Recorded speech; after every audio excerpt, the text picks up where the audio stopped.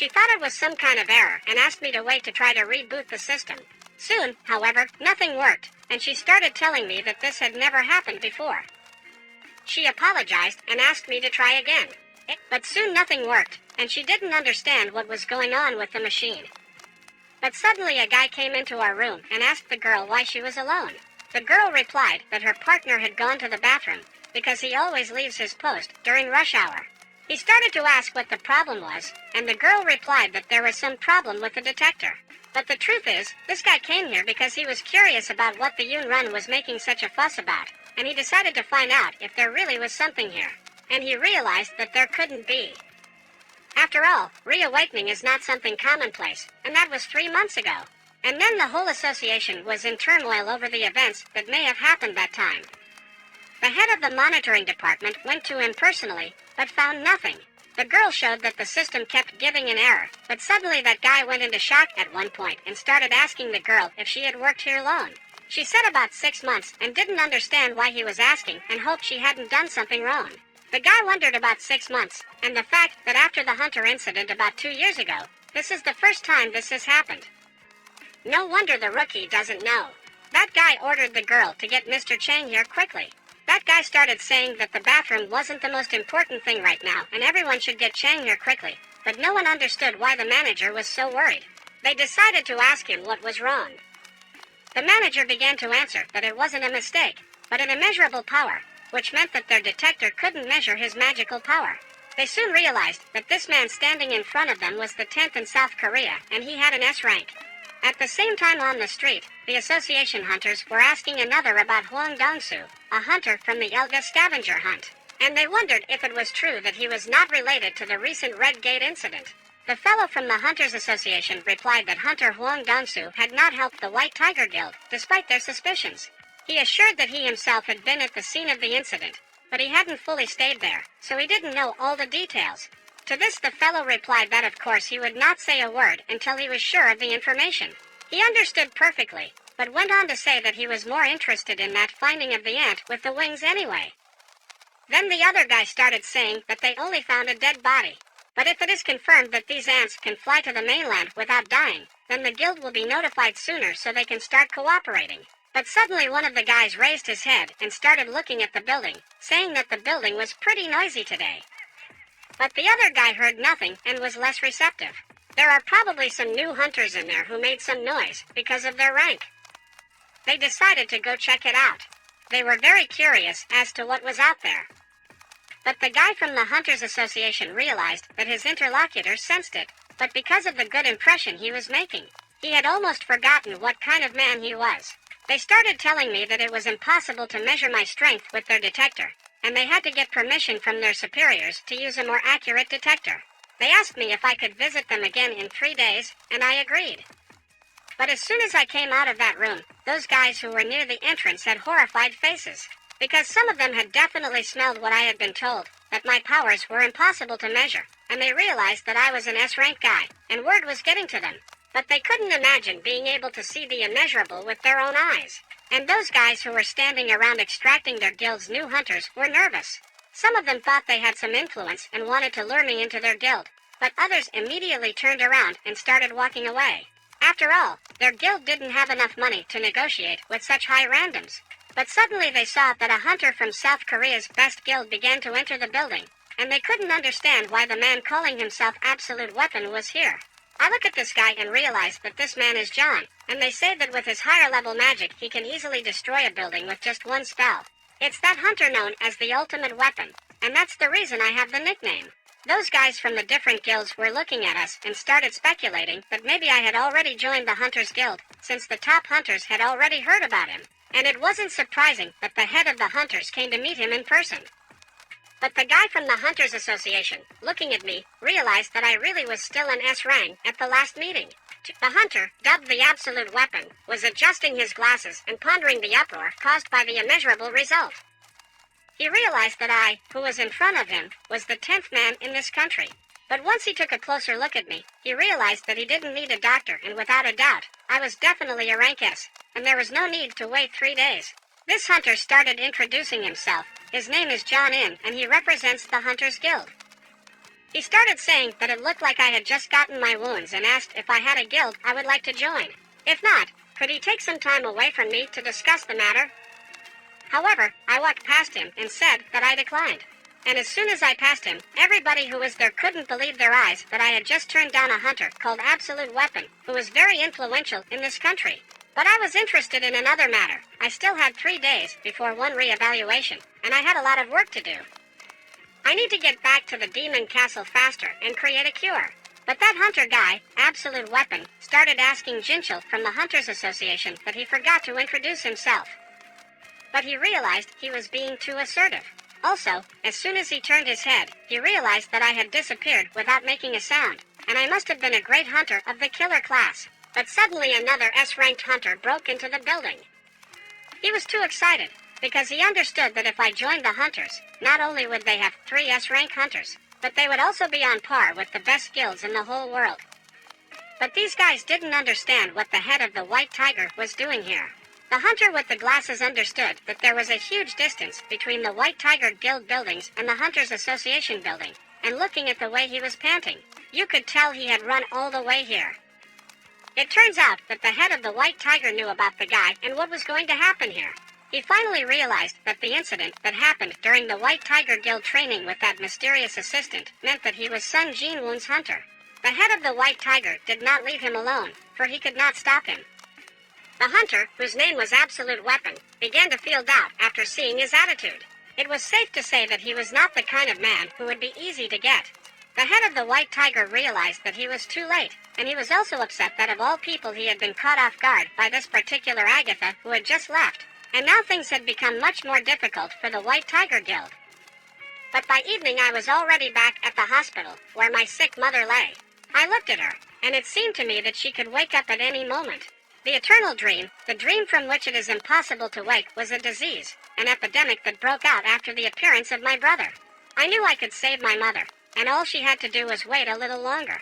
I started to walk out of the room and thought about how I needed to get stronger, and if I was so strong after the middle floors, I wouldn't be surprised after the top floor. As I go up, my level goes up, too, but still, I should have a chance. Suddenly I saw a guy from the Hunters Association, and he started asking me questions about what happened that day. I was the one who had defeated the monsters in the double den, and thanks to me he could see that he had been wrong earlier. But I looked at him and didn't understand why we were meeting again. But he went on to say that the main job of his oversight department was to work with people, not monsters, and in other words, they should identify and punish law-breaking hunters. After that I told him that if it was possible, I would like to stay away from the Department of Oversight. He replied that they don't exist, that's the only thing holding back hunters, but that's nothing to S rank. He also said that someone would like to meet with me and asked if I could spare him some time. The chairman of the Hunters Association was waiting for me, and as soon as we walked down this long hallway, I met a man in front of me who extended his hand to me and said he was very pleased to meet me. Soon he asked me to sit down and talk. I looked at him and saw a terrifying strength. And even though he was in his 80s, he had the sturdy build of a retired wrestler. And not to mention the fact that he had an S rank and wasn't that easy. He decided to congratulate me on my S rank, but I told him that I still had to be reevaluated. And he started saying that, in truth, reassessment doesn't make sense, because a more accurate detector should help them segment the results. And it's not an out-of-band measurement tool. And even if they could measure outside the current range, it would still be impossible to distinguish S rank from SS rank or SSS rank. And then I wondered why they were asking about the need for a reassessment procedure. The man started to tell me that it was just to buy them time, but I didn't understand what that meant. So he began to say that to buy us time to meet the same S-rank hunters. He went on to say that there weren't many talented people like Chief Wu Jin-shul who wanted to join the association, as I might already know, in the Hunters Association. While the top guilds can guarantee hunters great fame and a corresponding salary, there are people who can name all the major members of the top guild rating teams, but few may not know them. Jin-shul is one of the best among the A ranks. That's why they created a little loophole and set up meetings with talented rank hunters. The real point of the negotiation was that the man got right to the point and said that since they were not a large corporation, they could not promise me a lot of money. However, they could help me in other ways. I was interested in what they meant, and he said that they could help Jinwoo, the success hunter, find another way. This country is not currently governed by the government, but by hunters who protect citizens from monsters. They are subordinate to the hunters' associations. By doing so, I would be able to be on par with them, shoulder to shoulder. At this point, I thought about his suggestion and realized that he was talking to me about power. I wondered why he was suggesting this to me. The chairman began to speak to me and asked if I knew of the top 5 guilds that exist in this country. The balance of this country is currently maintained by 5 pillars: the Hunters, Glory, White Tiger, Reaper, and Knights. However, if I join any of these guilds, the balance will crumble and the country will descend into chaos. The law and the system of ordinary government power are not strong enough to keep hunters in check. That's why a hunters association is needed, and monsters aren't the only creatures hunters fight, they're monsters too. Ultimately, this chairman waited to see what my decision would be. I wondered. After all, it wasn't a bad proposition for me. And anyone who supports the chairman would be on the path to success. The National Assembly of Government, Associations, and the media will support the idea. It's hard to find an area where the chairman wouldn't have influence. This chairman has been amazing, and so have his skills. Even though I have been upgrading all along, the strength of our skills is now about equal, and such an opportunity is not unattainable. Also, the Hunters Association is not the only organization different from the rest. It is necessary in this country. I have noticed that Gostak is short on time and needs a successor who will inherit his position. I decided to go up and apologize to him after all. And at that moment, the chairman realized what I was about to say to him. The chairman was wrong after all. He thought it was all about the money in the end. But I told him, full of determination and self-confidence, that I wanted to fight. And immediately there was a look of surprise on this chairman's face. He asked me again, do I want to fight monsters?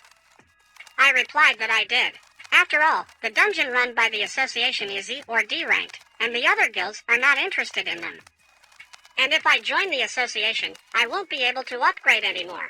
I can keep growing until I stop, and I believe my place is in a dungeon. It's the only place where I can feel stronger.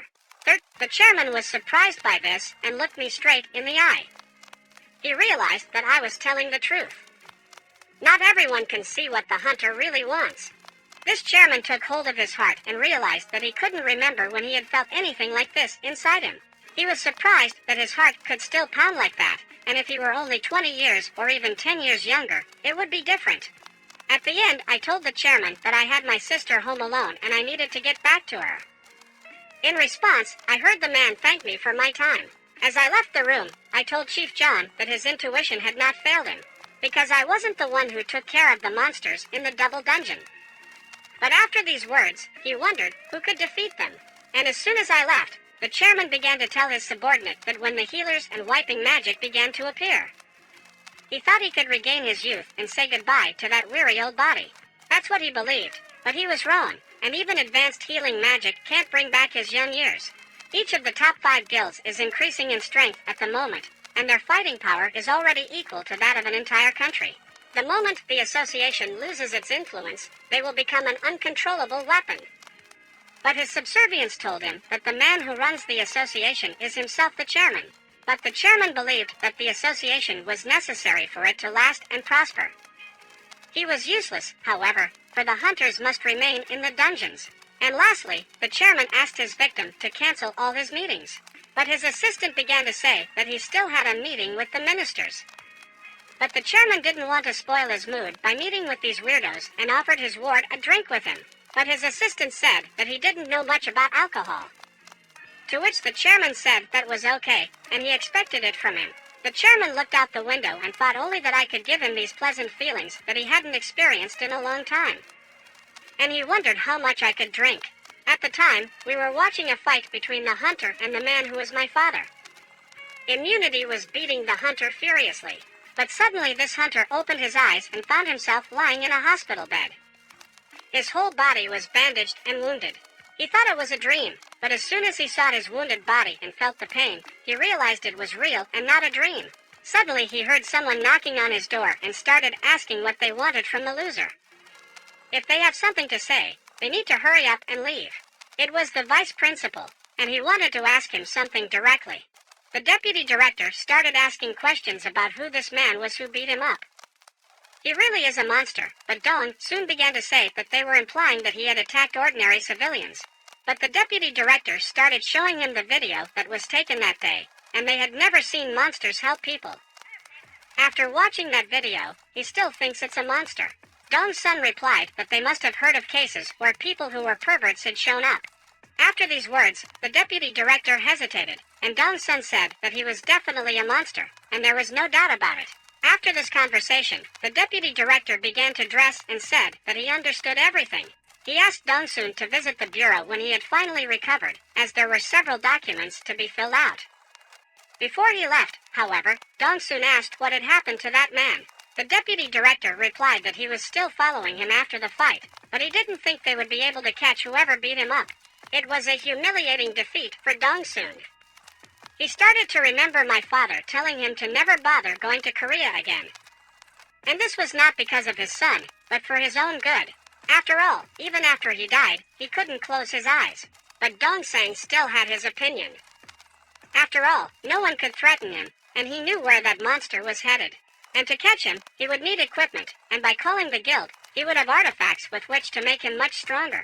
When he is fully healed, he will decide to tear him to pieces. Late one night I was sitting in my apartment at my computer watching a hunter's auction online or offline.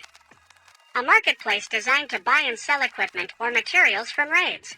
There are tens of thousands of hunters in this country, and the auction was an easily accessible place to trade their equipment.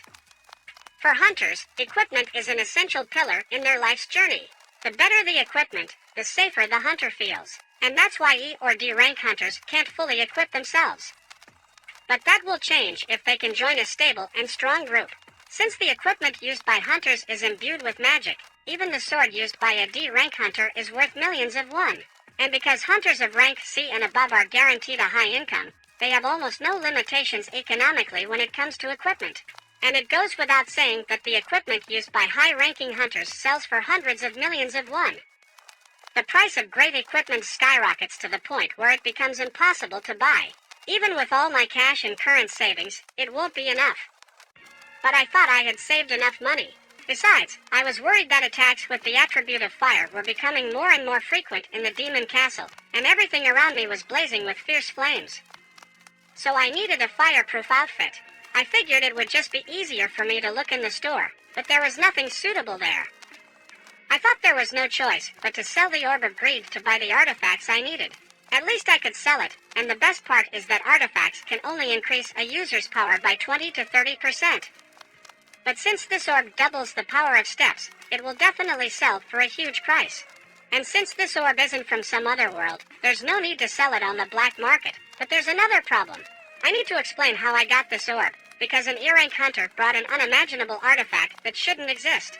I wondered if they could turn a blind eye to it, but it would take me some time before I got my S-rank hunter's license. Nothing would be suspicious if I had a rank gate on my hunter's list, but no high position like mine was joining. There were vacancies on the team, at which time the chairman's subordinate brought him the file he had requested. The chairman looked at this file and saw that it had been made 4 years ago. In contrast to his present appearance, here he looks quite young. But one of the chairman's subordinates began to say that these are the records of the last 4 years, conducted by him as the weakest hunter, even among the ranks. But the chairman could not understand, for this was no different from suicide. Could it be that he had already become a ranked hunter? He asked his subordinates, but they replied that, judging from the testimony of his previous colleagues, he had not. Perhaps those 4 years had long since changed him. After all, otherwise the members of the double dungeon raid would not have been destroyed, and despite his frequent wounds, he did not give up because of his mother's medical bills. In the end, the chairman was never able to figure out who the young man was. He takes care of his younger sister and sick mother alone, in place of his missing father. But at this point, the chairman's subordinate began to tell him that a message had arrived saying that hunter's son Jinwoo had joined the raid team. The chairman was surprised by this, because it was a raid team from the Hunters Guild, and he began to think that perhaps he was just being beautifully placated and was actually seduced by the payment in the guild contract. However, the chairman's ward began to say that, according to a confirmed source, the hunter had joined the miners team, not the raiding team. The chairman thought about the fact that the S-ranked hunter works as a resource miner and is very hard to understand. But by the time I was near the gate where the hunters were entering, one of the miners was looking at my form and asked me if I was really an S-rank hunter. He wondered if I had any experience in the field, but I said I didn't. He kept asking me what my combat type was, and I told him I was a physical type, and that was a relief to this miner, because there weren't as many people like me here. He asked me to take it easy and work hard, and to be prepared.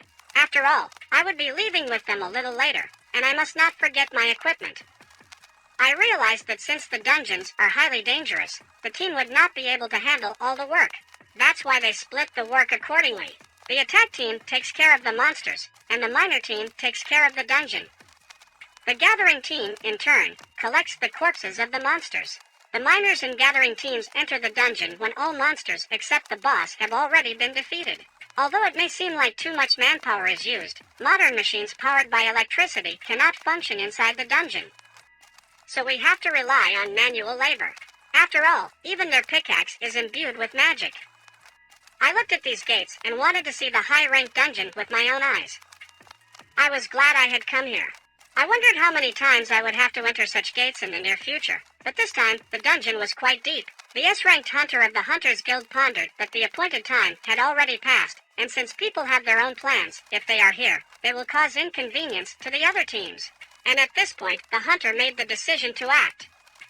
He was a small fan of too bright a light, but this time he used his magic to light up such a bright light that illuminated all the caves nearby. After the bright light there was a very loud sound, and the bright fire began to move toward the island in front of him. In an instant everything burned to the ground, for this fire was flying in all directions, filling every crevice that was in this part of the dungeon. And at this point, the tanks began to take up positions. You had to start the storm, didn't you? That fire, which the hunter had released with his hand, was coming back, but the hunter had purposely restrained the force. After all, they couldn't collect the corpses of the monsters if they were too well fried, and they weren't sure how deep the dungeons were. But all the nearby monsters were to be burned to the ground. Those tanks that stood in the front lines with their crews reflected that this hunter made too much of an impression every time they met. He was determined to protect all his comrades in this raid. The last thing that Hunter said was that the lady now standing behind me with her sensitive nose should beware of Gary's scent. But at this point we were standing on the other side, and we wondered if the attacking team had already finished its work. How long had it been since one of the guys said they were almost done? But the guy who was standing and smoking was sure this time that they were almost finished, because it was all for the safety of the people who collect the roots. And he asked the miners to wait a little longer until they called about all the monsters. But this was the third time the miner, who was standing beside him, had heard these words, but the fellow went on to say that it would have been awkward if the master had appeared in the middle of their work, because they had hurried off with theirs. But Miner got tired of listening to this guy anyway, and asked him to leave him alone. All of a sudden, we started hearing the other miners' screams. After all, they saw the hunters coming back, and all the miners must have been ready by now. After all, they would be coming in soon. I stood nearby and watched as they finally finished. These guys who came out of the gate were the strongest attacking team in this country. That hunter who came out first and was called an absolute weapon, and hunter number 2 also came out.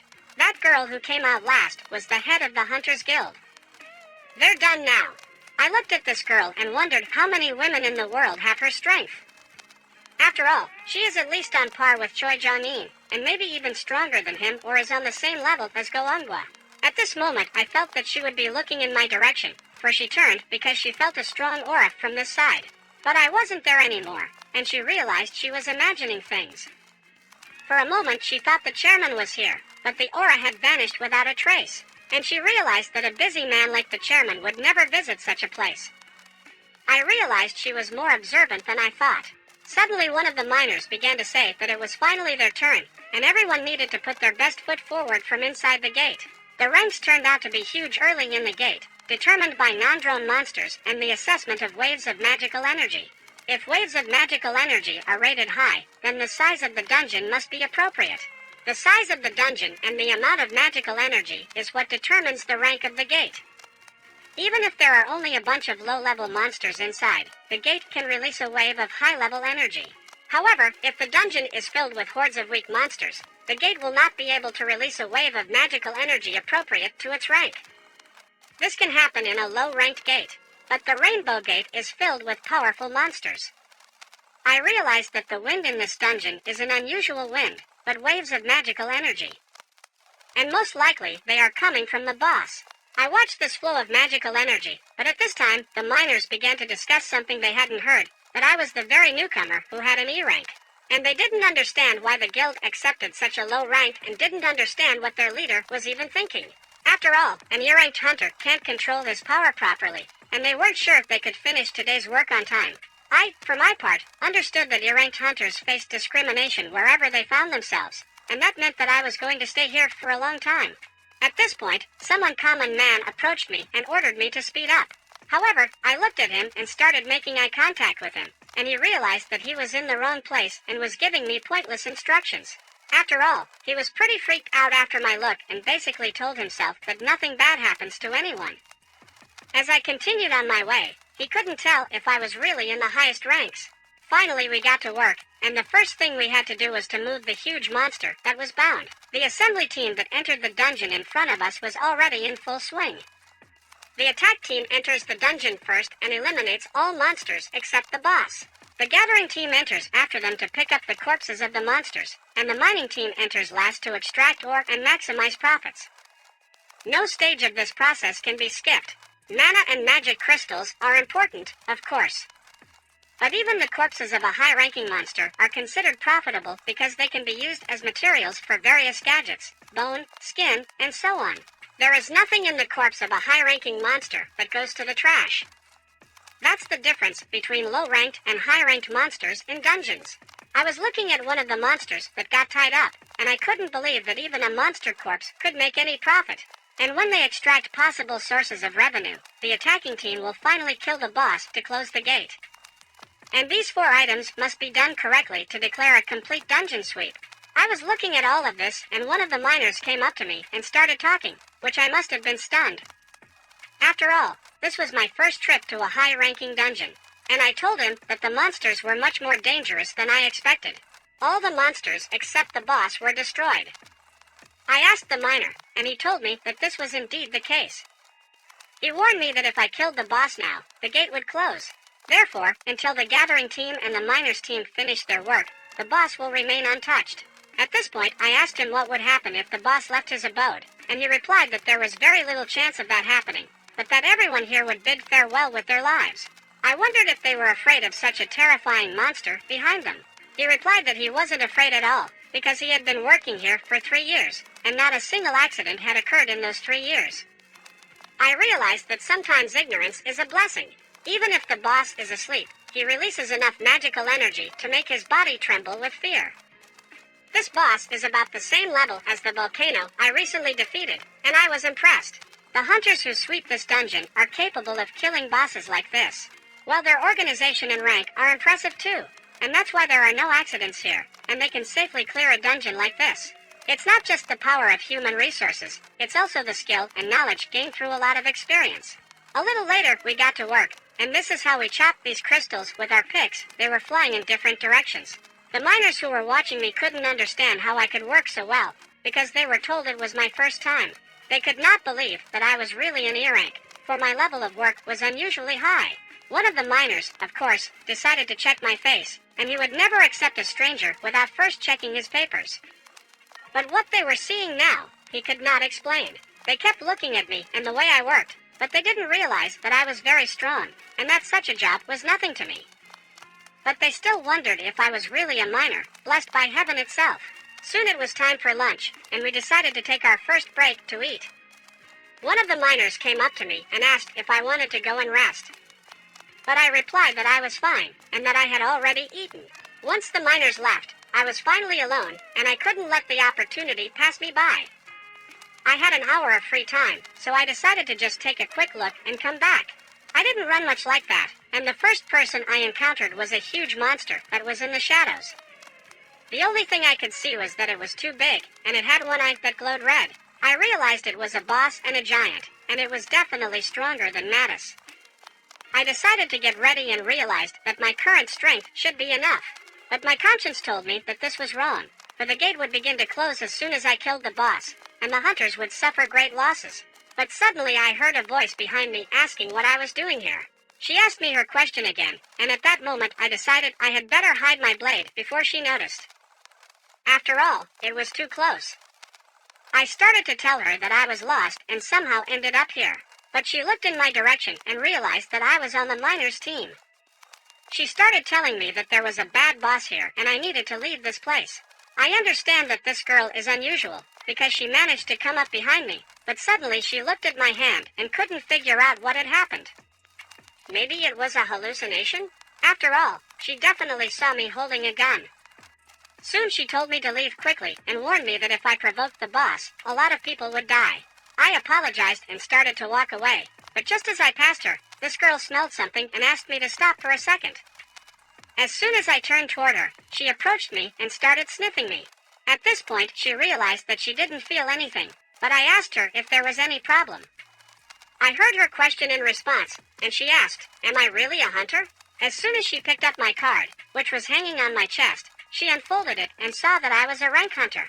After that, she realized it wasn't worth wasting my time and told me to be careful since we were still in the dungeon. As I started to walk away, she looked at my back and started to wonder why I was giving off that smell. Maybe it was because I was too low ranked, but more likely she realized that I just had a nice smell.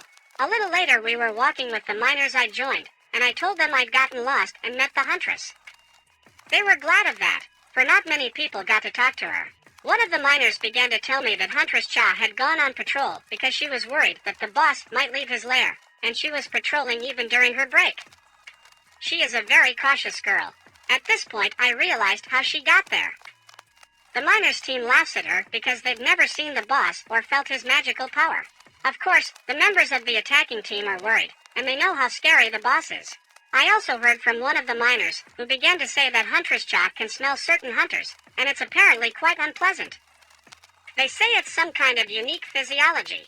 I started to think about why she was covering her nose with a handkerchief, and I thought she was weird, but apparently it's hard for her to breathe around hunters. That's why she asked me if I was a hunter. It was similar to the occasion when the elf told me about the voice in our heads that keeps ordering us to kill people, but at that moment he didn't hear it in my presence. I didn't have a particular scent like the other hunters, and no voice was ordering the monsters to kill me. All this because I was a player and the only one who gets an advantage from the system. I wondered what it meant to be a player.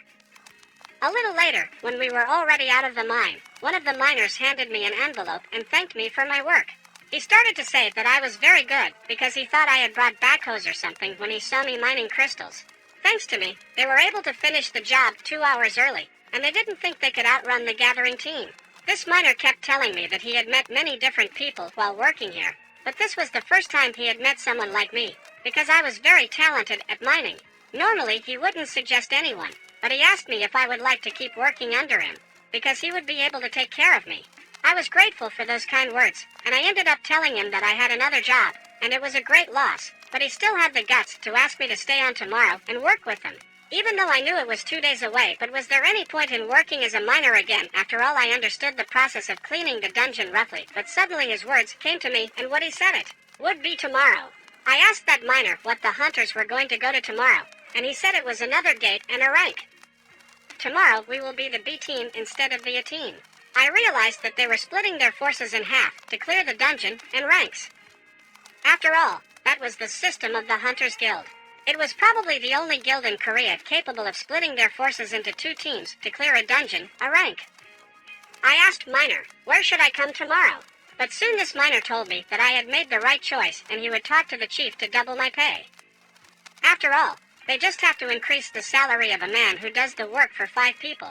At the same time, in one of the restaurants, Cousin began to ask Jinho why he had invited her to the establishment, but she did not understand.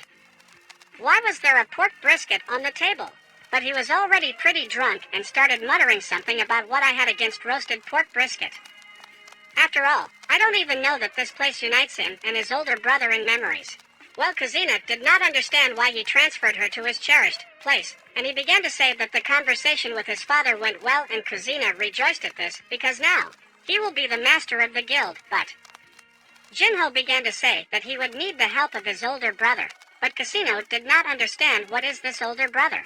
But at this point Jinho began to show her his phone, and say that she would look at it, that his older brother avoids his calls. But though he warned that it will be impossible to reach him for some time, but has already passed. More than I didn't understand what was going on and asked him if he was in a relationship with that guy and to stop acting so creepy.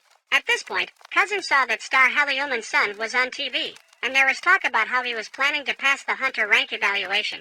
He was saying that since the shooting wasn't over yet, he would have to wait for his rank evaluation. Cousin didn't understand who the man was, but Jinwoo didn't understand why Cousin was changing the subject, so he started saying that it was Minson, a Hallyu star, and they say that he will get the rank in 2 days. But that was all showmanship, because he already got that rank and he's just putting on a show. Of this whole show, he's just a pig fussing over lack of attention. He's famous for his success with women. What's more, he even flirted with her models. He was good at that sort of thing and was very shrewd even before the evaluation. But suddenly Cousin snatched the phone out of her hands and started asking Jinwoo if that's all he called her for anyway, because she was so busy. So she decided to call this big brother herself. She started to show him that the call was going through, and suddenly I picked up the phone and told him that we hadn't seen each other in a while, that I had told him that I was going away for a while.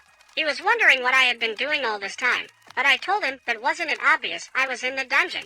How did the conversation go? Did it go smoothly?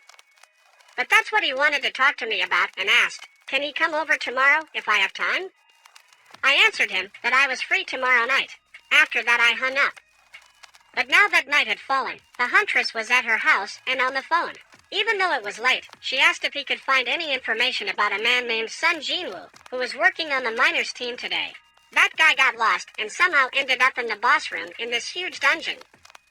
I can't believe it happened, and he might even be a spy from another guild, which worries me. I became interested in why this low-ranked hunter was associated with the association, and the guy started telling her that Master Choi had asked him to do the same thing. He also wanted information about this man, but he was not quite sure and made every effort to gather as much information as possible. However, the association blocked his data, and given that he was hardly a high-ranking hunter, this was the first time he had encountered such a high level of data security. After that, the girl wondered what the master hunters wanted to know about his identity, and the association was withholding information about him. She guessed that something was not right here. And after that, she lay down on her bed and began to wonder why he was different. After all, of all the hunters she had met, he was the first one who smelled nice. The next day I went back to those miners again. But today it was somehow different. For I saw my old acquaintances there, asking me questions similar to the ones they had asked at the beginning. The first time I went on a raid with them, I knew I was imagining things. Now I saw the same miners I used to work with. They were telling me that we were going to be working at full capacity today, and I should join them for lunch. I didn't tell them that I had already eaten today. For a while I forgot that feeling, and the atmosphere here reminded me of those times, and it wasn't so bad. A little later, the entire miner team was wished a good job. Suddenly some guy came up to us and started saying, "Can someone from the miners team help us?" After all, we don't have a porter today. But the other guys didn't really want to help them. They didn't like the fact that they wanted to hire someone from the miners as a porter. After all, they understood that there were strong guys on the picking team too. They could carry heavy loads with ease, and they didn't understand why he was asking them. But suddenly the chief of the miners started saying that his men had to work non-stop for 3 hours, skipping dinner to finish on time. Now they want one of them to be a porter. After all, they were already short of men. But all of a sudden this guy started saying that the miners were finishing their work early anyway and let one of them go. And the main one of the miners reflected that they had finished 2 hours early just because of Mr. Jinwoo. And shortly after that, that guy in the last one asked if anyone wanted to join the attack team and they would compensate for the risk when the speech was over. Some of the guys thought about it, but they wanted to go with them, even if they had to risk their lives for a few extra bucks, because if it was too much. One of the miners started to say that they would hesitate even if it was in a low-ranked dungeon, but being a dungeon porter is too risky, and it's not a place for low-ranked hunters. Even if a volunteer only carries their equipment, the risk is too high compared to mining, and their team is mostly made up of miner hunters. They even have a few E-ranked hunters, and a little scratch will be enough to kill them. They really think people here will risk their lives for extra money, but the guy who offered the job had already realized that no one would agree to help them. But suddenly I raised my hand, and all the miners were surprised at this, because they didn't understand why the hunter wanted to go into the dungeon with them. There are powerful monsters sitting in that dungeon, and they started asking why I wanted to join them. After all, a young man with a future as bright as mine should not risk his life. But I replied that it would be all right. After all, I have the guts, and even though I will only be wearing their equipment and watching their raid from the front lines, it will be a rewarding experience for me. Not to mention the fact that this is a high-ranking dungeon. The miner started to tell the guy who offered the job that this man had just started working with them yesterday, and he had to raise his hand not knowing what was in store for him. And the hunter wondered what rank I was, but the miner replied that he was still a novice, and since his rank was too low, they should find someone else. But soon here the hunter said that they would take it. He came up to me, shook my hand, and started talking about how glad he was that I had joined them. He said his name was Ki-hoon, and he was assigned to lead today's raid. I took their equipment, but this hunter seemed to think I was having a hard time, but I told him it was okay, and he knew I really didn't have the stress of helping them. And as soon as we started to go into the gate, I realized that the gate was bigger today than it was yesterday. But then the hunter started asking me that yesterday was my first time as a miner, and then it must have been the second time I had entered the gate and the rank. Even though this gate is bigger, it is said that the magical energy flowing out of it is weaker than yesterday's gate. If it were too dangerous, the team wouldn't be able to handle them. I look at all these hunters from the team and the Hunters Guild, and I don't realize that if you count the S-rank hunters, there is no difference between the two attacking teams in the guild. They had 11 ranked hunters and 6 in-ranked hunters. If it had been any other guild, they wouldn't have been able to split the members into 2 teams, and here we finally started going into that gate. I was walking the very last and began to think that the magical energy pouring out by the twist was definitely getting weaker when compared to yesterday's gate. The assessment of the association seemed wrong to me, and I wondered why I had the same ominous feeling I had when I stood at the red gate. But it's probably because I'm just nervous. I'm not even a member of the attacking team, and I just need to relax and not worry about anything. And already inside the dungeon, one of the girls came up to me and started telling me not to be nervous, because the leader and everyone else here are outstanding hunters. As soon as the girl stepped back, I looked at her and realized that she was an A-rank healer. Miss Juhi was also an A-rank healer, and if not for her injury, she would have fit in with a similar attacking group. The 6 hunters on this team are pretty close to A-rank. About the Hunter Guild, there are 2 teams with similar strength. That healer girl started to say again that their team will take care of everything, so I have to stay in formation for now. After all, I also stay safe from any monster attacks. There was a saying, if Mach is hit, the tanks are responsible, and if the healer is hit, the team is responsible. If the porter is hit, the guild is responsible, so I can't be the monster's target until the team is down.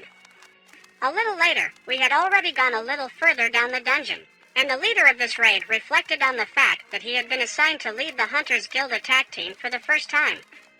But if today's raid went well, he would be officially appointed team leader. And he may not be head, like Choi John, or deputy head, but he's still one of the best A-rank hunters, and he can do it. But at that same moment, all the hunters sensed something and started to turn the other way. I could see that this was preparation for battle without any instruction. This is the professionalism of the attack team, but we didn't realize what it was, moving right at us, and would be able to do it.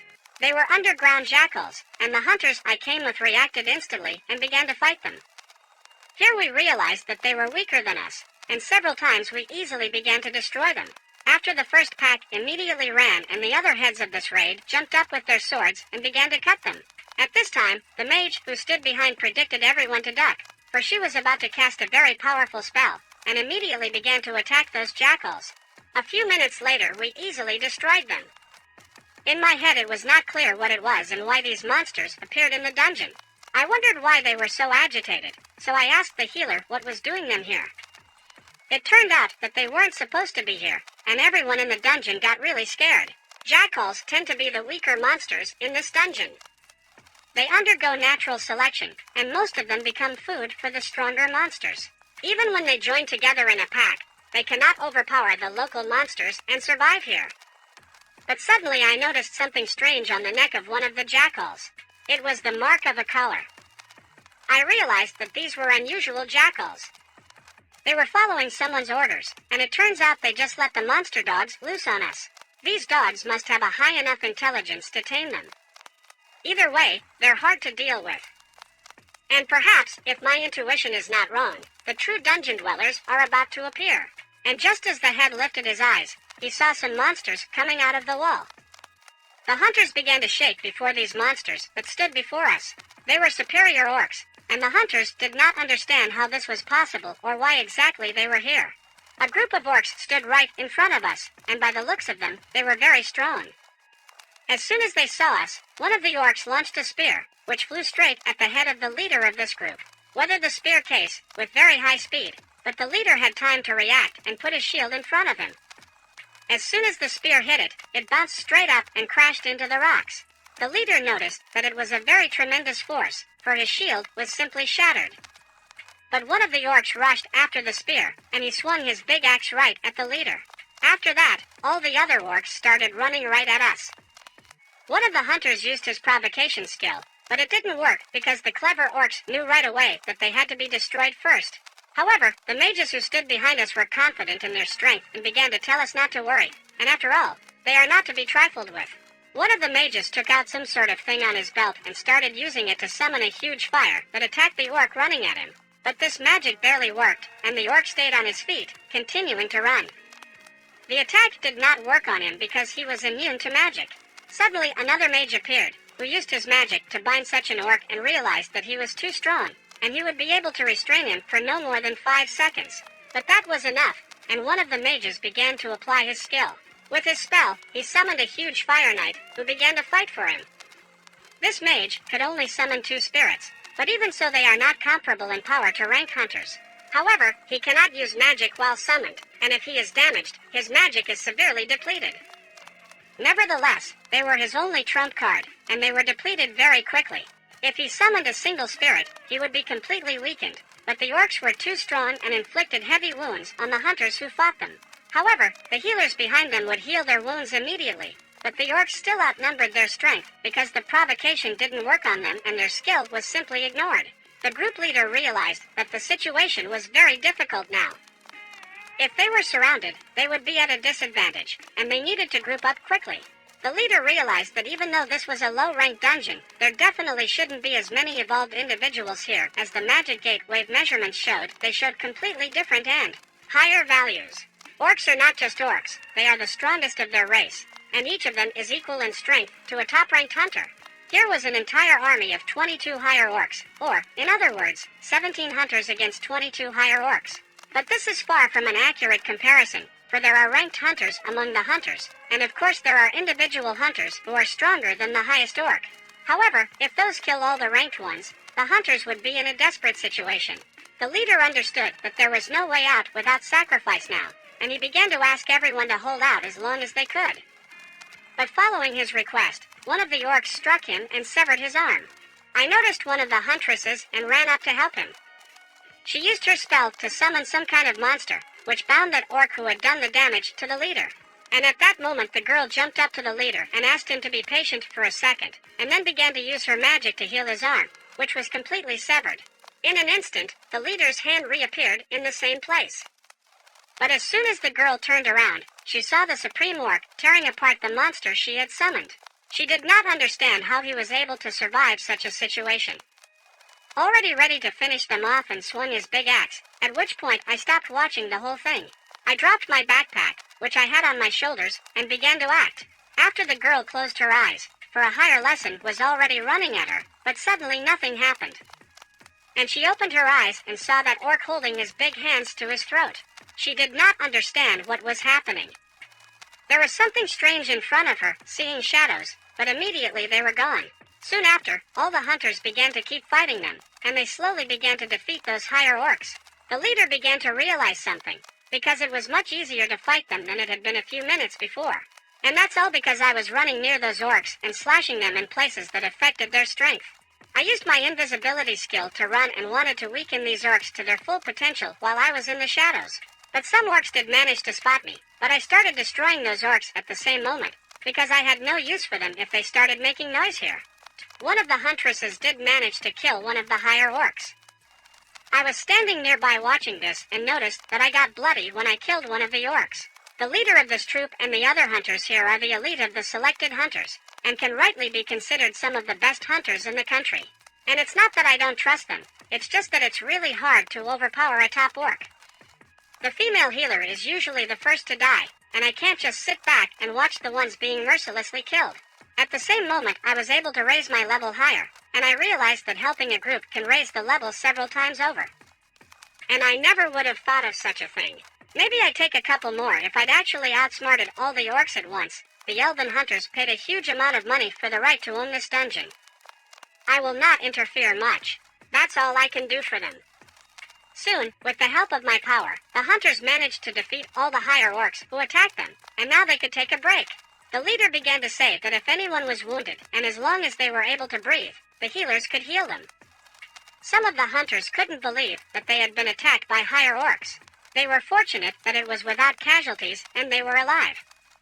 One of the healers looked at me and realized that I must think their advanced squad was made up of fools. After all, no one could conceal an ability like stealth from a spellskite mage. At the same moment, the girl went up to the leader and began to tell him that when they were fighting against the higher orcs, one of them suddenly hovered in the air and then something tore him apart. She thought that someone had secretly used some kind of spell. The leader turned to the girl, whose name was Gina, and asked her if it was her business. But she said that with her skills it was impossible to do such a thing with telekinesis magic. She could only incapacitate them for a while, and no one in our group practices magic, and besides, they specialize in the fire element. So there are no hunter assassins among them. And the other girl started to say that she was right. If anyone could do something like that, it would have to be an outsider. That girl with the glasses began to think that I had reason to hide my power, and whether she should leave it at that. A nearby mage who was passing by began to say that he was very glad, because if he had summoned one more spirit, his mana would have completely dried up. The leader realized that they were right, for the higher orcs were strong, though they behaved strangely in the second half of the battle, and this helped them to deal with them without problems. But they had to decide what to do next and whether to continue this raid.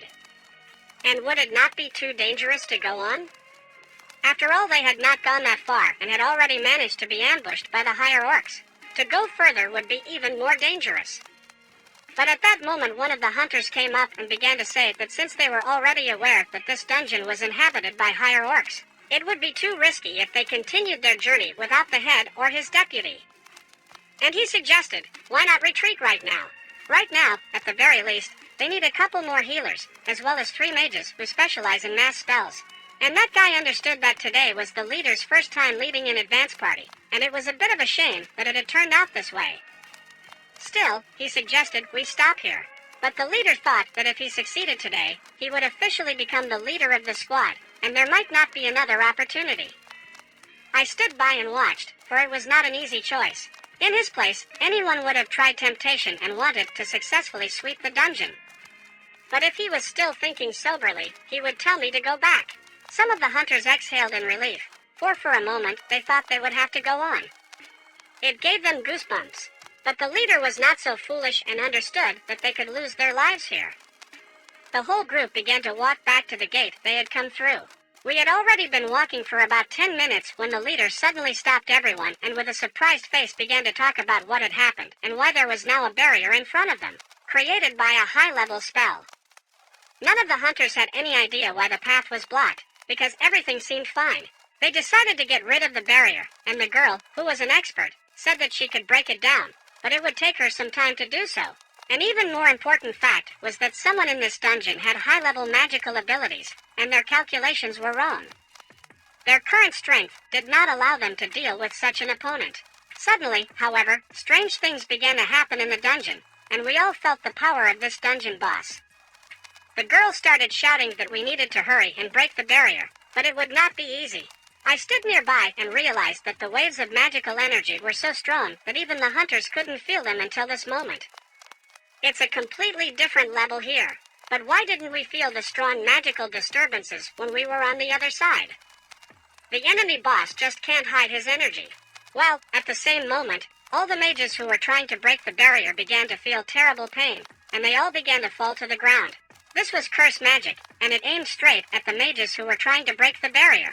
At this point, the healers wanted to help them with their healing magic, but the leader sensed something, turned around, and saw a huge army of higher orcs coming at them.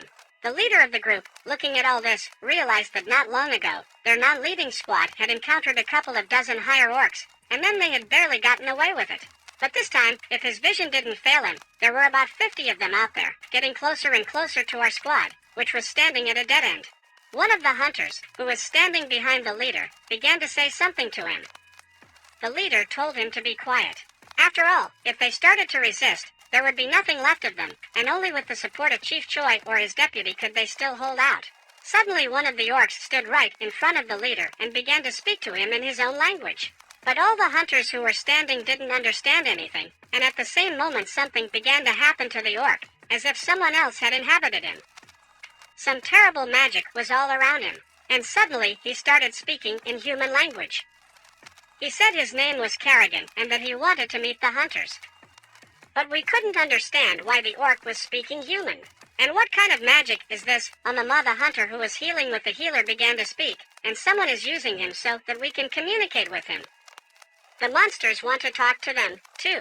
I didn't want to believe such nonsense, for there could have been some kind of trap here, and the hunters wanted to start a fight. But the leader of the group began to ask Kerrigan if he had installed this barrier, and in response he heard that it was correct, and he was proud that the orcs had excelled at sorcery. This creature's magic is impossible for humans to dispel, and the leader began to ask if there was anyone stronger than him in this dungeon. However, the orc boss quickly objected, saying that no one would dare oppose him, and the hunters would have to choose between being killed by his people or going with him. The leader of the group, without hesitation, said they would go after them. And I stood and realized that there must be a whole army of high orcs in the boss's possession, not counting himself, and the chance of winning the battle would be markedly diminished. And after all that, he wants to negotiate with their leader, so he can come back in one piece. Well, the leader had no other choice, and he decided to bet everything on that chance. At the same moment, the leader started talking to me so that when they arrive at the boss's lair, they are going to suddenly attack him. And whether this idea succeeds or not, the boss's magic is sure to weaken, and when he shuts down, I have to go outside and call the main attacking group for help. But I replied to him that until they arrive, they're all going to get slaughtered. And is he going to bury his entire squad alive? But the leader replied that they must close the gate at all costs, and their lives would be the price. That is why the work of hunters is so highly valued. And suddenly the girl standing behind me came up to me and asked if I could ask you to continue, because this is all she has ever lived for. She handed me a notebook and said that if I got out, I should take it to her family as well. I understood that these hunters were determined to do the best they could, but this was not their fight. And when I got it all figured out, I started saying I wouldn't have to deliver anything outside. The huntress girl's brother understood that these magical waves belonged to the boss. If they contained that much energy, anything could happen. The girl looked around and realized that I wasn't here. Soon she thought I had given up the job, but suddenly Miner came up to her and asked her why she was here. After all, it was her day off. But in response, she asked Miner if Hunter Jinwoo was out for a shift today. Miner said that this mister had already entered the dungeon as a porter. These were the words the girl could not believe her ears. After all, a hunter of that rank had been chosen to be a porter in the dungeon. And the rank of men, after all, has only one life, and what was he thinking? And now that she remembered yesterday in the boss's lair, he was holding a gun in his hand. So she wasn't mistaken after all. I was suspicious, thought the girl, and decided to enter the dungeon to check everything with her own eyes. But suddenly she noticed that she had no weapons of her own, for she did not think she would have to enter the dungeon on her day off. She asked the miners if she could use their equipment, but one of the men said they would bring her equipment now, and all they could give her was a pickaxe. The girl asked if they had anything else, like a sword or a spear. The miner didn't understand why she was asking for something like that from their unit. Soon she decided to give back that pickaxe and said she would go that way.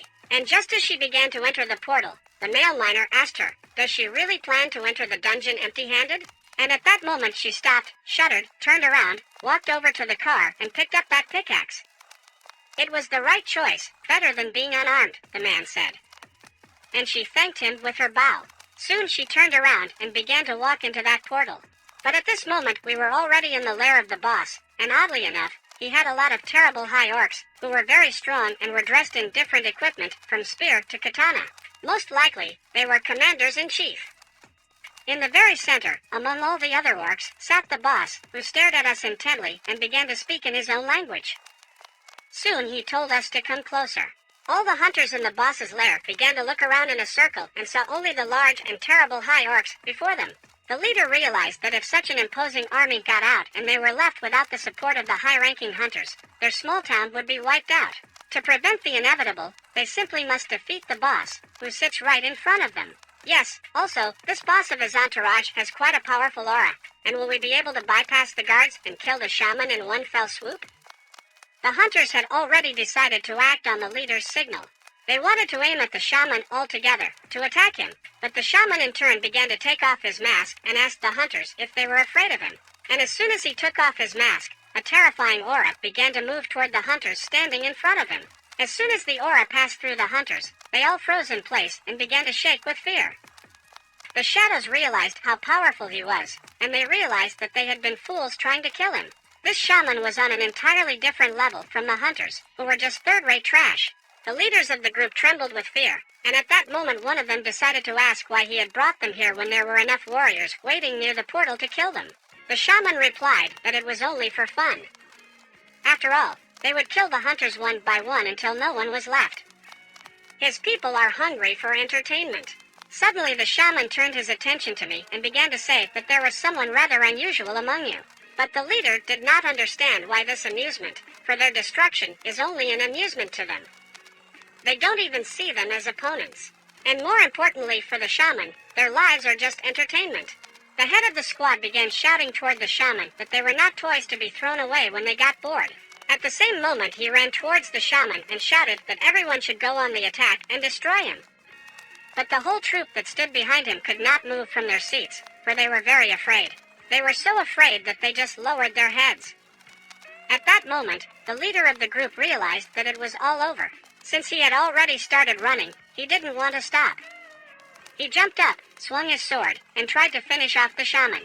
However, the shamans in this line began to use their defense spells, and at that moment an ice barrier formed in front of the shaman, which held back the leader's onslaught and prevented a collision. The leader flew back, and the shaman began to say that he was very stupid. At that moment the shaman activated his gravity magic and the leader flew into the air. He began to use gravitational acceleration, and the leader began to fall with all his speed and crashed into the ground. Soon after, he decided to repeat the trick, went up in the air, but the leader hit the ceiling and fell to the ground again. The hunters watched this with bitter tears in their eyes. Of course, eventually I couldn't take it. I jumped up and grabbed the leader and carried him away from the shaman. He was lying all wounded, and there were a lot of wounds on him. I sat over him and began to question the location of this dungeon, the jurisdiction of the Hunters Guild, and why I could not interfere without permission. However, the advance party is on the verge of annihilation. Can I exterminate all the monsters here? But as soon as I finished speaking, the shaman ordered one of the higher orcs to come toward me, and he was already standing behind me, swinging his big axe. But I knew he was near. I turned my arm and used my skill to lift that orc into the air and toss him aside. I decided to ask the group leader again about all the monsters here. Could I take care of them? In response, however, I heard the leader begin to speak and plead with me to help them. That's exactly what I wanted to hear him say. After I woke up, the shaman started talking to me. He said I had pretty good abilities for a human and asked how much of my powers were enough. I told him that I had never encountered such power before, but it was obvious to the shaman. I went on to say that even for a shaman, it was going very badly to be exact. At this point, I began to summon my shadow soldiers, who appeared everywhere. A moment later, all the shadow soldiers who were under my command rose up. And now I was ready to fight with all my might, for before me stood a terrifying monster I had never faced before. But my army was very strong and large, and now I was ready to destroy all the superior orcs in this dungeon. At this point, a brother from the monitoring department arrived outside, and the miners who were watching thought something was wrong. The investigator from the association, who got out of the car, thought about the following question: why did I take this job as a miner? And okay, for one day, for today. This was his second outing, and soon Jinwoo would officially become an S-rank hunter. However, it would be nice if he remembered that he was being watched at the moment. Miner walked up to one of the guys and asked what brought them here. The explorer began to ask about what the hunter knew about Jinwoo, where he was now, and it became known that he was now working with the miner. The miner's boyfriend didn't understand who he was talking about at first, but then he realized it was the guy who had helped them. The miner passing by said he knew it anyway. After all, Jinwoo had the face of a true killer, and the creep looked at him like he wanted to kill him. It sent a shiver through his body, and he can't forget that awful feeling. Most importantly, the miner began to say that Jinwoo was in the dungeon at the moment, and that their porter couldn't get to work today. No one present dared to go to replace him, and that's when Mr. Jinwoo offered his candidacy. The investigator didn't realize what kind of man he was. First, he had worked as a miner, and now he was a porter. Miss Cha was looking for him today, too, and then followed him into the dungeon. One of the miners started shouting, "Did that bastard kill somebody or something worse? Surely he's capable of it." But the investigator told him that he would not know the answer until tomorrow's news. And just as the group of investigators stepped back and began to approach the portal, in an instant the investigator felt a terrifying energy coming out of the gate. He couldn't believe it, for a moment he felt as if his body were about to explode. And at that very moment, they pulled out their calculating device, and soon they realized that this was the most dangerous type of rank gate, and the previous measurements were wrong.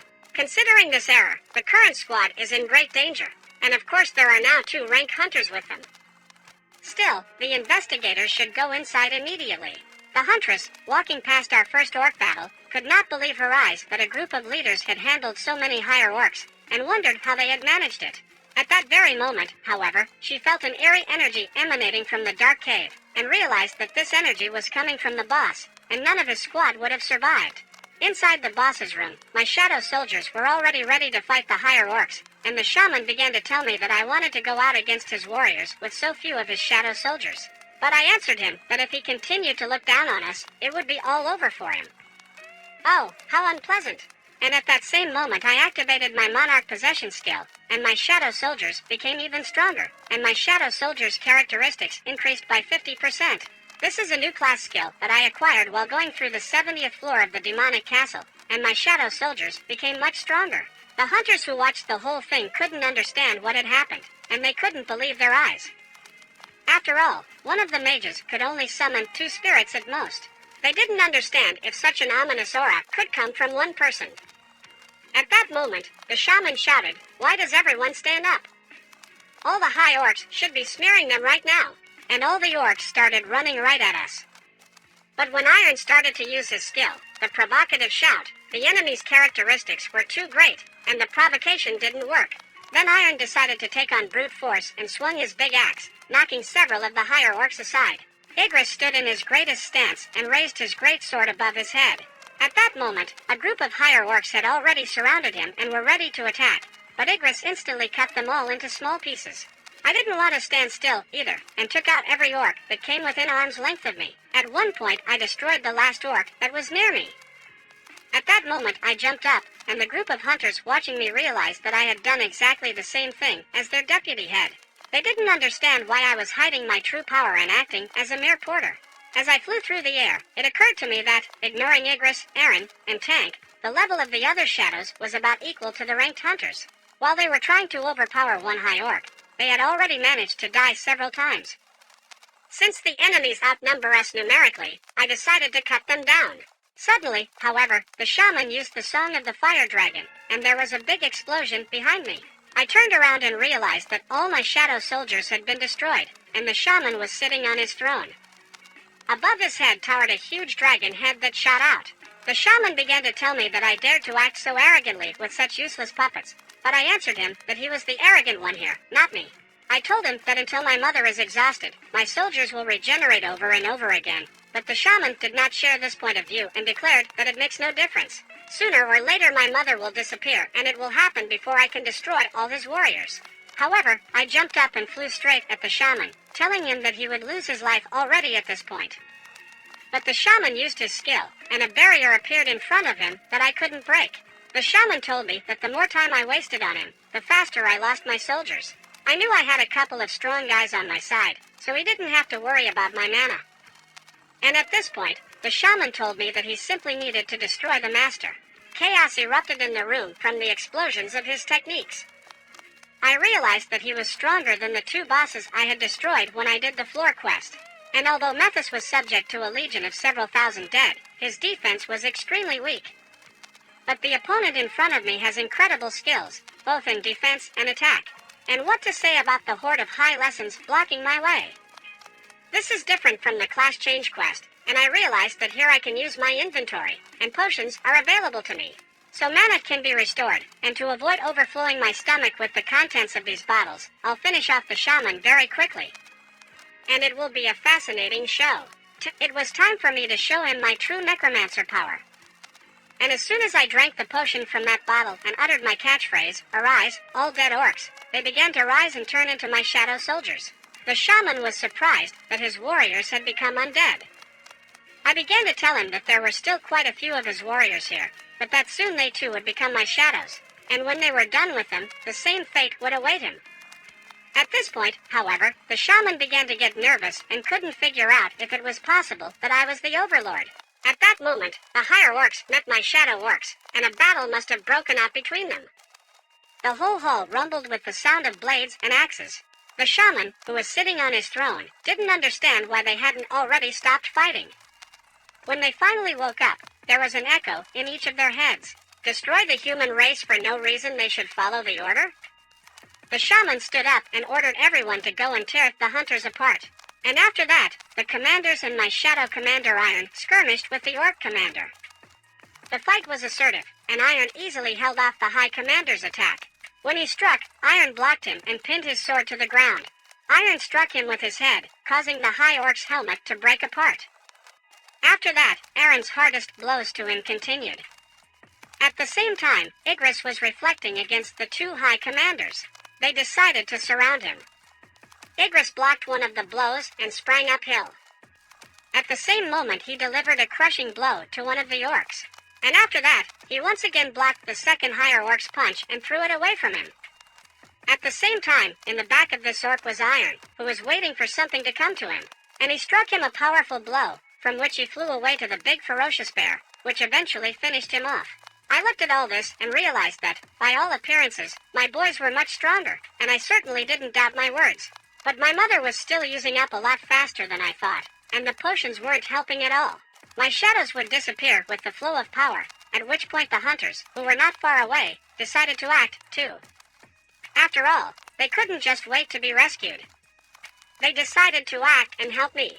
But the shaman noticed this and began to put his skills on them, the Song of Might and the Song of Nainty, from which the hunters began to suffer pain, and the shaman, in turn, began to say that the spectators should stay in their seats, because soon the great Karlakan will silence me once and for all.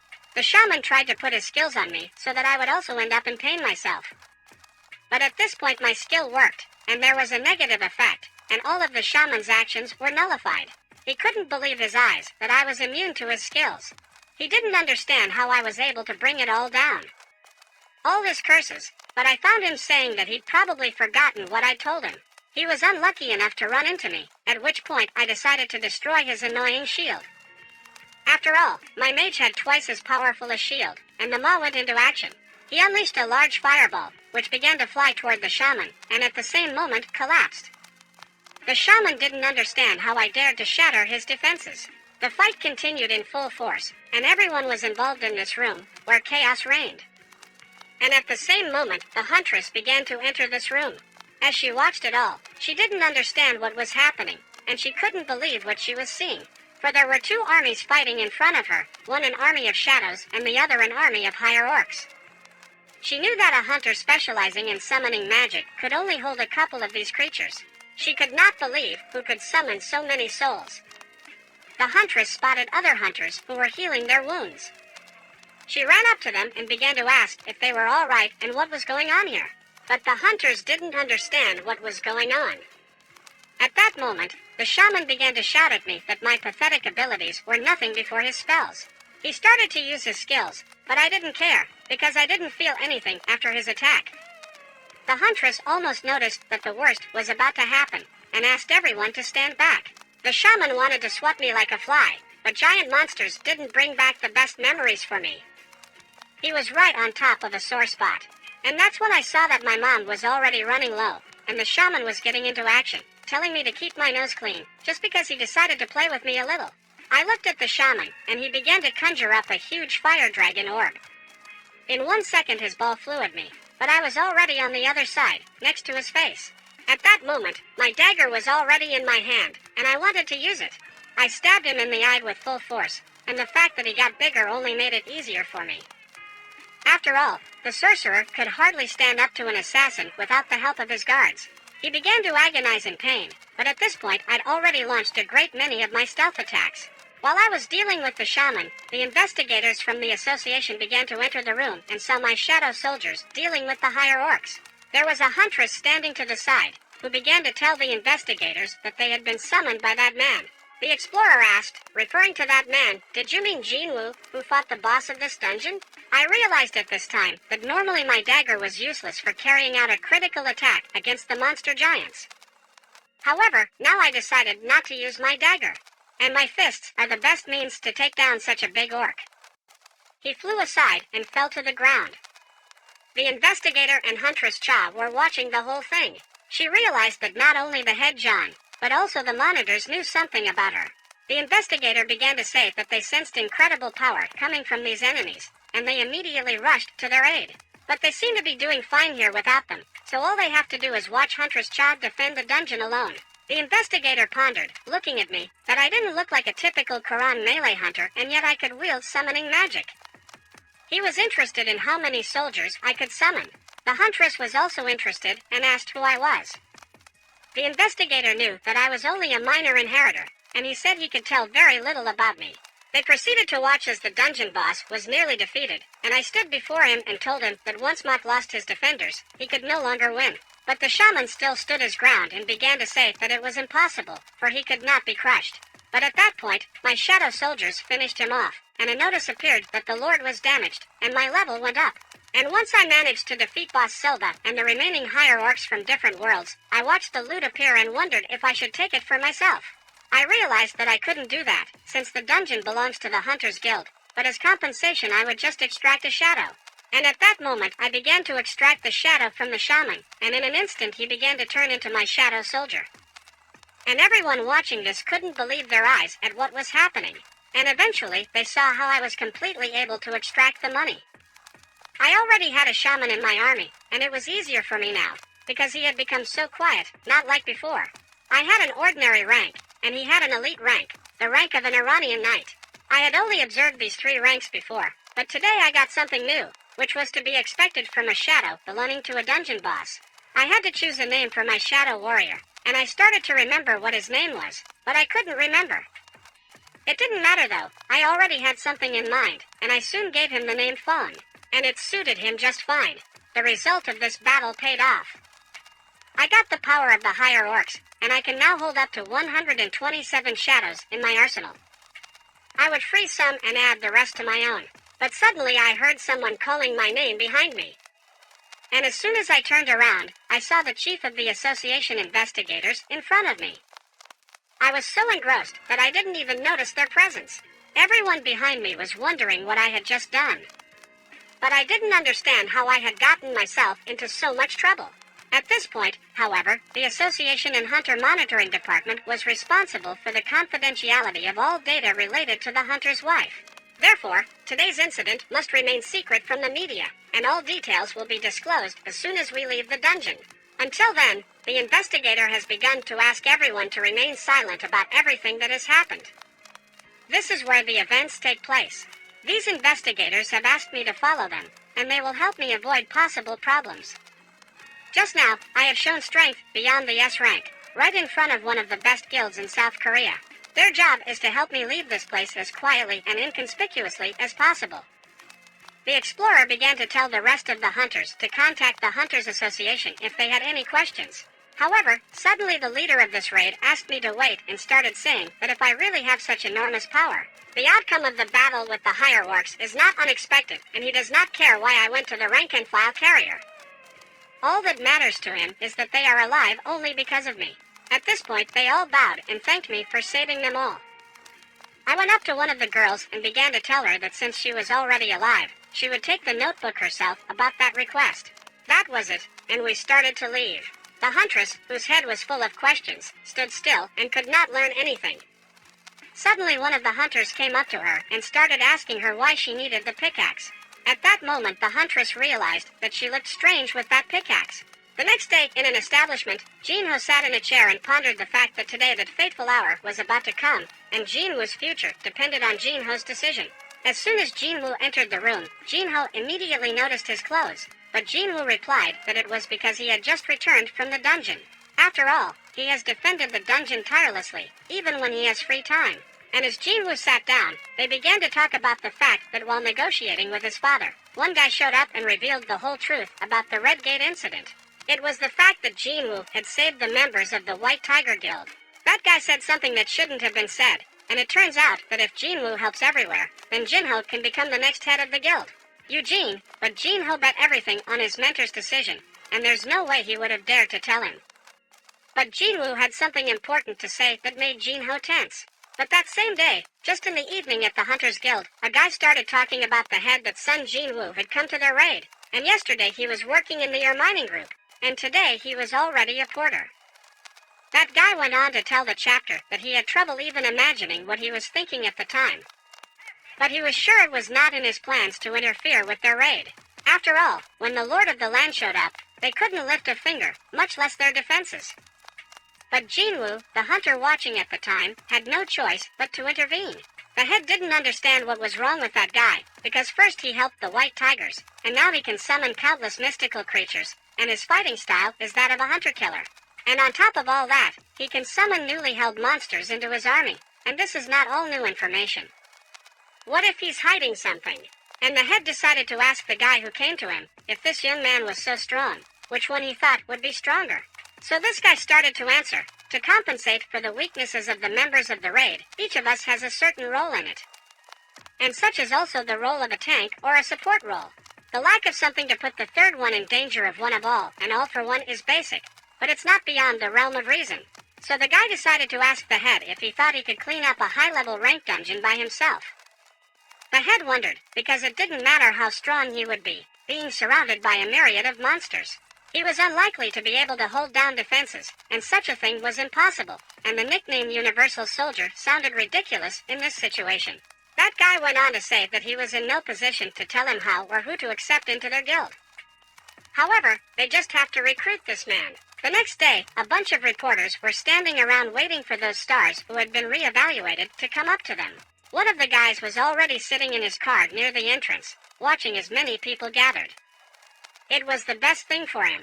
His driver began to say that this news would be front-page news in all the media tomorrow. The man Min-sun, who has conquered myriad peaks, has been given a power beyond humanity, and this article was perfect for attracting attention. At this time, the reporters noticed that someone else had arrived, and two people, Baek Hon and Jang In, the head of the White Tiger, got out of their cars. But the head of the White Tiger did not realize that something was wrong with the reporters today. They snapped like they were off the chain. And at that very moment, one of the reporters started asking questions. What was the purpose of their visit to the association? Do they want to recruit Min-sun into their ranks? As representatives of all hunters in South Korea, how do they feel about Min-sun's decision to leave show business? What are their suggestions regarding Min-sun's possible rank? The White Tiger head realized that they were here because of Min-sun. He didn't understand why they chose the association to hold the press conference. He wasn't here because of that guy and told the reporters that he wouldn't comment. The head of the hunters in line started to say that he was sure many of them already knew that Min-sun had a contract with the Reaper Guild, but he himself was here on other business. At this time, the reporters were upset because they thought they were in for a big surprise today. It turned out that the head of the White Tiger began talking to another head about whether he had heard the news about the unpleasant incident in the Hunters Guild that happened yesterday. However, that chapter replied that it was nothing compared to how the White Tiger Guild had lost its hunter and rank. Either way, Jinwoo supported each of them, and without him, their team would have been destroyed. The two men followed their moral convictions and wanted to attract this man into their ranks by any means necessary. They suddenly started arguing, and one of them said that his guild had suffered huge losses and he didn't think it was necessary to recruit Jinwoo. The other guy told him, "What are you up to if you're so eager to invite a ranked hunter to join you? Is that why you're willing to declare war or something like that?" The man then told him that he was talking some nonsense, and generally when he began to follow moral convictions. At this point their argument was interrupted by another guy who was walking right toward them and started to tell them, "Do you really want to fight for their Min-sun?" That was the head of the Reaper Guild. But the two guys started shouting in their voices that this fool thought something, because that Min-sun, or whatever his name was, they had no interest at all. and the head of the Reapers didn't understand what happened to the two of them. The guy they were gathered here because of was sitting in his car, and they were fighting with each other over him. But the driver told him they were ready to start the interview. And at that point he got out of the car, and all the reporters started taking pictures of him. But at that point Jinwoo already showed up, and he was standing behind the reporters and didn't understand what all the fuss was about. Jinwoo wondered if the media was already on top of things. Although, it seems that they are here for a different reason, and besides, because of all the hype, it is unlikely that he can get into the association now. But he didn't wait long and started waking up among all the reporters who were standing around filming themselves reporting. And just as Jinwoo walked on, some man met him and asked him who he was and why he had come here, and if he could see that there were cameras everywhere and you couldn't block their view like that unceremoniously.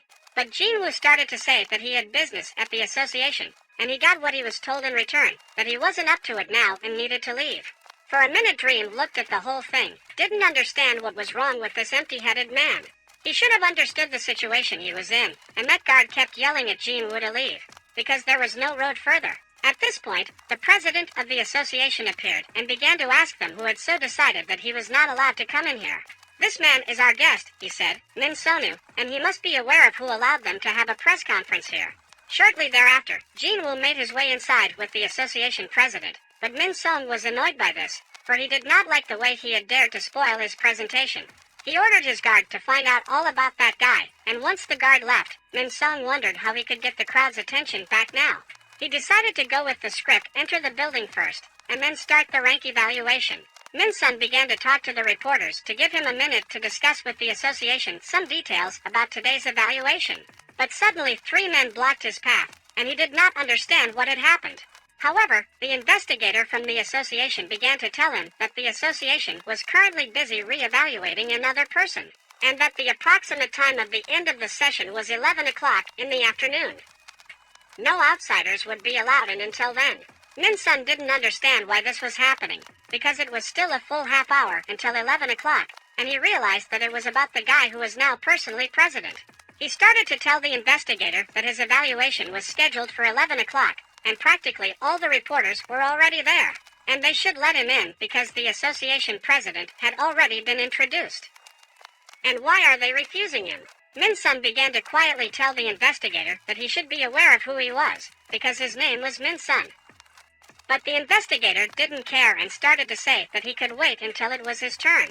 But Min Sun continued to stand his ground and told the investigator that he should be in the know, because the biggest sponsor of the Hunter Association is the Eugene Construction Company, and his father is the vice president of that company, and radio shouldn't support him completely, considering the amounts they donate.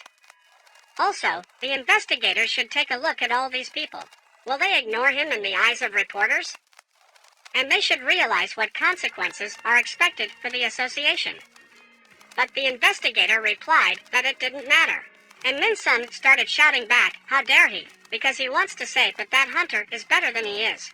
But the investigator began to take off his glasses and asked if Mr. Min Sun would be able to deal with the consequences. At the same time, Hunter Sung Jinwoo walked down the hallway inside the building with the president of the association past 2 S-Rang hunters, who bowed to them. The association president realized that these two had most likely come here because of Jinwoo. The association president began to say of the hunter Jinwoo that he was the first hunter to achieve S-Rang in just 2 years. It looks like Hunter Chon-in must be more worried than the rest of us, because he learned about Jinwoo's power from first-hand accounts. A little later, they were already inside the big building, and some man came up to him and started saying that before they started the reassessment process, they would like to see his basic abilities to establish class and what he specifically uses. And at this point, Jinwoo began to show how he was summoning one of the shadow soldiers. Soon after, the guy with the glasses was surprised that he could summon a spirit and control souls. But the president of the association began to say, "Isn't that all he can do?" And Hunter Jinwoo realized that he'd already been burned. Now he had no choice, and this time he managed to get the higher orcs. And as soon as they began to appear, everyone present could not believe their eyes at what they were seeing. Jinwoo, the hunter, began to say that he could summon about 100 of them. But the man who had tested his skills could not imagine such a thing, for this was the first time he had ever seen anyone summon so many souls. The head of the White Tiger realized that this power came from Jinwoo, and his power was incomparable to what he had felt when they first met. He realized that Jinwoo had become much stronger, And just as Jinwoo began to walk out of that room, he held a card that said he was in S rank. The head of the White Tiger began to question whether Jinwoo could stop, because he needed to take some time. But Jinwoo began to say that he didn't have much time now, as he had some business to attend to, and he had to leave for the exit. However, the two hunters with him were not so hasty, but Jinwoo understood that they were trying to interest him in their contract terms. But as soon as he opened the door, he saw many reporters standing around taking pictures of him. As soon as I got out and was surprised to be taken outside by reporters who immediately started taking pictures of me, and I was soon on the front covers of all the headlines today. At the same time, my sister and her friend began to be shown that it was her father and he was on TV, but she thought it was some nonsense and what the heck he was up to. But 10 minutes ago, Hunter Min-sun stood in reporter to show his grade, which may not be entirely successful, and he will get a low ranking. Nevertheless, he will fight the monsters to the last drop of blood to repay them for their love, care, and despite the overall result, he will stand up for the residents, as befits a true hunter. But reporters didn't understand why he's ending his career, because even though he is the #1 pop star, and based on the above, he wants to claim that he is ready to give up his #1 pop star title and become a low-ranking hunter. But Min-sun has been plotting everything so that he will only get attention, because he is the #1 star. He started to announce his departure, but the last question he was asked was whether he really wanted to give up everything, even if he was destined for the fate of a low-ranking hunter. He knew it was all a pure lie. Vaughn, he had already been evaluated and ranked. And in 2 years he plans to make a huge amount of money as a hunter. All he has to do is raise the social status of the Reaper Guild. I know the best way to eliminate unnecessary rumors and resolve issues with the army with 2 birds with 1 stone. It doesn't take long for him to drop from heaven to earth and become a hunter, risking his life for the common people. It was a wonderful first-person role, and his zeal is also present here. But suddenly he began to hear the series go crazy and start shouting new news from the association. They couldn't understand why they were being told such news right now, that they had a 10th S-rank hunter.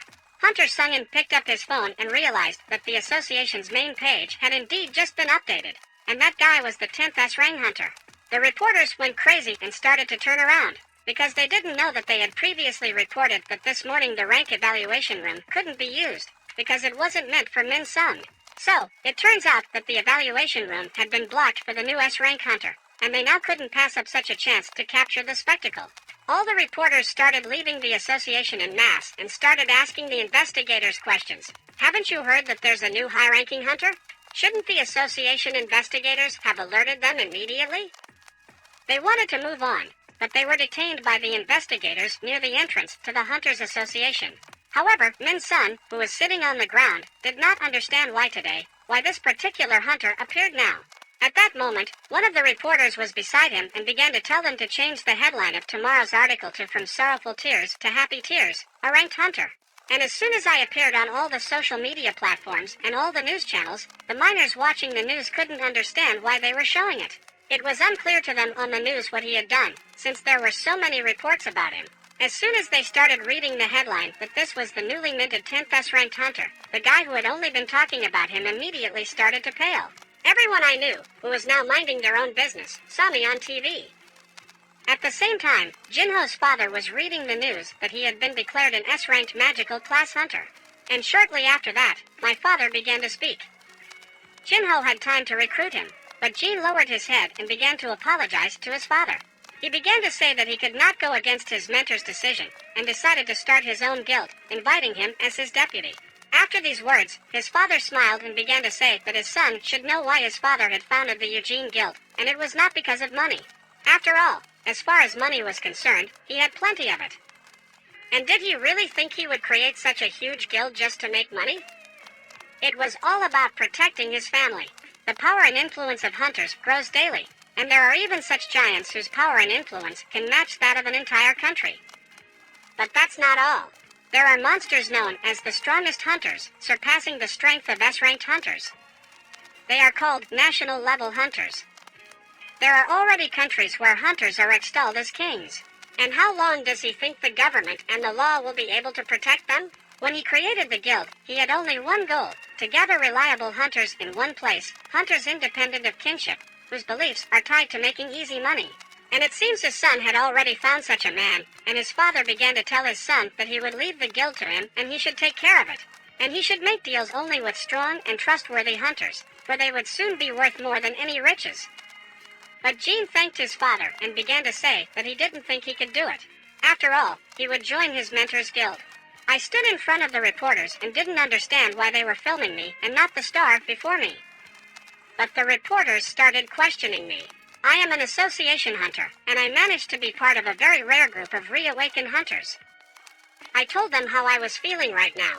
At this time, the head of the White Tiger Guild came up to me and asked me to smile, for the whole country was looking at me only. I realized that it would be rather tedious to indulge the desires of the journalists. The head decided to take me home without further ado, but suddenly I quickly beamed behind the reporters' backs and told them I was fine. The reporters in this line couldn't figure out what had happened. The head of the Hunters Guild started talking about the magical class hunter and how fast his movement was. His eyes didn't even have time to keep track of him. The head of the White Hera, of course, knew he was strong, but that wasn't the problem. His movement just then and there, the magical power emanating from him filled the room. He had become so strong, the current jinwoo on an entirely different level. His reawakening must have happened long before that, and the fact that he has become even stronger is not surprising. But maybe it's not a repeat awakening, and maybe he's a hunter, able to continually build up his strength. In the United States, it began to be televised that the first awakening to S rank had taken place in the last 2 years. Hunter Dong-soon, who was watching all this, could not believe his eyes, for he thought he was dead, but it turned out he was alive. At this time, I was showing one of the buyers on one of the floors, and he looked at it and realized that for how many years he has been evaluating artifacts, but in all his life he had never managed to see a live blood-red sphere. He began to ask me if he could really use it to increase his magical power by as much as 100%. And the most skilled artifact masters will only be able to achieve such results with a 50% increase. But they would have to sacrifice their hearts and souls to do so. If Chongyun saw this orb, he would give everything just to acquire such a rarity. He asked where I got it from, but I told him I found it in a dungeon. He could not believe his ears that I could find such a thing in a dungeon, and asked me if I would be willing to put the orb up at another auction house, where they would do everything to satisfy me in price. But I answered him that I would still think about it, for at the moment I needed to clear the demonic castle and create the sacred water of life as soon as possible. Artifacts that could protect me from fire would come in handy. I started to ask another man if I could get resistance artifacts here. After all, I thought they would be hard to get, but that man replied that it was okay. Now they are going to try to find something, but I was surprised at that, since I couldn't find anything online. But the man said that artifacts with resistance to various elements are quite expensive, so they tend not to be put online. Nevertheless, they have something for me that will suit me, since fire magic is the most common among the other types of magic. He asked me to follow him, and soon we were in one of the rooms, where he asked me if I liked anything. I didn't understand if it was even safe to keep such expensive artifacts behind such thin glass. After all, I don't observe any security devices here. The man began to say that this glass was enchanted with magic, and even if a hunter of rank struck it, it would hold. But I didn't believe it was that strong, and the man said that if I didn't believe him, I could check it myself. If I could break the glass, I could pick out any artifact. But I did feel some kind of magical energy enveloping the glass, but I didn't know if it was enough to withstand a hard blow, and in that moment, I wanted to try. Gaining my strength, I took a swing. However, the man started to stop me and told me it was a joke. He warned me that if I had really broken the glass, elite hunters would quickly come running. After all, the auction house had a security contract with them. When I calmed down, I asked him if I could see the daggers here. The consultant who approached me began to show me the weapons that were here. At the same time, another man who was looking at the glass saw cracks in it. I didn't understand where they had come from, but it soon became clear to him that I had managed to damage the glass without even touching it. A little later, I started looking at the blades and wondered how much they were worth. However, the consultant replied that one of them cost 30 million. I realized that this blade was worse than the Night Killer, and I wondered why the price was so high, since its characteristics were, at best, comparable to the Fong of the Basilisk. I decided to take my blade out and show it to this guy to see what he would say about such a weapon. He started looking at it and said that you could see some great craftsmanship here. He also pointed out that I had bought it in a store. After hearing that the price for it would be around 100 million won, I couldn't believe that a blade bought in a store for 2.8 million gold would be worth that much. But I remembered that Kim-san's sword, which adds 10 points to a gurney, was worth almost 3 million won, and Jinho's armor was valued at hundreds of millions of won. If I had put the sword and armor up for auction, I wouldn't have had to sell the Sphere of Greed.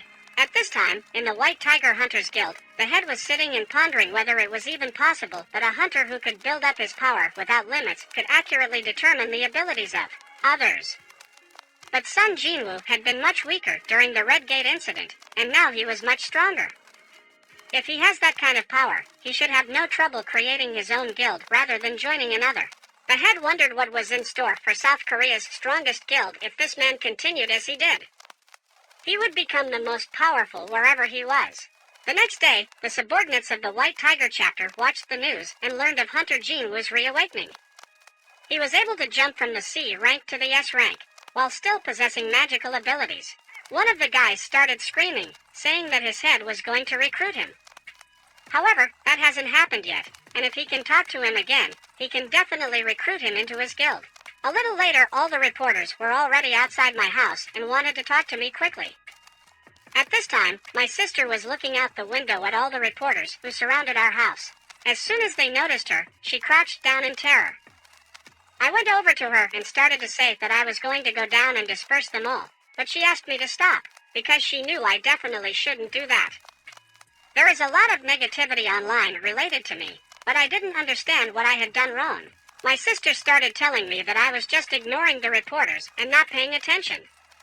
She assured me that she was fine, but I should ignore them. Suddenly we heard knocking on our back door.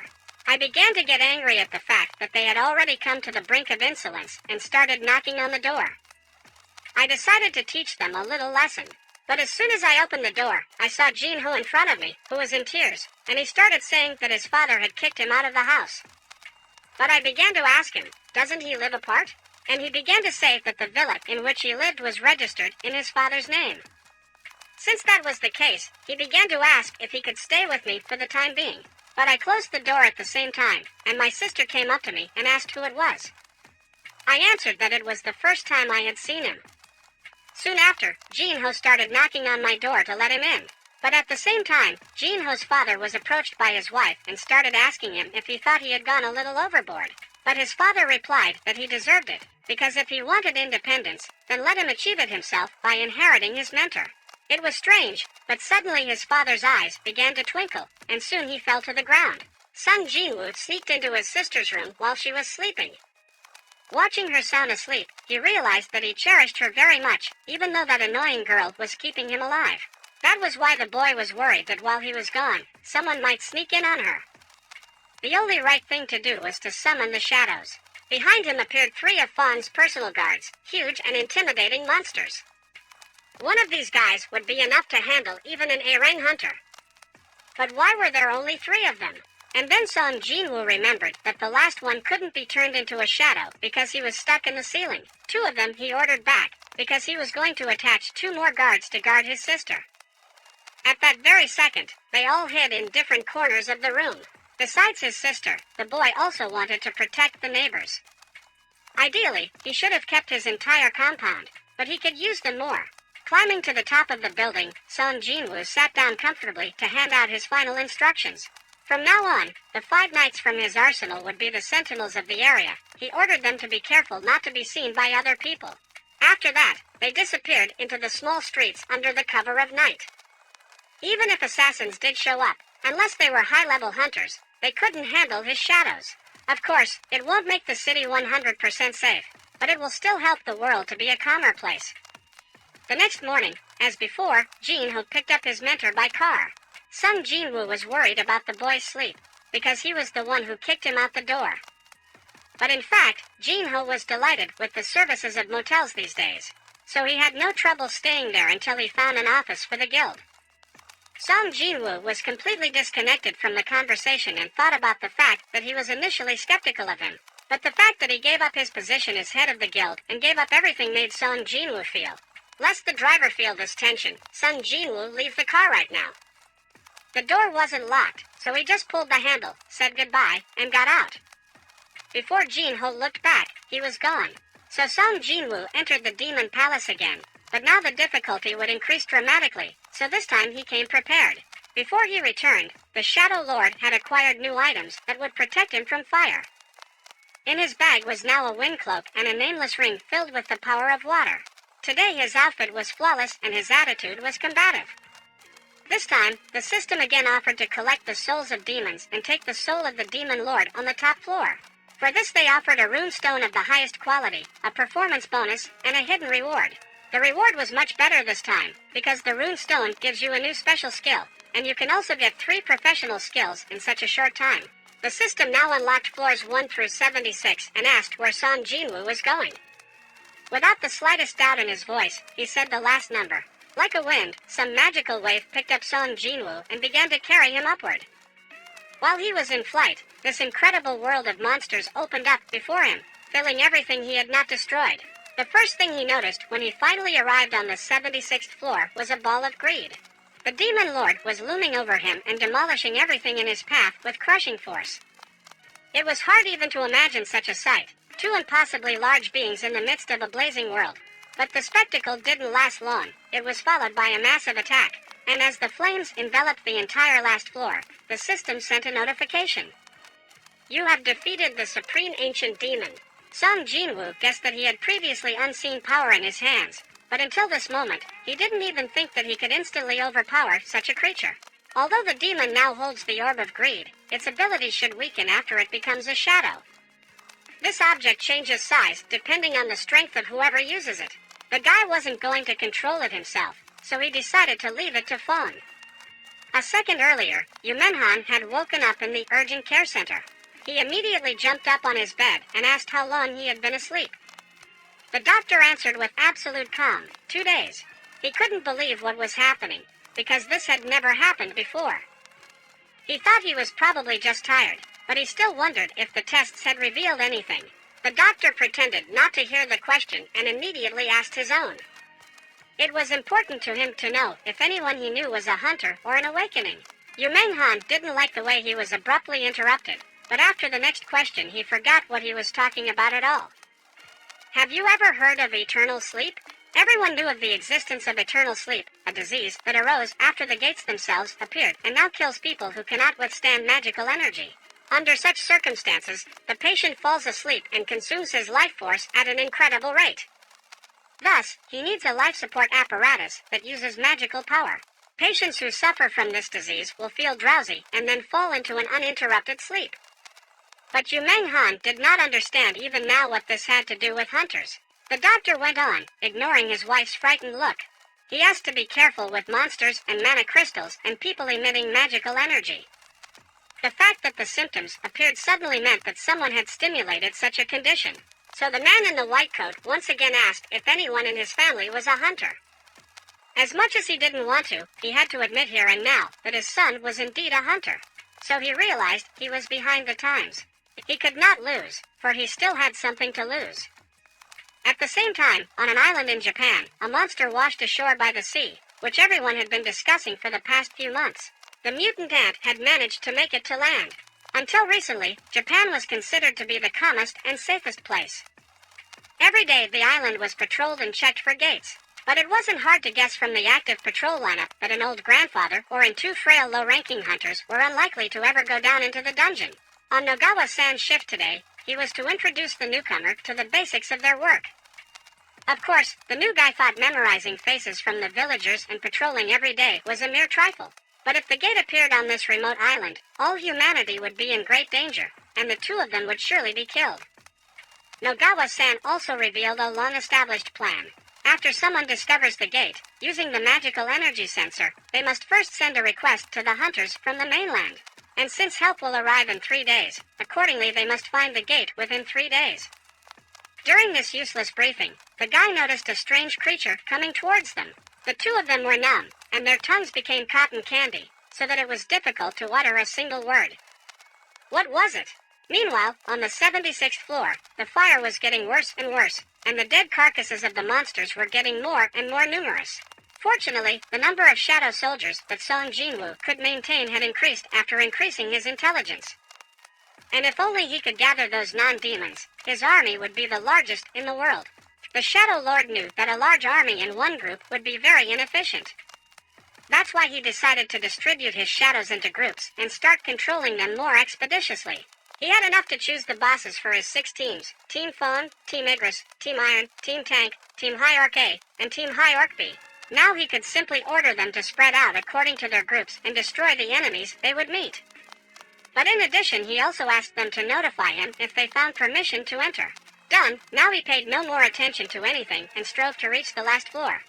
The system began to send him notifications of new experiences. Such efficiency he didn't even expect, since he sent them not too long ago. Sung Jinwoo thought this was the height of comfort because he no longer had to wander around and simply waste his time. But more importantly, the guy wouldn't even waste mana until they were all outgunned. He pulled out a bottle of blue liquid and began to drink greedily. His shadows outlasted all the low-ranking demons pretty quickly, so now he needs to drink the potion constantly. A few days later, Sung Jinwoo had a high-ranking team in front of him. All of his soldiers had leveled up, and hunting in teams was really proving to be many times more effective. So since the last meeting, Tank has gone up 10 levels. After all this fighting, he had so little left, only 20 levels. Even though Sung Jinwoo had made it to the 80th floor after 2 days, he was still worried about the fact that not a single shadow had found permission to enter so far. That meant only one thing: there was a powerful enemy ahead. His mother was flying away at the speed of light, which meant someone was destroying his shadow soldiers. And that enemy must outnumber them, since regeneration was not happening. He looked around and found the place where the loudest screams came from. That must be where Aaron's team is. To think, there is a demon stronger than Aaron. Sung Jinwoo had no choice but to call off the shadows. But the situation repeated itself the next day because of the constant ambushes. The guy kept scooping up his teams one by one. At that point, he had lost the High Orc A team and the Igris team. The whole situation was rather strange to him, because according to his calculations, Fawn's team was next in line, but it wasn't the team that was attacked. If his theory that the demons aren't strong enough to overpower Fawn is true, then victory is already in his pocket. But this information also implied that the enemy is quite intelligent if he carefully selects his opponents and looks for weaknesses. If he has indeed figured out this cunning plan, the next target will be Tank. On his left side, just the opposite direction this team was moving, and behind them a little farther on horseback galloped a huge column of demons. Even from this distance, Sung Jinwoo was able to make out the demon helmsman and the 3 demon knights. The situation clearly could not be called controlled, so he simply decided to watch to see what would happen. Gathering all his strength, the knight lunged straight at Tank and cut him in 2 without the slightest complication. Now everything was falling into place. Now Sung Jinwoo understood why the soldiers' regeneration could not cope. There were only pieces left of them at one blow. The shadow monsters had no chance against them. The knights swung their spears like wooden sticks, leaving behind a clear battlefield. One of them risked a match with the Shadow Lord, and he even let him get close, but no more. Now it was Sung Jinwoo's turn to put his enemies on the ground with a single blow. He wasn't even going to waste his strength on them, so he stuck to 2 points: duck, put down. Notifications of victory over the demon knights began to come out of the system one by one. And it could safely be called one of the best fights ever, if the guy wasn't outclassing them just by speed. The other demon knight had already been seeing him off for several minutes and was scrutinizing his tactics, but he could hardly draw any conclusions based on his opponent's speed.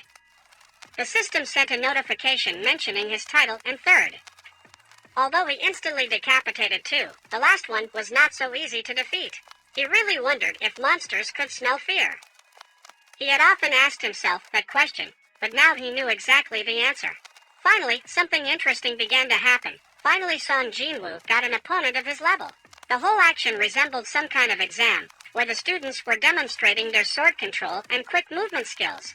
Sung Jinwoo was already used to high-ranked armor. Now he knew that he just had to find the weak areas. It seemed that today it was definitely the forehead, the heart, and the neck. And while he was aiming at these places, he had time in his head to classify the levels of the demons in the tower. He didn't even have to try very hard, because unlike the armor, the knight's weapons were clearly not pleasing. With a quiet crack, the demon lord's sword snapped in 2, and it was his turn. The boy grabbed his helmet to control his movement and swung sharply. He wanted to end this contest once and for all, but a sound was heard from beneath the ton of iron. It was not the first time he had heard monsters speak, but the first time he had heard them beg for mercy. The knight really raised his hands and froze. Sung Jinwoo found the voice itself strange. It was gentle and high-pitched. With one sweep he threw his helmet off his head and saw the girl in front of him. She began mumbling something about making a mistake in a panic, begging for her life. There was a look of bewilderment on his face, so he questioned if she was really asking for forgiveness after attacking his soldiers. But she was understandable, too, for it was their clan's duty to protect the area. As much as she cares about life, she can't just take it and let some man kill other demons like bugs. Song Jinwoo didn't know how it worked with demons, but he would never ask for mercy from a man who killed his men. The girl made a very valid argument. A knight's duty is to protect his master. If she survives, they will be glad. The hero had never met such a selfish person before, but the fact is that she was not human at all. Sung Jinwoo thought about her request because he didn't really want to kill her in human form. And while he was busy thinking about it, the monsters saw her chance and rushed forward with her sword. But the shadow that guarded it arose from the ground, as it was supposed to. Again, she threw herself on her knees to ask forgiveness. This girl seemed bereft of mental faculties. It was necessary to make the most of her. So Song Jinwoo decided to ask if she could get permission to enter. The demon lady told him that the entry permit was guarded by her clan, and if Song Jinwoo could get her home safely, she would give it to her. Song Jinwoo didn't expect the demons to protect the entry permit. It had fallen out randomly before. But the question was whether or not he could trust her. He leaned toward her and asked quietly, "Can I trust you?" It was as if it embarrassed her white and fluffy. With an angelic look and excitement in her voice, the demon began to prove that she always told the truth. There was no choice, so he set her conditions. If she would give him permission to pass, he would leave the place peacefully. The hunter already knew she was no match for him, so there shouldn't be a problem. And on the remote island of Japan, the demon ant quietly made his way to the center of the city. People who had never dealt with such creatures could not even decide in panic where to run. This creature was as ruthless as it was supposed to be. The ant in human likeness didn't even try to attack stealthily. It was quick and brutal. It stripped its victims and instantly disappeared into the sky. Meanwhile, in the tower, a girl finally decided to introduce herself. Her name was Lady Essel, and she was the eldest daughter of the Raider clan. That was all she had time to say before she was interrupted, because no one was interested in her life story. Apparently, Sung Jinwoo was trying to talk to the demon who was giving her orders, the only way he could find out the truth about himself. The Lord of Shadows asked if she could hear voices in her head calling her to kill people. She was a little surprised, but still answered that they had other voices. In short, they were orders to protect the area they were in. So Song Jinwoo learned that the goals of all the monsters are different. The king of the monsters is to kill people, and the goal with the dungeon is to protect the dungeon. It comes out, then, that he indirectly belongs to the gate monsters. Now it was important to know when they began to hear these voices. The demon helmswoman recounted that it happened when she found herself here. Apparently these demons had lived elsewhere before, and this might be a clue to understand the nature of the system. Her answer brought him closer to a clue, but it wasn't enough, so he asked where they were before they were here. It turns out that they are all in the demon world first, and then they are assigned to locations. But the worst part is that in the demon world, everyone is preparing for war. It annoyed him terribly that he had to pull all the information out of her. Song Jinwoo was curious as to who exactly they were being prepared for war with. Lady Assel was behaving very strangely, as if the system was in charge of her. From her lips came a clearly generated answer, war against an enemy so powerful that all demons had to unite. And at the most interesting part, their dialogue broke off. The pulses sent a signal that the amount of information allowed had been exceeded. She repeated it over and over again. The same thing happened to Baruka. The system forced a blocking of the dialogue. Song Jinwoo began to scroll through her entire history in her head, leveling up, gates, rewards, penalties. Since everything is like a video game, it makes sense that the monsters would have some sort of backstory. Who would be your powerful opponent? The guy asked. At this point it was as if the system began to consume her and Lady Essel was turned off. Sung Jinwoo barely had time to catch her when she passed out. The system reacted harshly to the identity of the opponent. If this enemy has abstract powers and is trying to affect the hunter or Earth for some reason, then the enemies fought with the demons are the key. Meanwhile, the ant with his wings continued to divide in two people and everything that came his way. The knights valiantly fought this unusual monster. It became clear that this was a clever creature when it attacked the weakest Irang hunters first, and then the healer. The hunters were weakened, for the monster realized that it would get into trouble if the battle dragged on, and it followed a crushing plan. It's worth noting that this whole miserable battle was caught on DVR, as almost no one survived. Needless to say, the guild leaders gathered for an unscheduled meeting and discussed how the mutant ant had infiltrated the island. Wu Jinshul addressed everyone and recounted that the monster had first been discovered on a small island not far from that spot. Furthermore, it had been destroyed, and it was not clear how it flew away from there after the hunt was over. The A-Rang hunter played a decisive role in eliminating the threat, but they lost 4 E-Rang hunters, a D-Rang healer, and a C-Rang leader.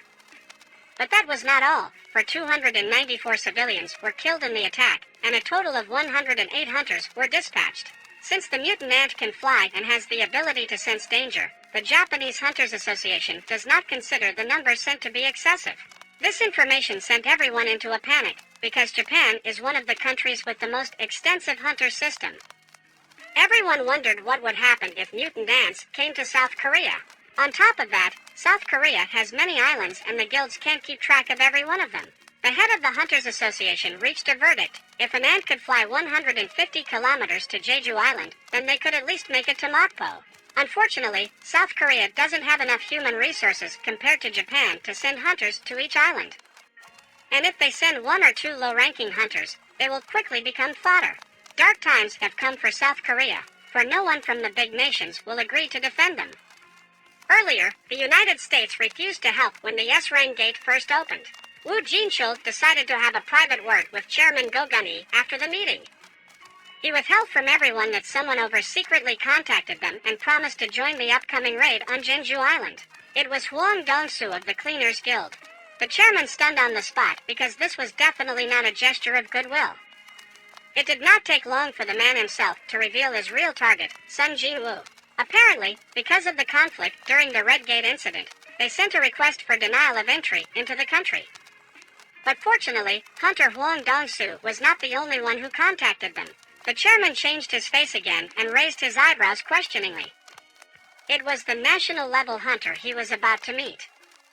After a while, Lady Yesel opened her eyes. She did not understand what had happened, and so she asked as she fell asleep.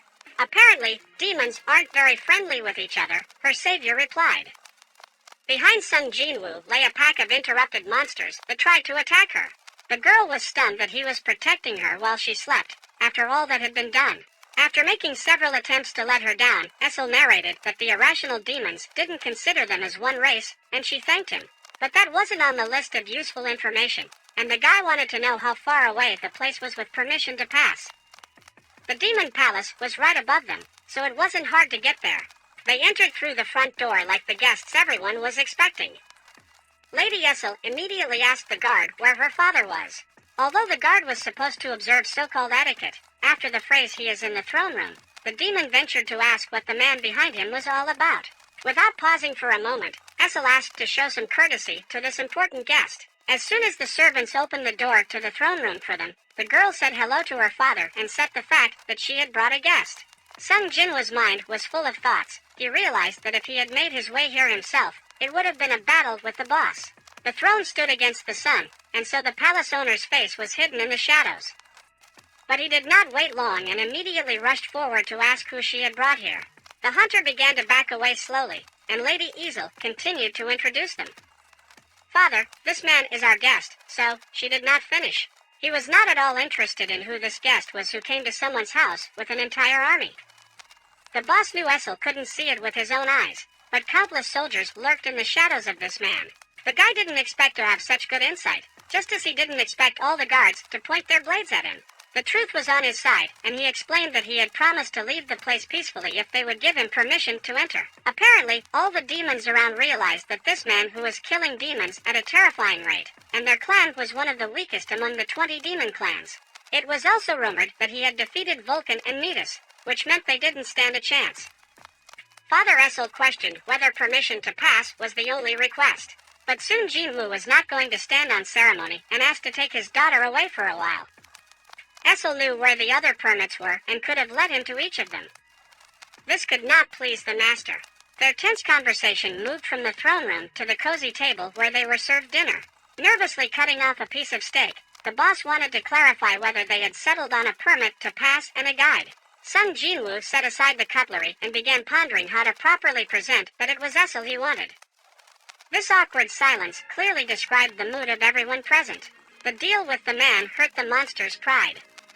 But if he had known that this monstrous man was the leader of those shadow soldiers, he would not have fought him from the start.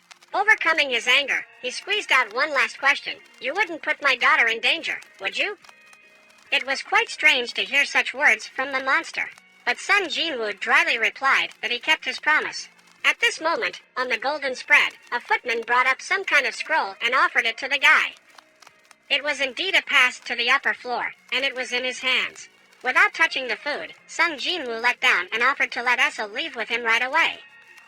Immediately after her agreement, the system sent a request for an invitation to the Demon Nobleman group. This was something new. The group system implied that its members had access to a magical movement circle and could share experience depending on their contributions. But if the amount of experience depended on the contribution, the Shadow Lord was not going to share it with a team member. So without moving away from the starting line, he warned that he would handle himself during the battle. And it was to her advantage, too. A huge pillar of fire lifted them to the 81st level. It was only now that Sun Jinwoo thought to ask if the girl was okay with going without a horse. But she had no choice, as she said only members of the group could access the movement circle. But in return, she asked to stop for a moment to check if all the contents of her briefcase were intact. Her father had prepared an inn that each of the chiefs would accept, and she was going to show Sun Jinwoo the bottle of liquor that the head of the Garsher clan loves. Really, he didn't understand why she was dragging it all. "If we take them with us, the negotiations will go more smoothly," Essel mumbled. He turned around slowly and threw a look at her that made it clear he wasn't counting on any negotiations. The hunter reminded her that their clan was unfriendly to other clans. And while clans have always clashed over rankings in the demon world, the Garsher clan is not one they are feuding with. Sun Jinwoo wasn't going to take her with him, so he ordered her to just wait there and hide. It shouldn't have taken long. It was only a few minutes before fire erupted along with screams from the castle of the Garsher clan. On the other side of the system, a national-level hunter was being interviewed by the Hunters Association. He felt his power over the association, for they needed him more than anyone. The only thing that interested him out of the chairman's entire speech was the fact that the whereabouts of Korea's 10th S-rank hunter was currently unknown. What Gunhee tried to explain that he was very elusive, so their surveillance department was having trouble locating him. Still, the guy dressed as a beachgoer wanted to mock and asked how he could believe them. Certainly the Hunters Association in South Korea was not stupid enough to lie right to the face of a national-level hunter. When the torture was over, the hunter reported that their Hwang Dong-soo had made a little noise in Korea, but because of his title, they were unable to push him.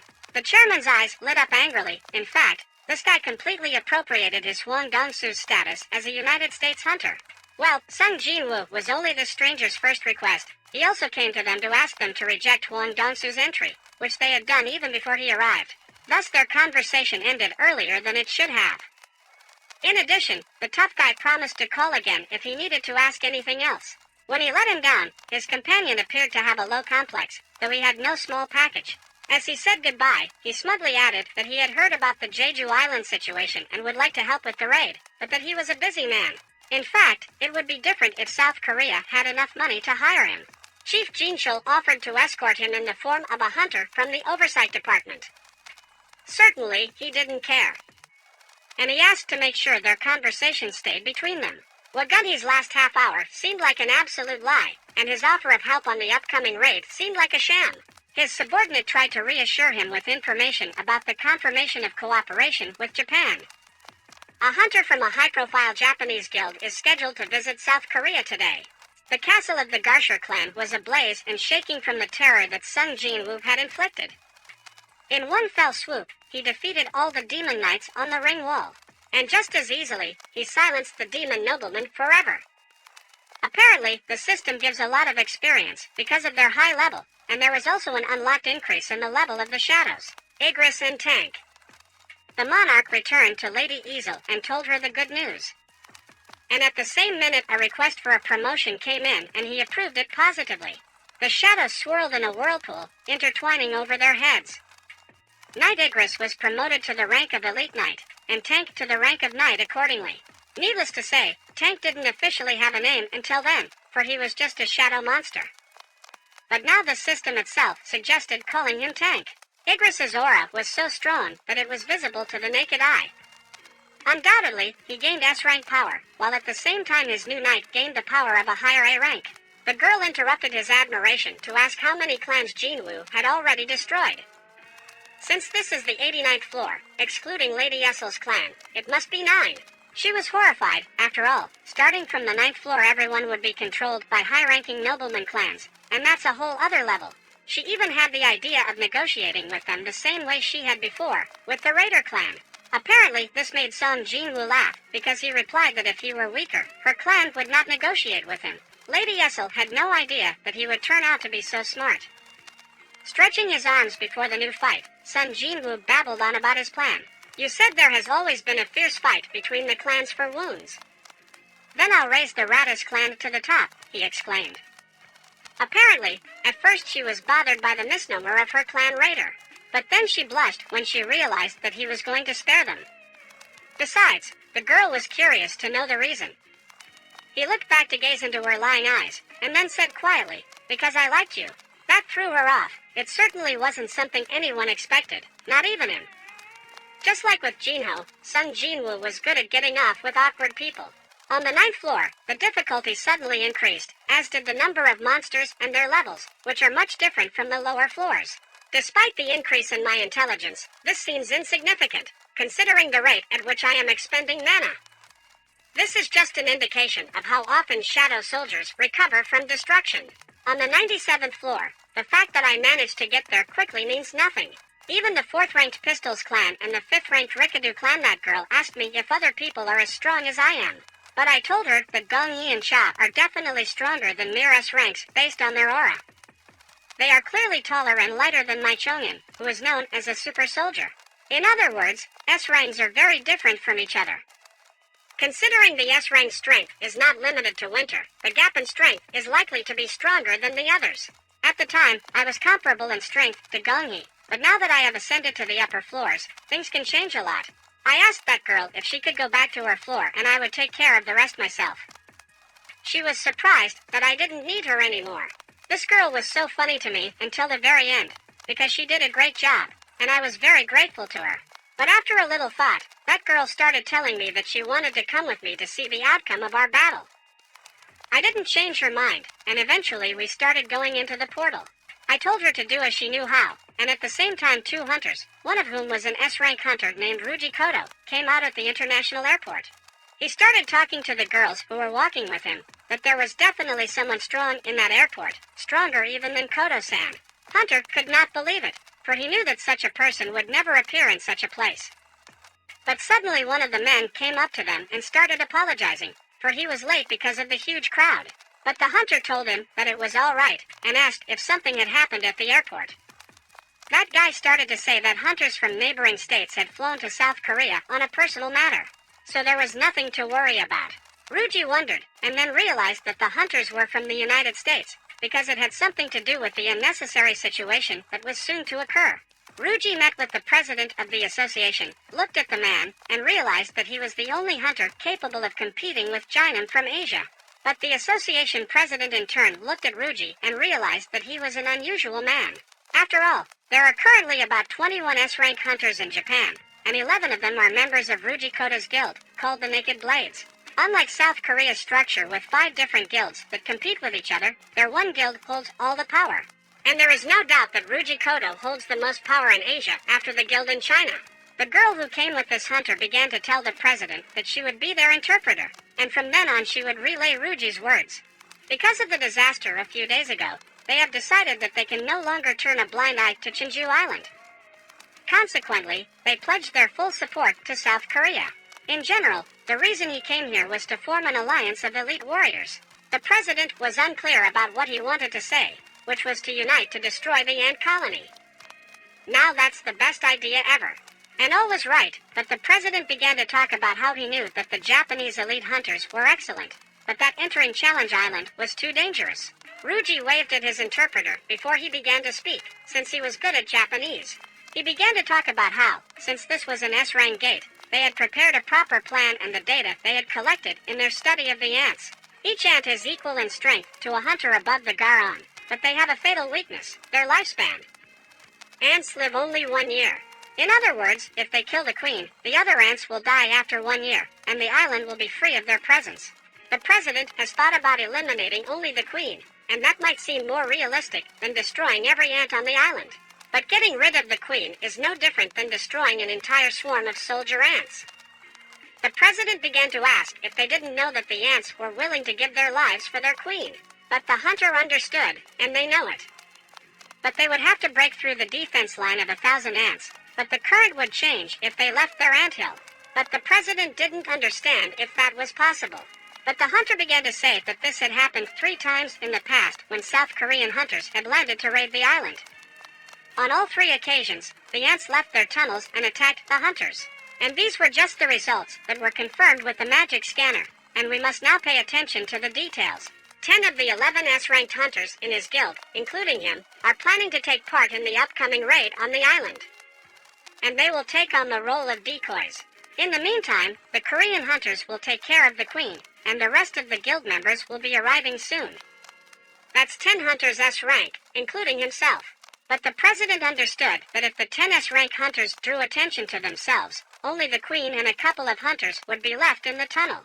But Ruji knew that their hunters would split into teams and launch attacks from all sides, and the ants would rush to the site of their attacks, putting the queen in the tunnel unprotected. The South Korean hunters would infiltrate the island by helicopter and destroy the queen, then leave the island by the same transport. It turned out to be quite possible for the president, but he wondered why Ruji was willing to indicate support for all but one of the hunters. After all, every hunter in the country has a record of clearing S-rank gates. If you look at their stats after the raid on Changju Island, he would need to rise to the point where he would be ranked as a national-level hunter. It won't be weird for him, and there will be a lot of interest in the appearance of a national-level hunter from Japan, since it's an S-rank gate. There will be 10 guild members participating just in case, to minimize the danger to both Korea and Japan, and there is no reason to refuse. It's not exactly the right way to go, but you can't become a national-level hunter without it, and the association president understood that compared to Japan and Korea, he only had 8 S-rank hunters, if you exclude Min Bin, who had retired. In fact, only 6 hunters could participate, and this tactic from treatment would be impossible to execute with only the Korean hunter's strength. The only problem is whether they can successfully destroy the queen and whether they can do it, because no one knows for sure. Perhaps if Hunter Jinwoo, the man who single-handedly defeated the boss of the A-Rang dungeon, cooperates with other hunters and the ants evolve at an accelerating rate. The president of the association doesn't know exactly when the entire ant swarm will gain the ability to fly, and they can't wait now. The president then began to say that he had it all figured out, and they would present a specific operational plan after reviewing the data. At the same time we climbed to the 98th floor, and at this point my level was 93. Soon after, we were able to reach 100 floors and began to continue on our way. At one point, however, I noticed some strange creature flying above us in the sky, and a terrifying energy was emanating from it. As soon as I looked up, I saw a knight sitting on a great white dragon. It was the Demon King Baron, and I felt his unusual aura. After reviewing this data, they will present a specific operational plan to eliminate him. The girl who came with me felt an incredible thirst for blood, and she had never seen the Demon King in person. But her whole being literally responded to the fact that it was him, the Ram. I realized that his terrifying aura could be felt even by Yesel, who stood there shaking with fear. Still, this flying monster would only get in the way, and I looked at this dragon and realized that this was the first time I encountered demonic creatures of this type. So there are other forms of transportation here. I realized that since it wasn't a demon, I could get another shadow. And at the same moment the Demon King, the Ram, began to use his army skill. Out of nowhere a huge number of portals appeared, from which demon soldiers began to be summoned. There were extremely many of them, and they were approaching from all sides, surrounding us. I realized that these demonic knights and generals were at least of high rank, and there were at least 100 of them. I realized that a whole horde of demons had gathered in front of us, and they were finally acting. Alice asked me what we were going to do, but the monsters were getting closer and closer. Alice began to get nervous and yell at me to do something. But I told her it was too soon. We needed them to get even closer. As soon as they had us in the ring, she began to activate her Overlord Monarch skills, and with a shout, my shadow soldiers began to appear and destroy anyone who stepped into their shadow. All the copies they had in their hands began to attack the demons that surrounded us.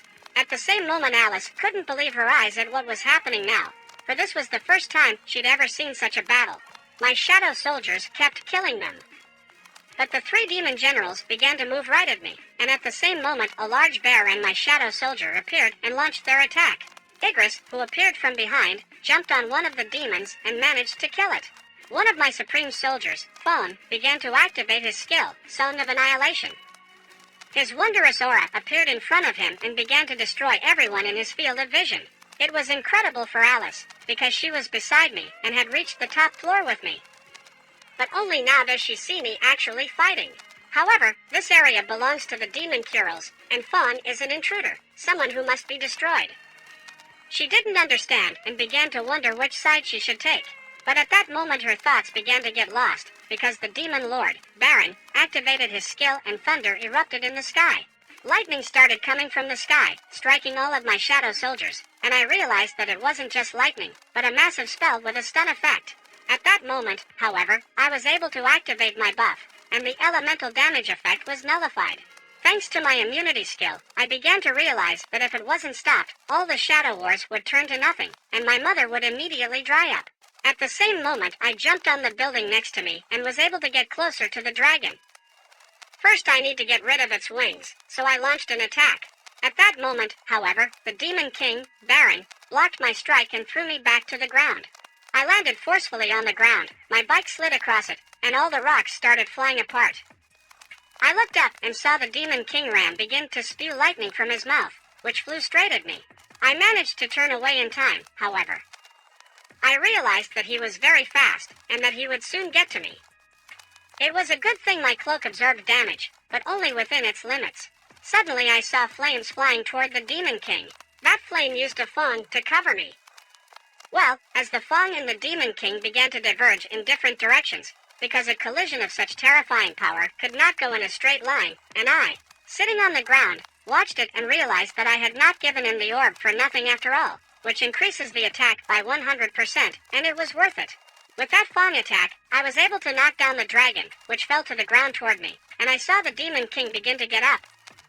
But I was relieved that he was already on the ground.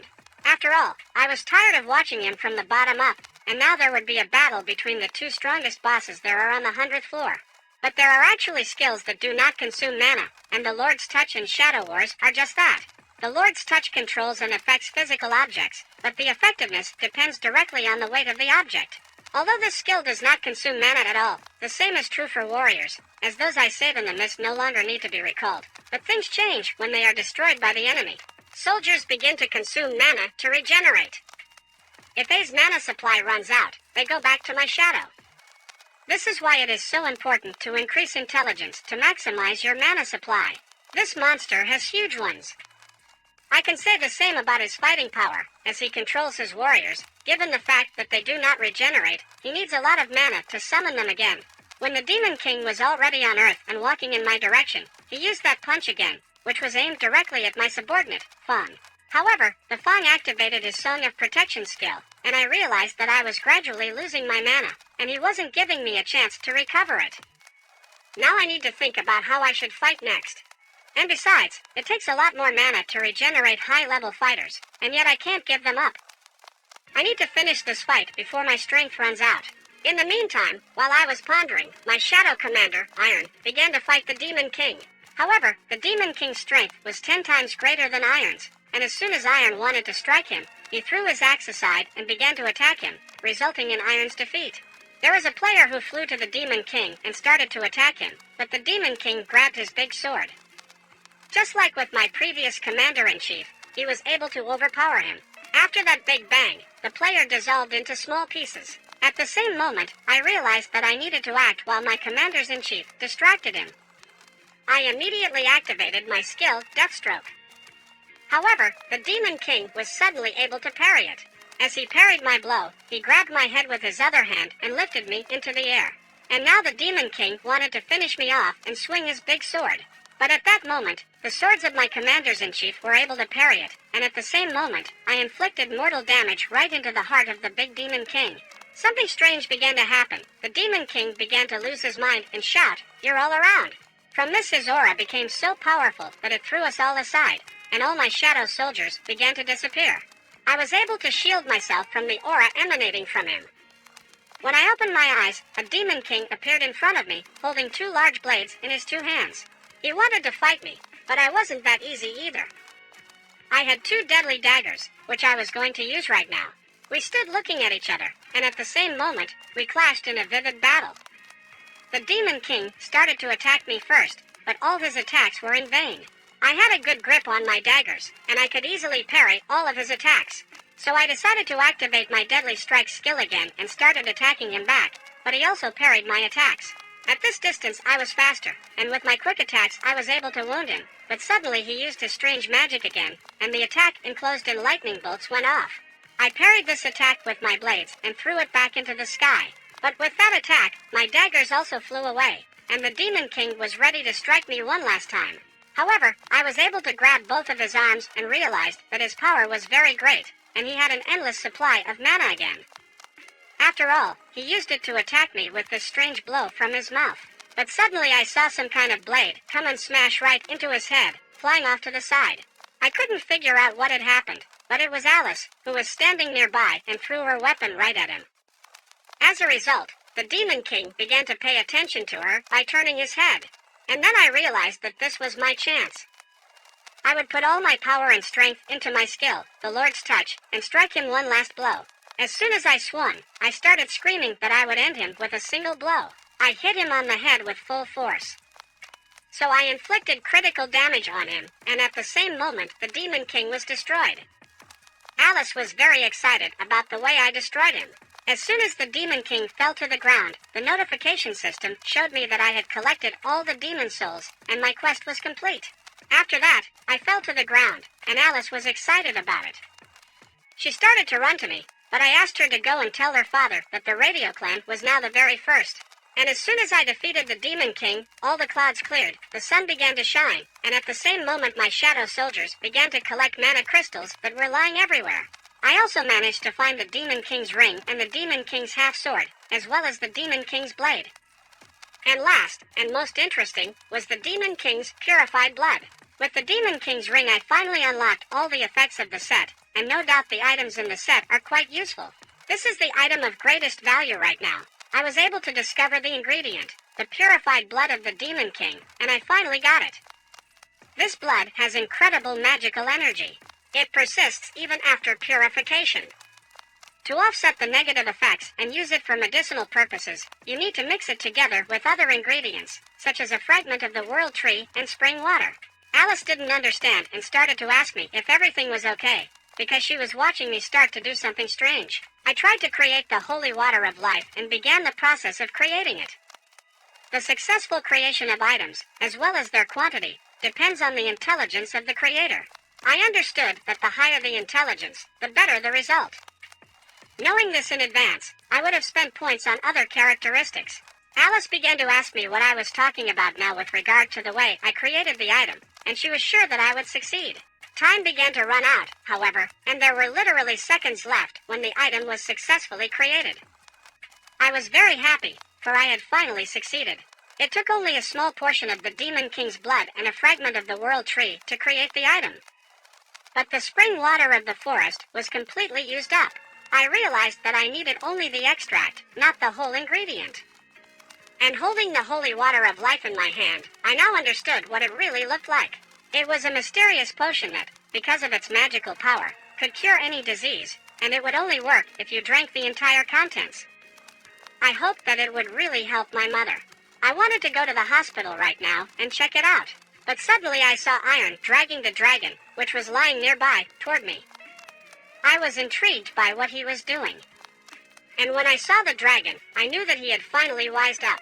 And as soon as I uttered my word rise, the dragon turned into a shadow and became my shadow soldier. I knew I couldn't collect the souls of demons, so the wyvern option seemed quite possible. I had to choose a name for my soldier, but I began to remember what his name was, but I couldn't remember what it was. But Alice realized that I had a bad memory for names, so I called him Kaisel anyway, hoping that he would give us a way to get to our clan in no time. But I didn't think we'd have to traverse every floor to get out of here, and it would take too long. Or perhaps we could have reported back at once, and Alice's father would have thrown a banquet at once, with untold joy. But what bothered me was that I hadn't even collected the rewards for the assignment. I saw that my rewards were high-grade runes and extra characteristic points, plus 30.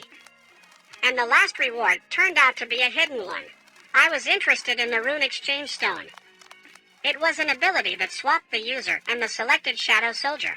The ability would not be able to be reactivated until 3 hours after use, and the wait time would vary depending on the level of the ability. This was a pretty cool ability for me. Even if the shadow soldier was on the other side of the world, I could still switch places with him. There was teleportation. I turned around and started saying we did a good job, apologized to Izel and told her that it looks like she'll have to go back to her clan alone. The radio clan is on the 8th floor and she won't have to go far.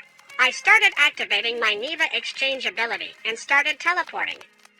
And as soon as I evaporated, my shadow soldier was left there, who also didn't understand why he was abandoned. As soon as I appeared in my world, I realized that I was in the vicinity of my neighborhood, and this ability really worked.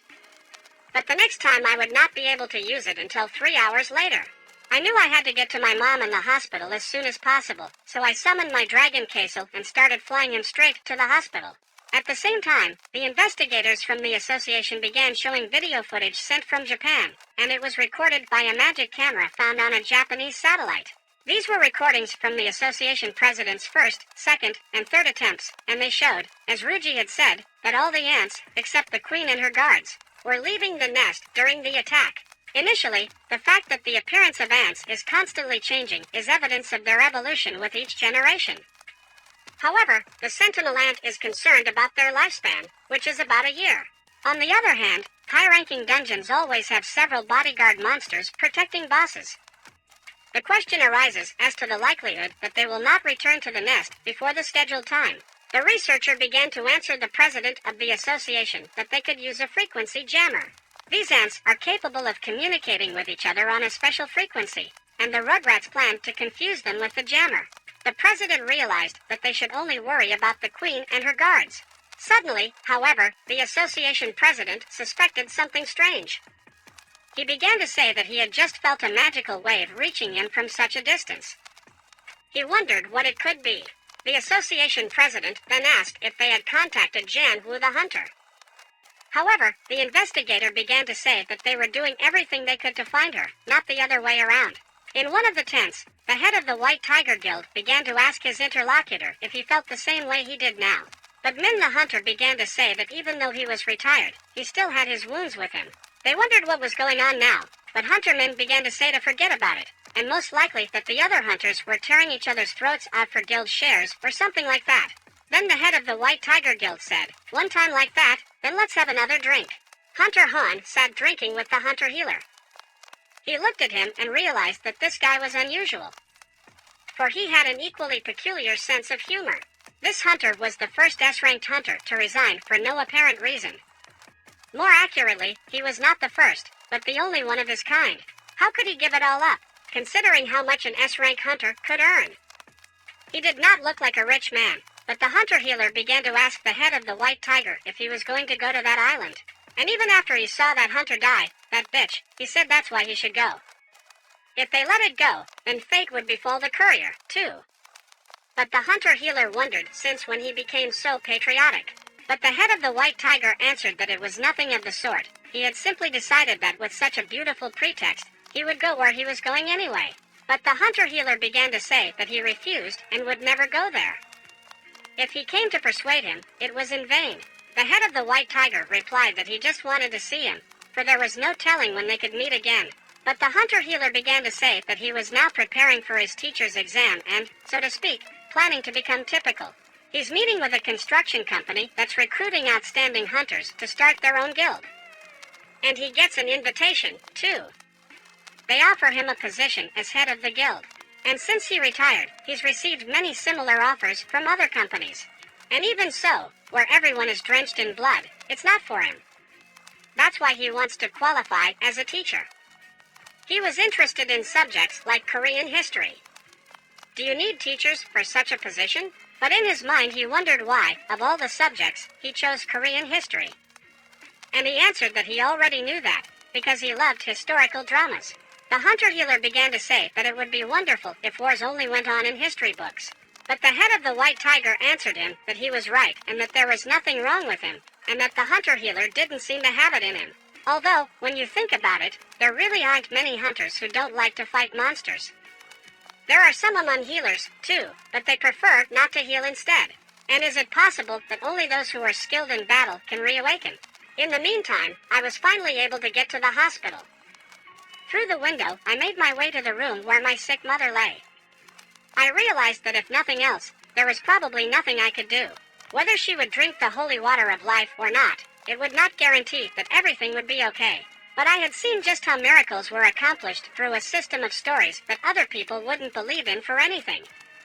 And even the fact that I'd been able to get this far isn't scary. If I trusted her again, I leaned over, pulled out a vial, and began to approach my mother. But at this point, my hands began to shake with worry. Would it all work out? I exhaled and started pouring the healing water into my mother's mouth. That's when I noticed the scar on her face and remembered that my goal was only to wash her hair. I had accidentally doused her with boiling water, and it was my fault that she had that scar. I sat there reminiscing about the past, but at that time my mom started to change. I noticed that her skin color had become normal, and I wondered why she was still not awake. I started to ask her to open her eyes, because we only had one reason to get stronger, and she had to wake up and let me take care of her, all the hardship she was going through. I hoped it would make her feel better. At this time, my sister was sitting in her apartment, unable to concentrate. But soon she went outside and started walking somewhere. She noticed that the air in the evening was so warm, and it was because summer should be starting soon. Soon I was sitting next to my mom, hoping she would wake up. Suddenly I heard her start to talk to me. Once she was fully awake, she asked me, and I told her that it had been 4 whole years. She kept asking me how my sister was doing, and I told her she was fine. But at the time, my hands were shaking incredibly with happiness that she had finally recovered. My mom started thanking me for keeping my promise, and because she was sick it was a hard time for me, but at this point I couldn't hold back my tears and started crying holding my mom's hand. A little later, the head physician learned that the patient with the disease of sleep deprivation had woken up. It was a real miracle for him. The assistant who came up to him began to say that the patient's guardian was demanding immediate discharge from the hospital, and they didn't know what to do.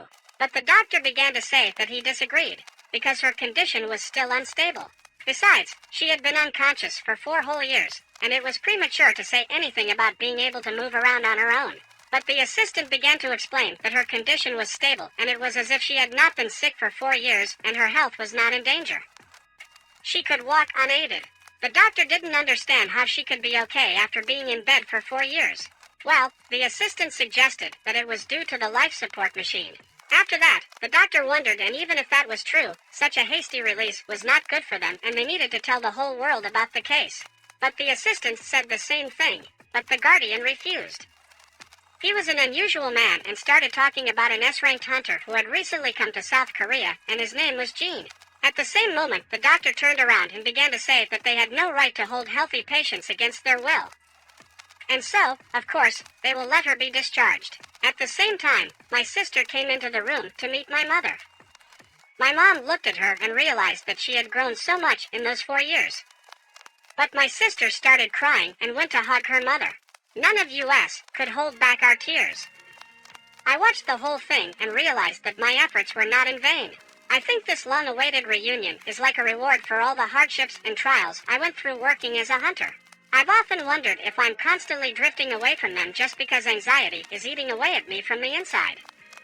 A little later, I went outside, sat down on a nearby bench, and forgot all about my phone. While I was in demonic confusion, I had a lot of missed calls, but I figured that whoever needed to call me back would. But suddenly I saw a news story about yesterday that said that a monster had been spotted in the sky, but there was no sign of a breakthrough. I didn't want to lie, and everyone was wondering where this monster was headed. The Hunters Association gave no comment, and people began to wonder if they could live safely in Peace City.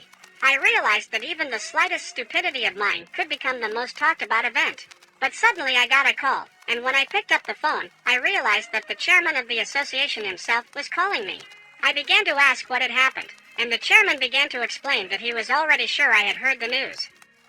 But I didn't understand what he was talking about. I immediately began to say that it was probably about my dragon, because rumors spread very quickly. I apologized and said I would be more careful in the future, but he didn't know what I was talking about. I realized that he wasn't calling me because I'd flown the dragon the previous night, so I started to ask him what had happened. After all, I had just arrived, and I was out of touch. The chairman began to say that I really wasn't up to date, and it would be more convenient for them if he came and we discussed everything face to face. But I said that I would come and see them myself. A little later, I was already at the main association building, and the chairman started telling me that the raid would begin in 2 days, and they would go to the island of Byzance once and for all, and they would need my help to do it. All the citizens want to go back to this island, and the chairman suggested to me, would you like to join them? I started to think about how I would definitely have said yes before, since this place is just crawling with high-level monsters. But now I got to be with my family, and suddenly I felt an incredible magical power. The chairman asked me what was wrong. I told him there was nothing wrong, but there must be a guy passing somewhere between the hunters. The chairman smiled and realized that, as expected, I had good instincts. I could sense the power of the hunters at that distance. He began to say that the S-Rank hunters were actually warming up in the gym, and they only had 4 days left before the raid on the island. And the Ryuji, his Japanese hunters, are there, too. And as soon as I heard that name, I asked the chairman again about that Ryuji guy. He's talking now, and the chairman replied that I got it right, and it's the name of the strongest Japanese hunter that even the most ordinary citizen has heard of. And I must see for myself that this is where he is. At this time, there was a sparring going on between 2 hunters who began to wrestle. One of them was definitely stronger, and in an instant threw the other hunter over his hip, and he fell to the ground. One of the hunters began shouting that young men like theirs had to put in a lot more effort. They kept fighting over it. The aura inside the room was terrifying. At this time I was watching the whole battle, and it was unusual for me to see all the hunters of such a high level in one place. The magical energy I had felt earlier was emanating from them. At the same time, a hunter called Absolute Weapon started walking up to us, and he started saying that we hadn't seen him in a while. I started asking him, watching this fight, what he said. It turned out that Hunter Baekhyun wasn't using all his power, but why was he hiding it? After all, Hunter Dongwook is clearly not the kind of opponent to relax with.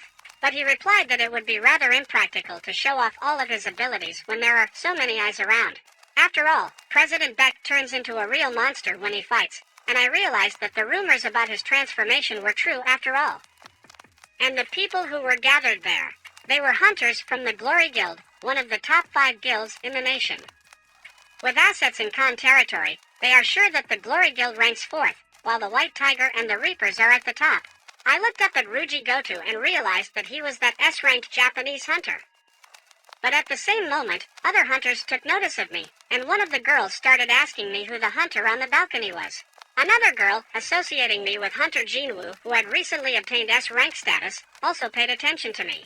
But he didn't realize if I really had the assassin class, because he started to feel my power even though I was trying to hide it. So he wondered, is it possible that I am an excellent hunter of the assassin class? The translator girl who was near Ryuji started telling him that I belonged to the magic class, and it was officially confirmed information. The other hunters also started to look in my direction and guessed that this was the guy who had thwarted Minsun's debut. Hunter Cha looked at me and realized that this was why the air had changed so much. And it was all because of me. Another girl who was wearing a special mask started telling a guy who looked like an S-rank hunter that she looked like him and was standing Korean Hunter 10, Orang. But that guy started replying to her not to talk to him, because he's about to throw up from all those hunters. This masked guy noticed the Cha hunter and started guessing that there are people in South Korea with the same sensitive sense of smell as him, and she uses a regular handkerchief to neutralize the smell. So her sensitivity level is much lower than his. If he suddenly walks up to her and starts talking, wouldn't it look like he has a crush on her? He would if he knew Korean. Hunter Ryuji stood with his translator and she started asking him if it was really better to be in South Korea. They didn't seem to be their equal, but Hunter Ryujin started to ask her why she thought that. And she started to say that she had witnessed Gata-san sweeping the dungeons many times and other S-rank hunters didn't interest her anymore. But Ruji started telling her that that wasn't true at all, and there was still one capable hunter here. Her name is Cha, and she's another fire hunter. He, and only these two, can be compared to their best fighters. But suddenly the head of the Knights Guild started talking, and the translator just said that she thought he wouldn't understand what she was muttering there in her Japanese. But for this guy, Japanese was a second language he had learned in high school. However, the translator decided to ask who he was, and it turned out to be the head of Jiangsu. But this was the first time she had heard that name. It was all because he was a Ranka hunter, and because of that, she might not have known about him. However, the Knight Guild was one of the top 5 guilds in South Korea. The translator didn't understand who Jong-sun, a rank hunter from South Korea, was and decided to ask him if he would join the raid on Jeonju Island. She had heard that only S-rank hunters would participate. However, Jong-sun was part of the defense squad responsible for blockading the island, and it was a very important role. But the translator didn't care about that as it was a relief for her. After all, they can't rely on A-rank hunters for such an important task. Ruji started telling the translator that if she was causing trouble, she should stop right now. Soon after that, Jong-sun turned around and left, saying that after all, what could a girl translator know? But she heard that and started telling him that he wanted to see with his own eyes what she was capable of. The interpreter girl was very serious and decided that he could not say that he could defeat the hunters who had only come here as an interpreter. Jong-sun started to tell her to stop looking down on him. But as soon as she told him that he was of the non-combatant hunter class, he started to get angry. At this time, I was standing on the balcony watching along with a hunter called Absolute Weapon, and I realized that South Korea and Japan would be fighting orange hunters amongst themselves, and it would be quite entertaining. Things got heated downstairs, and Jong-sun started saying that we should set up a couple rules to start with. It would be much better than the usual pugilism. The rules were simple. The first one to grab the other's wrist wins, and if he grabs her first, she loses. The translator realized that if she started attacking, she would be caught and he would lose too, and she needed to think carefully about every move she made, because this rule implied mental activity as well. Jong-sun was already ready, but the translator didn't like what he saw. John was ready to fight her in that pose. However, he replied to tell her not to worry, because he wouldn't need to use his hand except to grab her. She realized that he was very confident in his speed and decided to start. She rushed with all her speed straight at him, but he dodged every attack she made. At that same moment, she decided to prove to him that she wasn't bluffing and was ready to decisively end this sparring right now. And as soon as she swung her arm, she saw that Jong-sun didn't want to just attack like that. He decided to make just a light thrust and was sure that she understood it herself. But she replied that she didn't fully understand his dialect, and more importantly, it wasn't cool at all to stand in that pose. After all, his entire crotch is literally visible as his pants were torn between his legs at this point. And at that very moment, she sprang into action and took a swing at him. But Jong-sun grabbed her wrist and started telling her that she was too slow. And at that same moment, the sparring was over. She didn't understand how this could happen, but Jong-sun started to say that she was the kind of person who follows the tank, and it was incredible not to see that her experience in fighting people was extremely low. After all, stuff happens in Korea, and sometimes you have to fight people, and in the worst case scenario, you have to kill them. And she'll regret it if she doesn't take that into account, unlike monsters. People's movements are much harder to read, and if she had a knife in her hands, it would have slit her throat instead of grabbing Ruji's wrist. Watching this, he started to say that it was a pretty good sparring session, and he asked his translator if she could relay the message that she wanted to address everyone here. And she began to translate that he had an idea that he wanted to propose to the Koreans in the name of strengthening their relationship. How about we spar using the same system as the S-rank hunters? I started going down with the president of the association, and he started saying let's exclude magical and unusual classes because they would be harder to evaluate. We also decided to add a couple rules. Whoever grazes their opponent's back or knocks them to the floor will be considered the winner. Instead of a one-on-one duel, we are offering a group competition. In other words, it doesn't matter who their opponent is. When the translator conveyed all of this to Ruji, he began to realize what it meant that the team that was the first to knock out a member of the other team would control the move. The hunter-killers would have a huge advantage if they followed the previous rule. He replied that he agreed to have South Korea fight against Japan's 4 hunters. I stood there watching and realized that Ryujin didn't seem to have decided to participate. He wants to observe them, and anyway, it's not every day you get to see a fight between S-rank hunters, and it's a good thing I came here today. One of Japan's hunters started to speculate that he could draw some conclusions about their strength based on their recent fight, but it seemed to him that this guy had an ace up his sleeve. The girl from Japan's squad was also watching and realized that this was a 4x4 battle, which meant her opponent would be the other girl across from her, and so they had already decided to start sparring. One of Japan's hunters realized that his opponent was capable of transforming into a giant, and he would surely enjoy the battle, relying only on pure strength.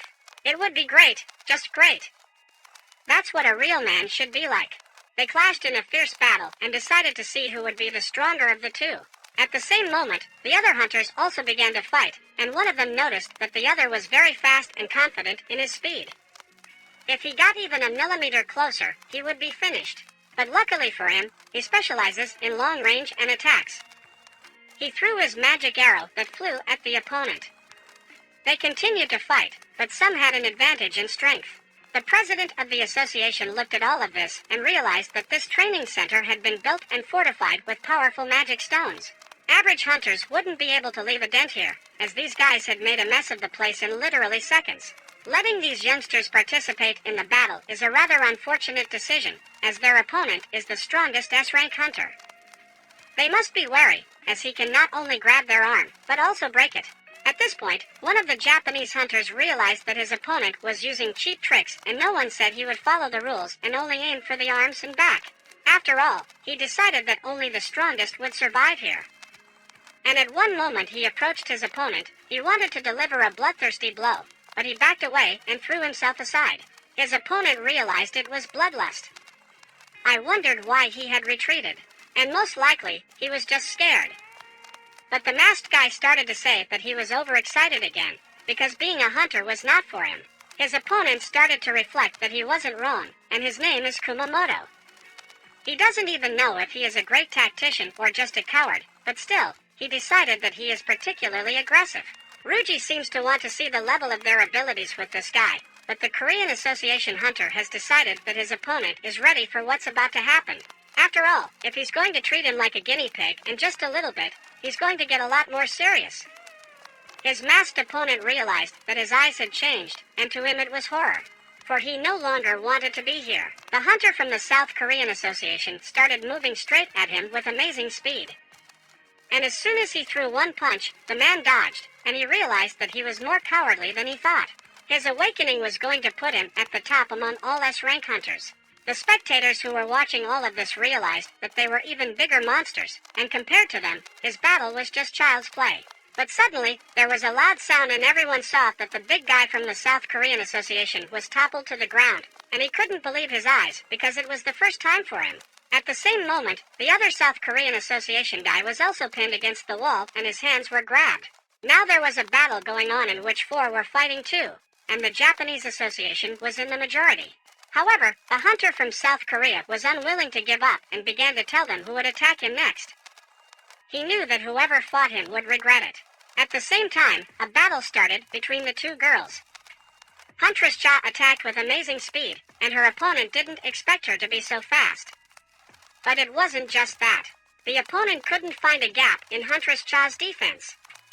She used to be called a dancer, and she earned this nickname due to her agile movements that resembled a dance.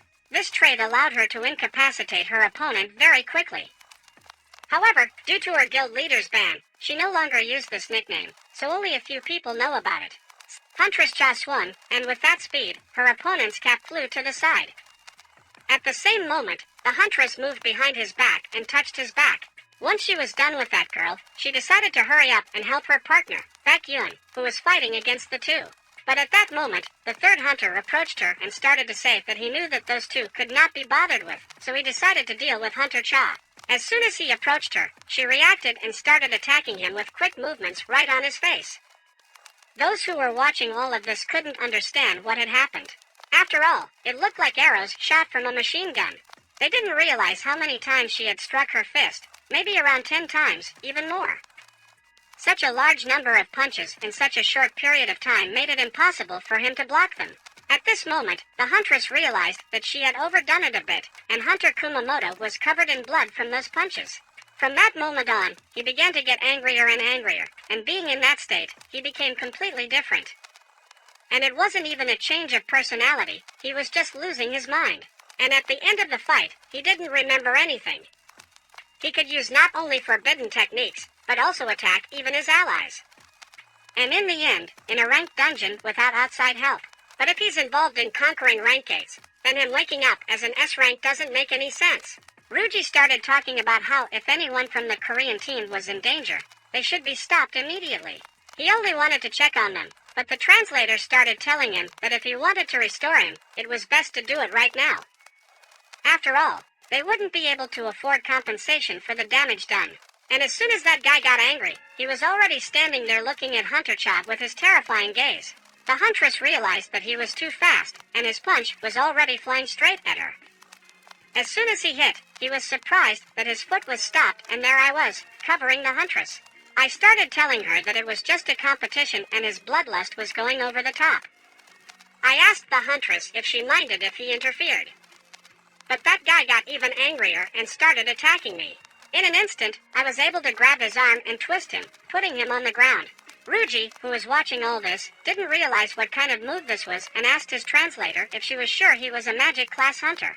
He started to say, "Hunter-cha, I think the best solution right now is to accept the Korean team's defeat."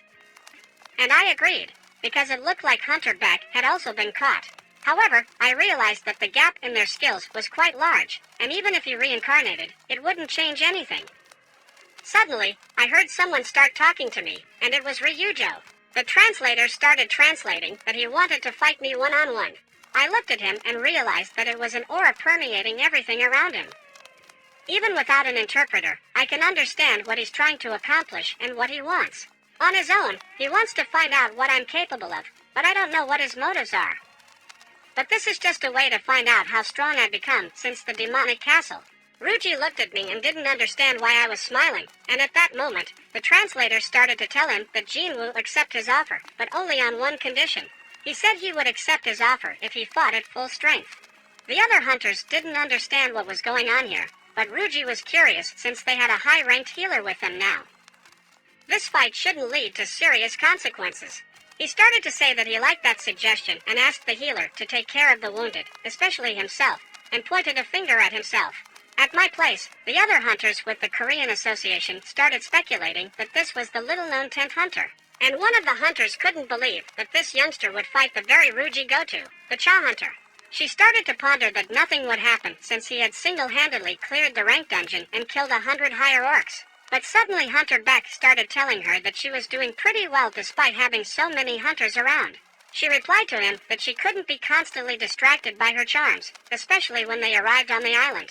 In response, she started to ask him that he had said that he was already familiar with the hunter jinwoo and maybe he should stop this fight. But he replied that it was logical since it was about Ryuji himself personally fighting. However, for the same reason as herself, he wants to watch this fight, so he won't interfere, because the very thought of this fight excites him. If jinwoo can build up his power, then perhaps he has become much stronger than he was in their last encounter. At this same moment, I decided to start our fight, but I didn't expect my opponent to act before I decided to start. His hand was already near my face, but I successfully dodged it. I was also very fast, and as soon as I gave myself away from him, he attacked me before I even finished speaking. But Ryuji was sure that I wasn't magic class, after all those nimble movements and silent gait. He began to ponder that I wouldn't be able to fool him, and decided to reveal all my secrets, continuing until he knew everything I was hiding. I looked at him and realized that he wasn't like the other hunters at all, and there was a much greater power lurking within him. But his so-and-so wasn't a hindrance to me at all, and as I smiled after dodging his attacks, my opponent began to get angry. The Japanese hunters, while watching this, pondered, should they stop this fight?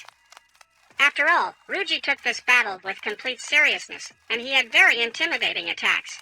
The other hunters could barely keep up with him. But Hunter Jinwoo was holding up quite well, and not everyone could dodge so many blows from Japan's best hunter. Hunter-cha pondered on the fact that Hunter Jinwoo was not holding back despite the endless attacks from Ryuji. It was as if he was taunting him, thus provoking him. At the same moment, the hunter called Absolute Weapon returned, and he noticed this battle and realized that something interesting had happened while he went out for a smoke. Ruji kept attacking and didn't realize if he could even dodge this attack or if it was just a fluke. He realized that as long as he wasn't fighting at full strength, there was no positive outcome to this battle, so he changed his mind and decided to just kill me. And at that moment, I received a notification from the system that I began to feel someone's overwhelming bloodlust in the immediate vicinity. I realized that if I played for even a short while, the system might give me an emergency quest, like it did in the battle with the warden in one of the dungeons. And after his last attack, just a little more and I would have lost an eye, but he didn't realize what a crazy power that was. After all, he might as well have caught my wrist, but before he started, grabbed my arm instead. He got mad and thought I was messing with him. But at this point, I wasn't sure I had him right. But if I had grabbed his wrist, our fight would have been over immediately. But I knew he didn't want that either. As soon as I got serious, we swung, and the earth beneath our feet began to tremble from our swings. The other hunters didn't wait and decided to stop us. And as soon as they got close, they started holding our hands, and one of the hunters built a wall of ice. One of the hunters declared that this was enough. After all, this man would be leading the Japanese hunters in a few days, and they could not take responsibility if he was suddenly hurt. As the duel went beyond the bounds of reason, one of the hunters asked the interpreter to end the practice battles. Hunter Beck came up to me and started saying that maybe he shouldn't have gotten involved, but I replied to him that it was fine. Another hunter smiled and said that not only did I manage to stand up to Ruji, but I only got away with a single scratch on my cheek. He went on to say that my body is very strong and I have a great physique like magic class hunters. But they are short on fighters. He suggested to me, if I haven't joined anywhere yet, why don't I join their hunters? But another hunter who was standing on the balcony started yelling at him that jinwoo's hunter was also magic class. I stood there and realized that I had gone a little overboard. I now know the strength of all the hunters gathered here. In addition, I noticed something else. Most of the hunters among them, none of them noticed my shadow soldiers, and that's despite them being high-level hunters. I was even surprised that Ruji couldn't sense anything. I started talking in the head of the Hunters Association about what he was asking. Would I participate in Shinju Island? The president of the association couldn't believe what he just heard, but at this time, the interpreter started asking Ruji if he was all right. He felt strange somehow and was looking at the ground, because something happened after that battle. The next day in the White Tiger Guild, Hunter Beck sat in his chair and pondered whether it was possible that being twice awakened had limitless growth. Also, how much a jinwoo hunter would cost them. But he realized that it was useless to try to invite new hunters into the guild right now. However, there are still ways to contact them. And now it was time for Plan B. As soon as his phone rang, he saw the final list of participants, which would take place in 4 days. And there was no Hunter Jinwoo in Tomsk, which he couldn't believe his eyes. Well, at the same time, Hunter Ruji was on the phone and told Hunter Matsumoto that there was a pretty capable hunter in Korea too. But he heard back that he was probably weaker than him, and Ruji started to say that he didn't even know his name. Matsumoto asked what his name was, and Ruji replied that it was Hunter Jinwoo. And he had reawakened and had just recently gotten his rank. But Matsumoto first said that it was kind of weird because there was no such name, and Ruji didn't know what he was talking about. And he started to say that the final list of Korean hunters participating in the raid just came in, and these 6 people will be leaving in 4 days as part of the Korean team.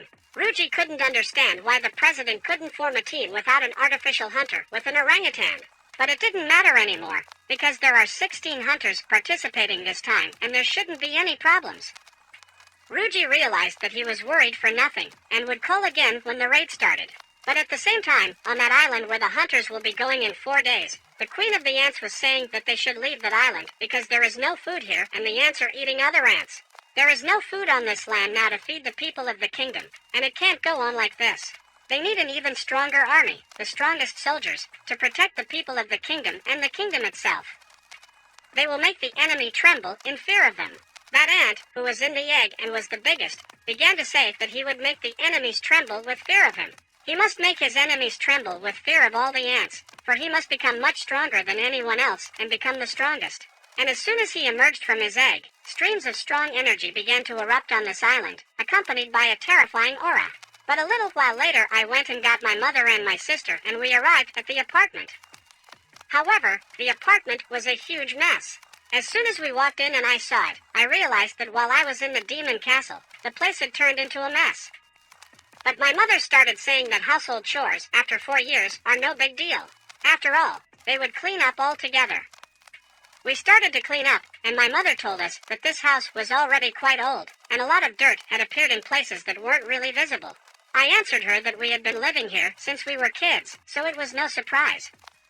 But suddenly my mother asked me, and while she was sleeping, I happened to hear nothing about my father. I answered her that I hadn't heard, because if I had told her that I had also become a hunter like my father, I wondered how she would have reacted.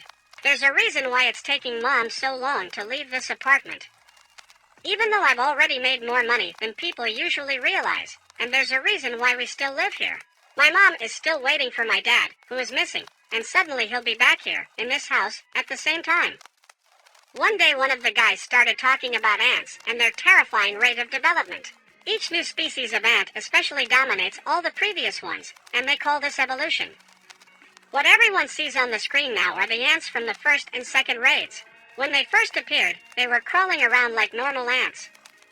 If you look at them now, their appearance is different only because they are huge. Now this is the appearance of the ants filmed during the third raid. These ants can walk upright like humans, and the huge head is noticeably smaller, allowing them to move nimbly. They can use their 4 legs as arms. In just 2 years, the specifics of their species have changed dramatically. A recent image of an ant that caused a lot of damage in Japan raises concerns. They have become even more human-like, but they now have huge wings on their backs. They are now able to fly, and that was one of the reasons why the Korean team joined this battle. Of course, if the opponent is such a monster, most hunters would want to run away. However, there was a hunter who dared to participate. Even though he had retired, I was walking down the street and reading the comments on my phone. It said, "Why is Jin was named missing from the Korean list?" And just because he became S rank doesn't mean his character has changed. There are ranks that will forever remain within a person. Some people started to scoff that I had wet myself and ran away, but I didn't care. However, I realized that Jin would be worried, so I decided to call him and ask him if he was still living at the motel. He replied that he had found a new place not too long ago, and luckily his mom had contacted him. He suggested that I walk with him and see the place. As soon as we met, he started telling me that the first thing I needed to start a guild was an office, and he chose the best one near my house. I asked him if it was too big for the 2 of us, but he didn't understand what I was saying. After all, a guild head, a deputy guild head, and a staff member, there should be at least 3 hunters to make a guild. I realized that we needed to hire 1 more person, and I wondered if among the hunters I knew, there would be someone who would join us so we could start a guild. But suddenly Jin told me that someone was looking for me, and it was a man who spoke English. He said he would be in Korea until July 17th and hoped I would contact him, but I didn't realize who it could be, a foreigner speaking English. After all, I am not familiar with such people. And at this point I made some obscure joke and started telling Jin that I needed to go home. And at that very moment I, being in my seat, saw my shadow soldier in utter horror. I sensed that some man was threatening the girl with a knife and yelling at her if she peeps anything she will die immediately, because she has no idea how many people died here.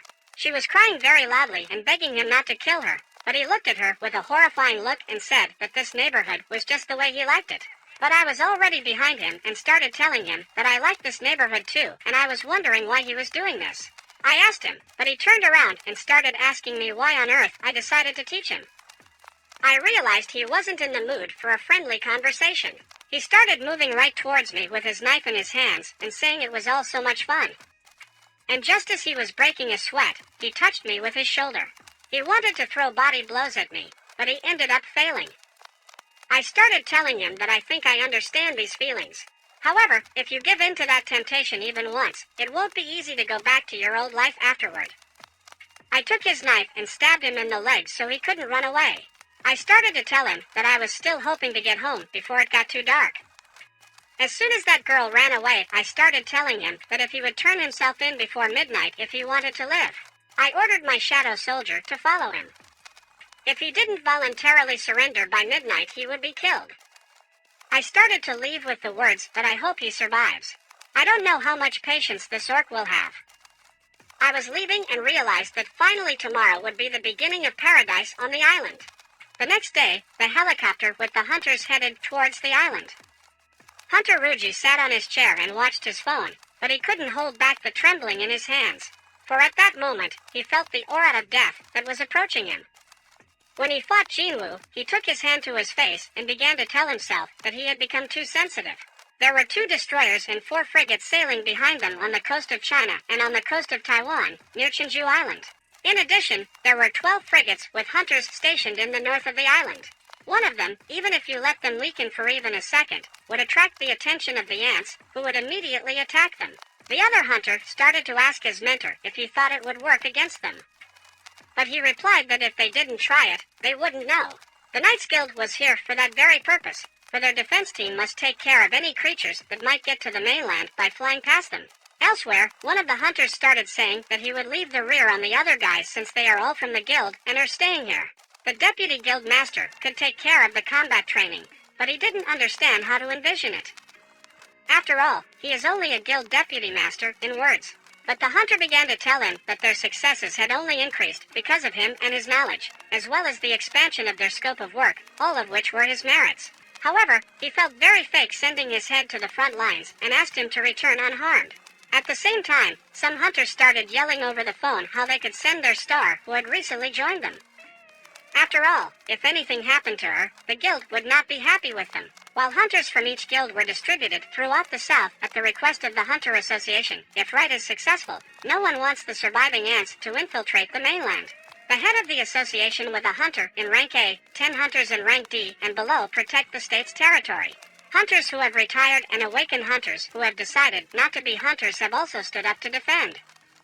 Their number is about 5,000, which corresponds to 1/10 of all awakened hunters in the country. There were other hunters flying in one of the helicopters, and the guy who was a cameraman from the official press started saying that his title entailed broadcasting the hunters professionally, and this raid would be broadcast live across the country. They don't have to worry about possible mistakes because the broadcast is on a 10-minute delay, and at that time the editing team cuts everything out. But some hunters didn't understand why a cameraman was accompanying them in such a dangerous place, and what the president was thinking. However, another hunter who was sitting next to him started to say that their direct duty as hunters is to protect the people. However, they need to realize that they need to be extremely careful. But the videographer began to say that even if they perceive him as a weakling, he is actually a hunter with experience and qualifications like the rest of the hunters.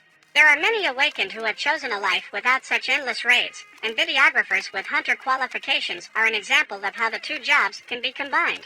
This isn't the first time for him. He has participated in dungeon sweeps several times. However, he doesn't know if his experience will help him this time, because he was scared. But another hunter started telling him not to worry so much, because the Hunters Association approved this broadcast. So, there is hope that the 4th raiding will end successfully, and this will be the first and last time the public will see the S-Class raid. Besides, they've already failed 3 times on the island, and they've decided that this time they will, because if the speech ends in failure, they will most likely disappear from the face of the earth. It was time for the world to need a hero, but one of the hunters turned his attention to another and asked him what he was doing here, for he didn't expect him to join as well. It was an S-rank healer, but he started to say that without his healer gift, Han would die in the first one, because he is the one who gets hit in the head first.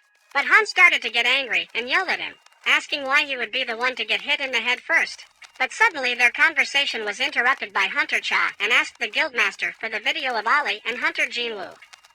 But he replied that no, he hadn't seen it. But at that moment, another hunter started saying that the show was already starting, because they were flying up to the island, and the healer's hands immediately started shaking, because he was scared. At this time, the hunters were already on the island, with Ruji at the head. They were walking through the streets of a neighborhood, but they didn't look around and realized that this city now looked like a ghost. On the ground were the remains of ants that seemed to be eating each other. Ruji realized that there was a predator among them.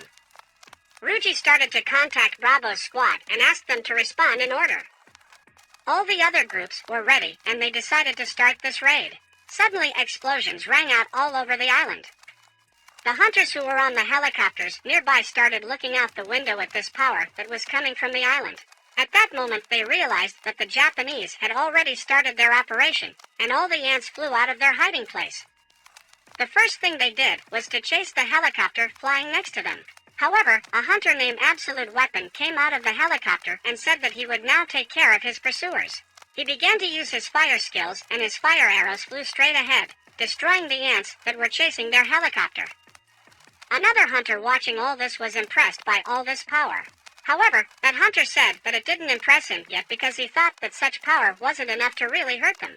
Of the 3 ants that flew after them, only 1 was hurt, and the rest continued their pursuit. He ordered the man who was driving that helicopter to hold the helicopter firmly steady, for it might shake slightly from his attack. He started to use another skill, which made the fire fly straight at the ants, and they all instantly burned. These ants had evolved a lot, and they used to be hunters that he had just destroyed. They seemed to be resistant to his magic, similar to the monsters from the ranked dungeon where he had to focus on his firepower. And at that moment, he jumped out of the helicopter and decided to find out their skills. The hunters watching him saw him descend to the ground. They didn't know if he was going to be okay, but the girl sneered and was sure that nothing would happen, as his fire magic was aimed at fighting several enemies. And as soon as he landed, he started burning all the living things that were near him. All the ants started to burn and disappeared at the same moment. This hunter wondered, for it had been a long time since he had last played with ants. Now he could hear the same cracking sound, but it was like deafening explosions. As soon as he finished massacring the ants on the ground, he shouted to his companions who were on the helicopter and asked them to come down to him. The man who was watching all of this realized that the current plan did not include any retreat options. This meant that they would find themselves completely isolated while inside the nest. For about an hour, the Japanese hunters distracted the soldier ants, during which time they would attempt to kill the queen. And once everyone was ready, they decided to make things happen quickly, because it was them, and so there shouldn't be any problems. They all started to descend to the ground to begin their journey to the queen's nest and destroy her. Even on the second aircraft carrier, the guys who were on board started the operation and activated the jamming generator. Once the jamming generator was activated, the signals from the queen and the hunters who were cutting down the ants stopped reaching the island. Some of the ants were able to adapt, while others were unable to recover. One of the huntresses was chopping the ants with her large daggers and started telling her comrade to hurry up and adapt or they would die. Team Bravo started saying that at this rate they would kill all the ants before the Korean team killed the queen. Another hunter asked where their comrade Kong was, but he was in the meantime playing catch-up with the ants, tearing off their wings that allowed them to fly. He was old enough, but he was still acting like a child. Suddenly, the Delta team saw an explosion on one of the volcanoes, and a guy named John was there. He used his ice control ability to freeze all the ants that were there.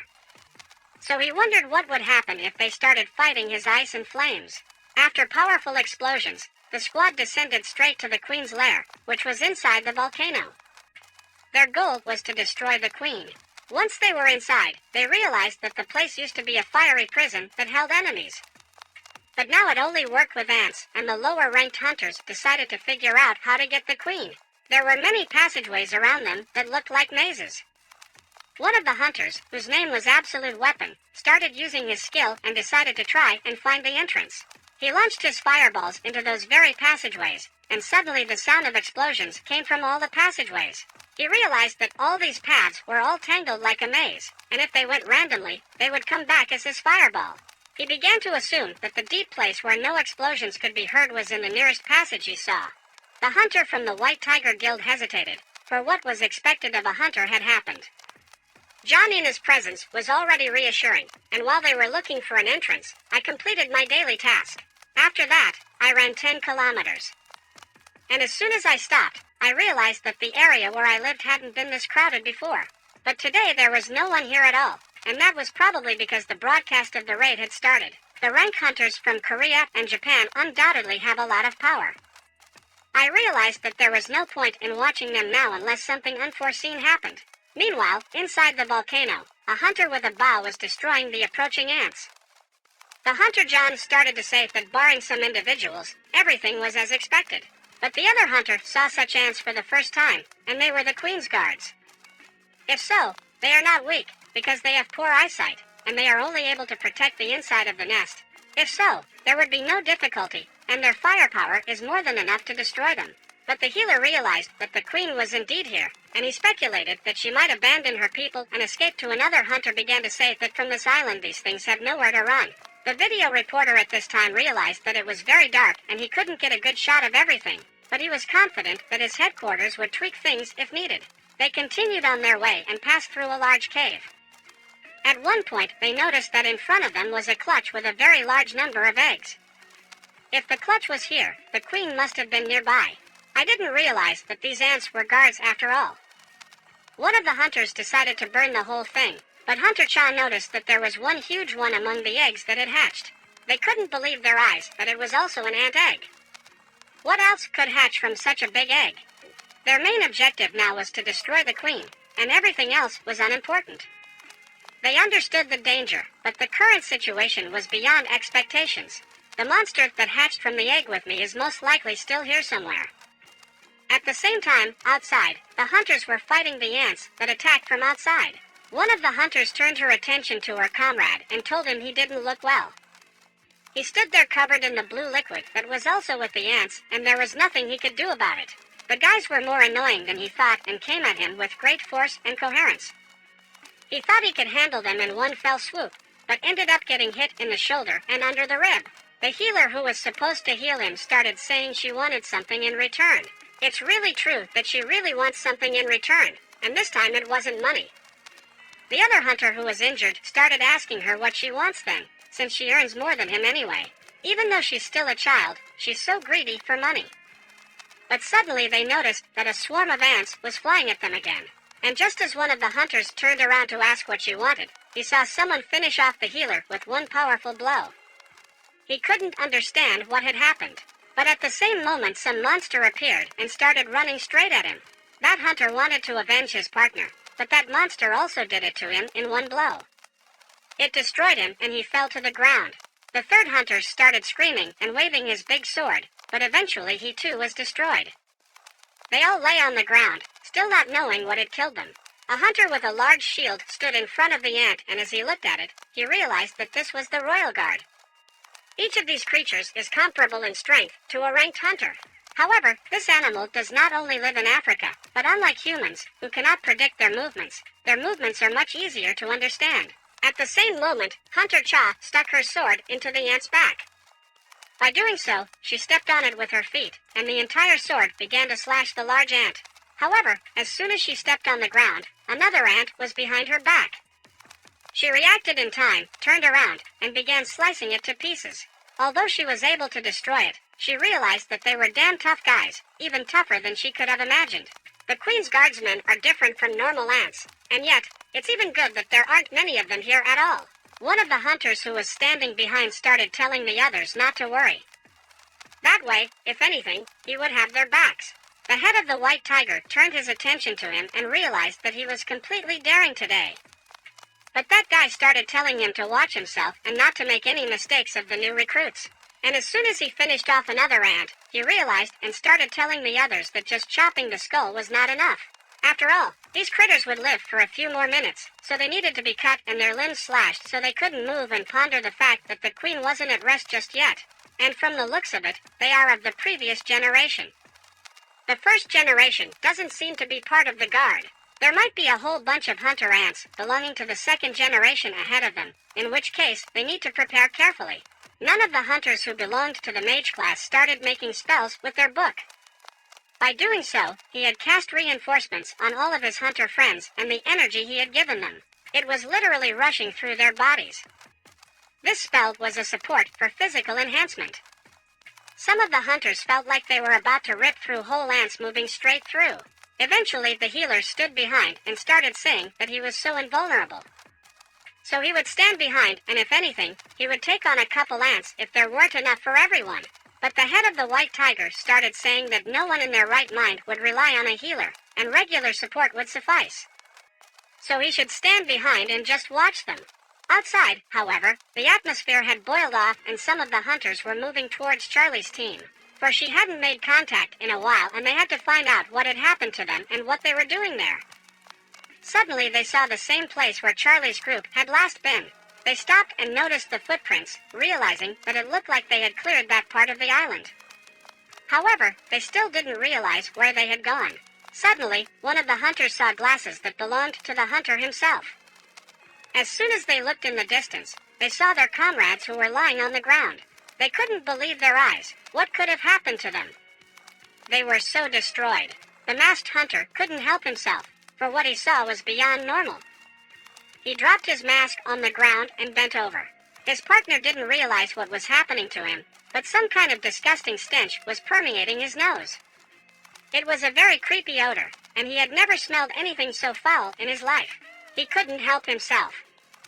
So, he started to use his power towards that stench, and that whole part of the forest that was enveloped by that smell started to turn chilling from his power. In the queen ant's lair, the hunters fiddled with those ants for too long. But they were wrong. One of the hunters said it was actually the other way around. Long is when you spend more than 5 minutes to kill an enemy. But with the help of this spell, it was as if they now had wings behind their backs, and the hunter had killed twice as many monsters as the head of the white tiger in such a short time. It would take about 15 minutes to reach the royal chambers, and it wouldn't take them long at all to get out through the tunnels they had already passed through. But altogether it would take about 30 minutes. Now the most important thing was the destruction of the queen. At this very moment, the huntress joked about the scent and the queen was most likely ahead of them. The head of the white tiger decided to find out and started relying on his senses. He realized that there was a queen in the distance along with her soldiers. She was at the back of the cave and there were about 8 guards around her. But if she is the huntress, can take them on, then the rest of us have no choice but to destroy the queen. One of the hunters asked the huntress would she be able to handle the guards while they fought the queen, and she was agreeable to such action. One of the hunters began to do his fire spell, and he had held back before. But today he decided that it would be a waste if he didn't go all out, and a huge fire dragon spell began to move towards the queen. But at that moment, one of the ants got behind this hunter, but he was lucky to be blocked by the others behind him. The hunter with the bow began to tell him not to worry, for he would provide them with the head of the white tiger. At this time, he decided that he would also not self-limit himself, and to hell with all these restrictions, even if he had to turn into that ugly monster. He would exterminate those damn insects. Hunter Cha was surprised, for this was the first time she had seen this beastly appearance. Suddenly, one of the hunters shouted for her to spring into action. She took that as a signal and activated her skill, Provoking Wave. All the ants in the area turned their attention to her. Once the other hunters realized that it worked, they immediately started heading towards the ant queen. The hunter realized that with the weather all the guards would leave their positions, so he would do his best to hold the queen. And now this hunter had decided that the opponent for the queen would first and foremost be himself, standing in front of her with his large shield and spear. The hunter, who was apart from the association and filming everything that was happening in this cave, could not believe his eyes. After all, he thought it was a dream and just now the number of onlookers had increased by 80%. And he realized that he had to get closer, because the spectators should see everything with their own eyes. But just as he started walking forward, someone grabbed him by the back and ordered him to stop. They are now in Boss S's territory, and so they can't vouch for his safety. So it's best to keep a low profile. And now the game is over. Now it's a serious fight. That hunter with the camera on his head couldn't understand. After all, had that hunter lied when he said that his combat skill level was comparable to Erang? He began to think that it wasn't. After all, he and his Erang weren't even a match for him. At the same time, in one of the apartments in a town near the island, Grandma turned to her husband and said that hunters would be on TV today, and asked if he would watch it with her. But he replied that he was not interested. However, his grandmother continued talking, interrupting him, for they had just said that today all the enemies would be defeated. But he replied, after all, they always say that. It's nothing new, though. Grandmother filled with hope, for these hunters were the only ones who could avenge their child, and they were bound to watch, even if the whole world collapsed. But Grandpa didn't dare to get up, and Grandma went into the other room and sat down in front of the TV and thought about how stubborn he was, like a sheep. The TV started saying that the South Korean hunters had just bravely engaged the queen in battle and were right now in her chambers, and the very ant that everyone was so eager to see appeared before their eyes. The queen and the hunter Madon are holding up just fine. However, the rest of the hunters need to hurry to help them. And just now, Hunter Beck eliminated one of the queen's guards. Grandma was very scared and felt as if the whole world had gone crazy. Other people were also watching on TV. There were only 4 ants left to guard the queen, and they had already wiped out half of the royal guard. Soon there were only 3 ants left protecting her, and then only 2. The hunters decided to destroy them and make their way to the queen. By the end of the raid, there were none left and everyone heard on TV that all the guards had been exterminated. Suddenly, Grandpa walked in and, slime in his eyes, said that this was the 4th round and they must win, for there was only one enemy left on the horizon, the Queen. By destroying her, they could finish off the ants in the studio. At this time, the man started calling his director and telling him that they had just increased their audience reach by 85%, breaking the previous record. The US, China, France, Ukraine and Korea will soon join the list of countries mopping up the rank escalate. The hunters skillfully restrained the Queen, and the attacks came right at her. The other hunters stood behind her and delivered long-range blows to her large head. I continued to close in on the target, at which point the beast-like hunter began to maul her with his sharp claws, realizing that without her guard she was nothing more than a defenseless insect. But suddenly the Queen began to use her venom, which began to flow out of her large muzzle and towards the hunter in front of her. And as soon as I reached the hunters, they began to agonize in pain. But Mok, the healer who stood behind them, began to use his skills and thus restored their health. He realized that if she wanted them not to die, she'd better aim for him. The Queen seemed to hear his words and started to move towards him, but the tank hunter who was holding her back became in front of her. He was standing right next to her huge tentacles, but he realized he couldn't let her get any closer to the healer who was standing behind her. Suddenly one of the hunters shouted for everyone to quickly move away from the Queen, and he began to use his fire ring skill. The Queen began to burn from all sides, and at that moment, the other hunters realized that the Queen was finished. The Queen of the metal wagon, and it seemed that the outcome of the battle was predetermined. However, something began to happen. For the Queen was screaming in pain, and this scream began to go beyond her cave. The hunters realized it was a death howl. The other hunters, however, guessed that she was calling for someone. The hunters who were outside realized that the ants had started to return to the nest and the frequency jammer was no longer affecting them. They didn't understand what was going on here. Huntress Cha decided to end this battle and chopped off the head of the large ant queen. Eventually, this battle was finished.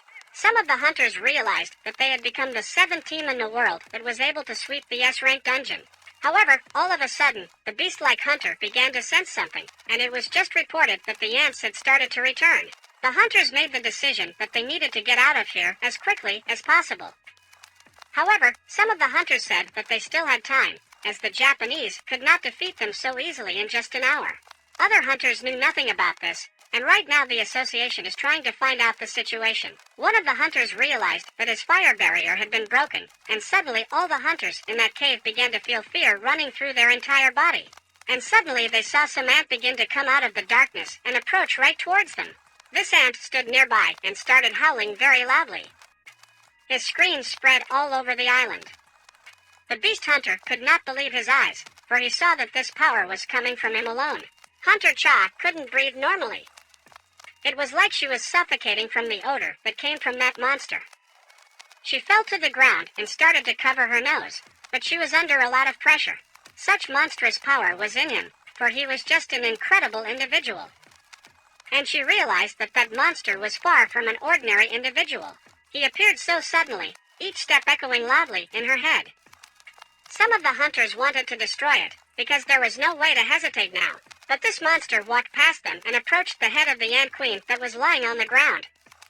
He just passed by all the hunters, and as he approached the head, he looked at it. The hunters watched in horror as that monster began to build up strength at the sight of their dead ant queen, and his terror spread throughout the cave.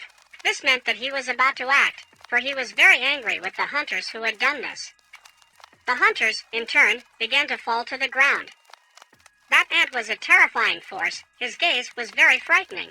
And in an instant, he moved from his spot as if he had teleported, and found himself behind the back of Hunter Cha, who couldn't even imagine him moving so fast. He kicked her in the side, causing her to fly off to the side and crash into the nearest wall, with the impact creating a hole. The force of the blow was so powerful that she began to feel a terrifying pain coursing through her entire body. As soon as the other hunter shouted her name, that ant was instantly at his side, and with a single blow, pierced a hole in his large shield he was holding in his hand. But the blow not only broke the shield, it completely destroyed it, and the wave of impact traveled to his arm, which broke. At the same moment, with his other hand, the ant wanted to damage him with his spear, but he was so fast and strong that he severed both of his arms at the same time. Then the ant slowly moved away from him, and the hunter, standing behind him, began to bleed. The beast-like hunter, as soon as he saw all this, turned around and wanted to finish off such an ant. However, the ant was too fast and dealt heavy damage to him in an instant. The next hunter, who possessed strong flame magic, was also hurt by the ant. It slashed him from head to toe, and now he couldn't move from his spot. Another hunter who had a large bow started shooting at it and thought that the ant wouldn't be able to dodge. However, the ant turned around and began to take his attacks. That arrow that flew towards him couldn't do anything to him, for he simply caught it and broke it. The skills of such an ant were great, for he simply stopped every attack that was made towards him. And as soon as he broke that arrow, he approached the best and hit him with all his might, and he flew aside. Suddenly, the tank was hit by an ant who had recently had his arms cut off. However, he started to say that he let it decide how much he could fit in, and as long as the healer was with them, it was just a trifle. Using his healing properties, he began to repair the wounds that had been inflicted by the horrible monster ant. The healers behind him applied their self-defense skills, using camouflage to hide and completely suppress their presence. However, this skill had a single drawback. One could not move while using it. Nevertheless, it is perfectly acceptable for a healer, so if he wants to get rid of it, he needs to find a healer first, and the ant cannot break them as long as he can heal his team. But as it turned out, that wasn't a problem for Ant. He grabbed the tank by the leg and started beating it against the ground in different directions. Eventually, the tank was thrown aside, and it couldn't move. The healer who was watching all this could not understand what had happened. After all, the ant was paying attention to him at the same moment, and he realized that his camouflage skill was still active. However, he wondered, did that ant really notice me after all? Suddenly, something happened, for the beast-like hunter began to shout to them, "I am a hunter-healer." But the hunter-healer himself could not understand how this was possible, for he was, roughly speaking, invisible. However, an ant was at his back and made a hole in his chest with his big hand. As a result, all the spells began to dispel from the beast-like hunter, bleeding out. Was stunned that his comrade had been killed. This terrifying monster stood behind the slain healer. The last thing the healer could say was, "Run away, Hung, for you won't be able to handle such a terrifying force." But the beast-like hunter couldn't believe his eyes. The hunters who watched this horror could not say a word. In the end, the healer was killed, but the saber-like hunter couldn't just sit there and watch as his comrade was slaughtered. He lunged at the ant, but the ant stopped him with one hand and lifted him into the air by his neck. And so this ant began to say that he was running away from something that all the hunters could not believe that he was talking. For they realized it was a bastard. It had consumed him and, along with his life, taken all his strength and memories. This ant started saying they were weak and killed the queen and even put down the soldiers, but they miscalculated. He started to ask who their king was, but Hunter Han didn't understand what he meant. All the hunters who were in that cave were badly wounded and lay on the ground without moving. And suddenly this terrifying ant monster started turning his head the other way and started saying that there was a very strong guy outside. And a moment later, he started moving towards him.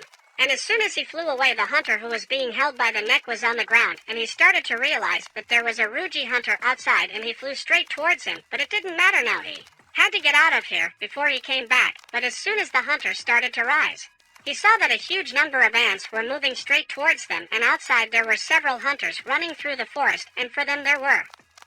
It was strange that first Charlie, and now Delta, and with their team too, lost communication.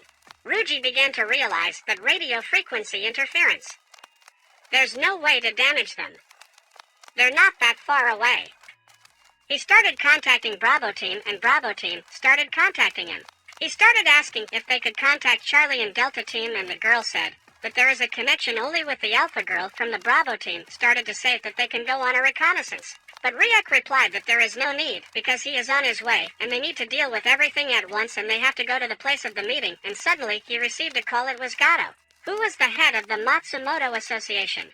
And at that time on the waterfront of China they started saying that it looked like South Korea was in turmoil, and although the ants at least couldn't fly to China, they thought that Japan was only helping them because Yuriuji wanted to get the title of national level hunter. And it is possible that all national level hunters have cleared the dungeon of such a high rank, and Yuriuji, despite his many feats of such a record, is not. But suddenly, one of the men began to guess that this performance is just a diversion. Eyes, because Yuriuji is still too weak, and the captain of the ship began to say that he thought his colleague would understand if he were lucky enough to meet him, and however one of the countries involved in this rig would suffer a crushing failure. and as soon as Ruji reached the place where his part of the team was, he saw that his comrades had been killed, and the other man he was talking to on the comb started asking if he had any casualties, and Ruji replied that yes, more died than they thought, but that's why they sent the third rankers. To avoid too many casualties, and they're just weaklings and don't need to pay attention to them, it was too ruthless, according to Ruji, but the man on the comb started to say that for now, he's alive, it doesn't matter, even if 100 of them die, because the chicken team is now trying to destroy the queen, and since the frequency jammers are no longer working, all the monsters are now heading back to the nest, and Ruji started to say that he's worried, because it wasn't part of their original plan, but he doesn't think that this kind of thing can stop them. And the man who was talking to him and started to ask him what the odds are that the Korean hunters will survive, and Ruji started to answer that based on their fighting together on the training ground, and the composition and fighting ability of the current members of the raid, they don't stand a chance for that man. This was great news, because despite the fact that Japan provided all outside help in clearing the dungeon, all the raid participants had to retreat as the Korean team was destroyed, and Ruji's aspirations to reach the national level unfortunately did not succeeded for him. It will be a great headline in their plan to destroy the Team S ranked hunters. At the same moment, Ruji began to tell everyone to start retreating. And as soon as the order came from above for them to start retreating, the Ruji was attacked by that ant that had massacred the Korean hunters. The Ruji looked at it and realized that it was an unusual ant, and immediately ordered his comrades to leave the area because they would be in the way if there was a serious battle. And at that moment, the Ruji began to realize that this ant was emanating a rather murderous aura. But the ant asked a counter question: he or that king who is among these hunters? The Ruji was excited that such a monster. He drew his sword and said, "He's what? He is the king." And the ant started to mock, but the Ruji didn't understand. When such a great power is coming straight at him, and he had a feeling that something like this he had already experienced, but could not remember when it was, but suddenly his sword was broken, and the ant took him down with a single blow.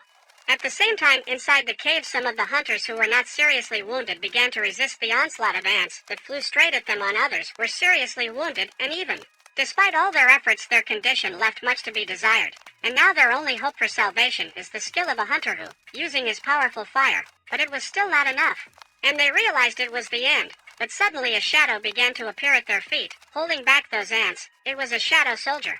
The beast-like hunter couldn't understand where the black soldier was coming from, and at that very moment, I was standing in the city, and I realized that now was the time to come to their aid, and I blotted out the word exchange with which I could teleport to the part where my shadow soldier was. The videographer, who was filming everything that was happening, was looking at the huge ants that were flying around him. He began to remember that during the last conversation with his father he had said something wrong, and if he had only known that things would turn out this way, he would not have been so stingy with his words. He was already ready to die, but suddenly those ants that had gotten close to him suddenly became the targets of a huge sword that slashed through them. At the same time, the guys who were in charge of the broadcasts, all of them were horrified by what they saw. Some ant had managed to kill all the high-level Korean hunters. They didn't understand how this could even happen. But suddenly, Chief's girlfriend started screaming that their lines were about to break, and there were many calls from viewers. The chief told her there was nothing they could do. After all, they can't broadcast a bloody meat grinder to the world. The chief was already despairing that they had lost, but suddenly one of the guys started saying that someone unknown had just appeared on the scene. When they looked at the screen, Chief couldn't believe his eyes and started telling them to resume the broadcast as soon as possible. One of the guys said that it would already be live and they wouldn't have time to announce prices in case of an emergency. But Chief didn't care about that, because they had already stopped the broadcasts, and it was unlikely to be worse than it is now. And they have no choice but to turn on the broadcast right now, because now the fate of the entire humanity depends on one person. Inside the cave, Jinwoo appeared with his commanders-in-chief, who were shadow soldiers. Behind them stood a large army, ready to fight for him so that no one would be harmed. Now the fate of all the hunters and all of Korea depends only on one guy who somehow appeared on this island. Jinwoo asked his commander-in-chief Aaron to start using his provocative scream skill. Suddenly, all the ants paid attention to him. It was a good job, and Jinwoo thanked Aaron for such a great skill. He then took out his big blades and began to deal with the armored ants, for they had no place to run anymore. A huge shadow orc stood and covered the badly wounded hunters, but the hunters in turn looked ahead and did not realize what was going on here and who was fighting for them now. But the main thing was that their partner did not worry, because from now on everything would be fine. After all, a very strong hunter is fighting now, and his words are as strong as we are. but they have one peculiarity: they are immortal. The battle only lasted a few minutes, but Jinwoo realized that he needed to speed up. Thus, he began to resurrect all the dead ants and thus replenish his army. The videographer couldn't understand what was happening, because all the ants that were dead and started fighting against their own videographers started talking over the comms and asking why he was frozen like a statue. After all, he had to do something, and fast.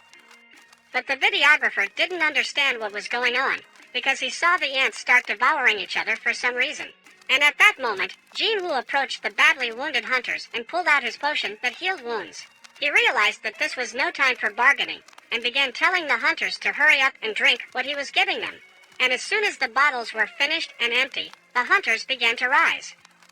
After all, their wounds had all healed, but for some reason, Hunter Chai did not regain consciousness. After all, her wounds were serious, and Jinwoo's skills were not enough to heal her at the moment. She was barely breathing, and just as Jinwoo started to say that it was time to get out of here before the others came, they wanted to do so, but suddenly that ant who was the strongest of all appeared. He went inside the cave and started saying that there was no king outside, and it was just a fake. Then he turned his eyes in our direction and began to say that there was a man among us who called himself a king. The other hunters realized as soon as they saw him that he had returned, and were surprised by it. After all, they realized that Ruji was turning out to be completely independent of him. At this time, Jinwoo stood up and started talking to the hunter who was near him to take care of Hunter Cha. He stood up and started walking, pondering why the connection with Ruji's shadow had broken off. And here was the answer: it was because that ant had finished him off. When Jinwoo approached him, the ant started to ask him if he was a human king. But Jinwoo was a little surprised that he was speaking his language, and it was amazing to hear the insect talking. They met gazes, and their aura began to rise up towards the cave. The ant stared intently at Jinwoo and realized that a dangerous aura of baldness was emanating from him. It began to emit a terrifying sound with full force, which caused Jinwoo's clothes to shiver. But at the same moment, Jinwoo realized that after that scream, he looked more like an insect than someone capable of speaking his language, and began to resemble a human more. The hunters who were in town 5 minutes before were watching the broadcast on their phones, and it said that the broadcast was being prepared and technical work was being done. By improving the quality of the signal, they apologized because of the cause of the inconvenience. The hunters didn't understand what was going on there and where that horrible ant was coming from.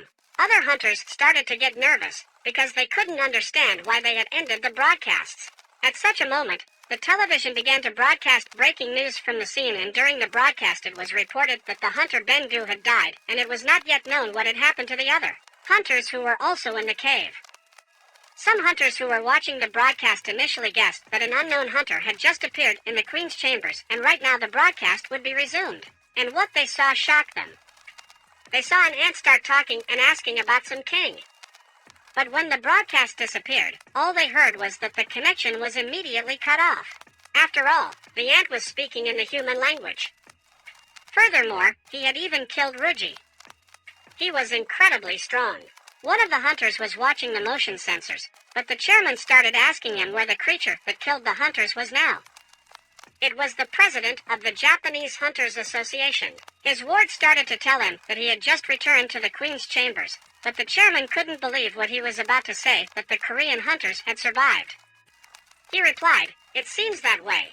In addition, an unknown source of immense magical power has appeared there, one that surpasses even the power of an ant.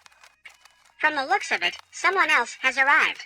The chairman began to speak so that they would turn on the broadcast as soon as possible. At this time, Jinwoo's sister started to ask her mom what she was doing there, but she apologized and said that if she wasn't bothering her studying, she wanted to turn on the TV, because they were showing the broadcast. But it suddenly turned off. The sister started asking her mother where her brother had gone, and she said that he had left in a hurry and said he would be back soon. The mother couldn't understand why young people always rush to go somewhere, but at that time, the sister was watching the broadcast on her phone. At the same time, the president of the Korean Association shuddered from his seat as soon as he heard that a young man named Jinwoo had appeared on that island. The president was so excited that his assistant asked him to calm down, for he broke the chair with his hand from excitement. All the spectators began to watch as the TV showed that a large ant swung around and tried to hit the hunter who had just appeared on the battlefield. In reality, this was exactly what happened. He hit the hunter Jinwoo's face with all his strength so hard that the ground moved from its place. and the wave of impact was so strong that all the rocks that were lying nearby started flying in different directions. The hunters who were standing behind began to cover their faces with their hands as the air was so strong that nothing could be seen. It seemed to them that Jinwoo and the ant were equal in strength, but they seemed to have underestimated the ant, as it started its attack with a direct kick. And as soon as all the dust settled and the ants fell to the ground towards me, one stood up and started saying that he too was weak and not a king. But what the hunters saw was like Jinwoo, who stood up to such a powerful blow. And at this moment, he became angry, and Hunter Jinwoo had spat out the blood that was left after that punch. Excited, he activated his ruler hand skill, and all of his power started to accumulate in his left hand, after which he struck back. As soon as he swung, Ant realized that he wouldn't be able to dodge, and he began to prepare for the strike. Jinwoo couldn't stop anymore. He hit the ant with full force, and the ant started flying several hundred meters backwards, crashing into the wall behind him. The sound was even more powerful than the first blow the ant had taken. The hunters behind could only watch this with their mouths open, for their surprise was written all over their faces. One of the hunters started asking the other one, "Is this guy definitely magic class?" And the one replied that he had certainly thought so, but he didn't expect him to be that strong. And at this moment, the ant started to move towards him, but Hunter Jinwoo realized that he was quite strong and probably had an exoskeleton, and this started to annoy him even more. He prepared for battle and raised his right arm to block the ant's attack. And just as he blocked it, the earth shuddered again from the backlash. Right back at that ant. This battle was so incredible that they fought at such a speed that no one could see them. In the end, Jinwoo was able to hit him right on the head, and at the same time, the sounds of the blows came to the videographer, who realized that this was an incredible battle. Compared to them, he was just an ordinary hunter who could only stand and watch from afar. He realized that he would go so crazy just from the sheer power of their magic alone. Ant realized after being hit on the head that he was losing in strength and couldn't understand who he really was and where he got such power from. The battle continued, and they fought at full strength. When they clashed blows, both of them bounced aside from such force, but it was the hunter Jinwoo who was stronger. Indeed, his punches were doing a lot of damage, and Ant realized that his exoskeleton was starting to crack. He couldn't understand why, because his body was so strong that no one could hurt him, but then this guy showed up and everything went downhill. He was taking more and more damage, but suddenly, and wounded Jinwoo. But it wasn't a serious wound, just a scratch on his face. When Jinwoo realized that he had been bitten by a fawn, he jumped back and realized that it was a poison that was penetrating his body. It was a paralyzing poison, and the ability was obtained after absorbing the cone. It is one of the deadliest poisons in the world, and its effects are increased tenfold when mixed with magical energy. The ant started to say that he was in pain, despicable man, and right after saying that, the ant wanted to strike one last blow and destroy the hunter. Jinwoo lowered his head and was ready to meet his blow, but at the same time, the Japanese hunters, who were the last of the surviving houses, appeared in the city. One of the hunters was cowardly with fear, realizing that they wouldn't be able to defeat this monster that was very strong and not by human standards. However, the girl did not want to hear this and took him by the scruff of the neck, trying to bring him to his senses, since according to her he was starting to go crazy. But that hunter kept saying that they were no match for him, considering that that ant was very strong. She tossed him aside and started saying he was nothing. She looked at the helicopter that hovered above them and started to say that there were much bigger problems ahead of them. But at that very moment, Jean blocked the last punch that this monster ant wanted to throw, and he couldn't believe his big red eyes how he managed to do it. In response, he only received the strongest blow on his muzzle. It flew off to the side with great speed and crashed into a rock. At this moment, Hunter Jinwoo was completing her action and realized why she was so excited. With the increase in perception, the hunter became better. Jinwoo noticed that this ant was now clearly anxious, just like those guys behind Jinwoo. Looking at the hunter lying on the ground, she realized that he needed to finish him off as quickly as possible. At the same time, the ant watched Jinwoo as he jumped up the mountain and wanted to strike his foot right into its torso. But just as Jinwoo got close to him, there was an explosion from the hunter's kick, and the entire ground shook. He missed the hunters who were watching and couldn't figure out where he disappeared to. But Jinwoo noticed that the ant was hovering in the air, for it could fly. While in the air, the ant realized that even poison had no effect on this hunter, and tried to compete with him in strength. He realized that he would achieve nothing. As for him, a battle with an enemy that relies on strength for the most part is completely pointless. He realized that his advantage was speed, and if he shrunk his body, it would be easier for him to move around. The ant realized that the game was over. However, the hunter who was standing on the ground began to pull out his daggers, for he too wanted to end this battle as soon as possible. And finally, the final battle began. Ant lunged towards Hunter Jinwoo with all his speed, but he suddenly noticed that he had dodged. At the same time, Jinwoo was in the air and began to strike with his blades. However, the ant repelled them. The ant threw him aside and Jin flew into a wall, but he was able to gather himself and push himself back from the surface or the walls towards the ant. They fought so fast that no one could follow them. The ant realized that he lacked speed and no one could catch up with him, for he was a hunter. Gradually, he became faster. He didn't understand how this could be, but Jinwoo realized that his rank was somewhere at the level of a demon king and perhaps even higher. However, back then, he didn't have such powerful weapons as he did now, and besides, after defeating the ram, his skills had improved markedly. He was more than certain that his exoskeleton was about to collapse, and this was his chance. Jinwoo began to deliver the final blows, causing the ant to start twisting in pain. At this moment, Jinwoo realized that he needed to act and activated his critical strike skill. He ended up landing several blows on the ant's torso, creating several holes. As soon as this happened, the notification showed that the last stage of the critical strike skill had been upgraded to a maiming skill. The ant started to run away, realizing that it wouldn't be able to deal with the hunter. But Jinwoo didn't want to just let it go, and activated his skill again, which was already stronger. As soon as Jinwoo approached the ant, he began to slash at it from all sides like a blade. After the heavy blows, the ant bounced to the side and realized that he had no way to remove this man. But suddenly he realized that he had one last trump card left up his sleeve. He started making a loud noise, attracting all the ants that were in that cave. Then he directed them all at the hunters. Jinwoo looked at him with an unwavering gaze, and the ant began to say that he should prepare to die now, for his army was coming straight for him. But Jinwoo was ready for it and started smiling. And as soon as he said his crowning word, rise up, his monstrous army of shadow soldiers started to appear behind him. They clashed in a vivid battle. All the shadow soldiers fought against the big and terrible ants, but most of the ants couldn't handle the soldiers who were stronger. Jinwoo decided to call in the heavy artillery. It was a huge Ordma that appeared behind him. He turned around to him and started telling him to aim at the ants.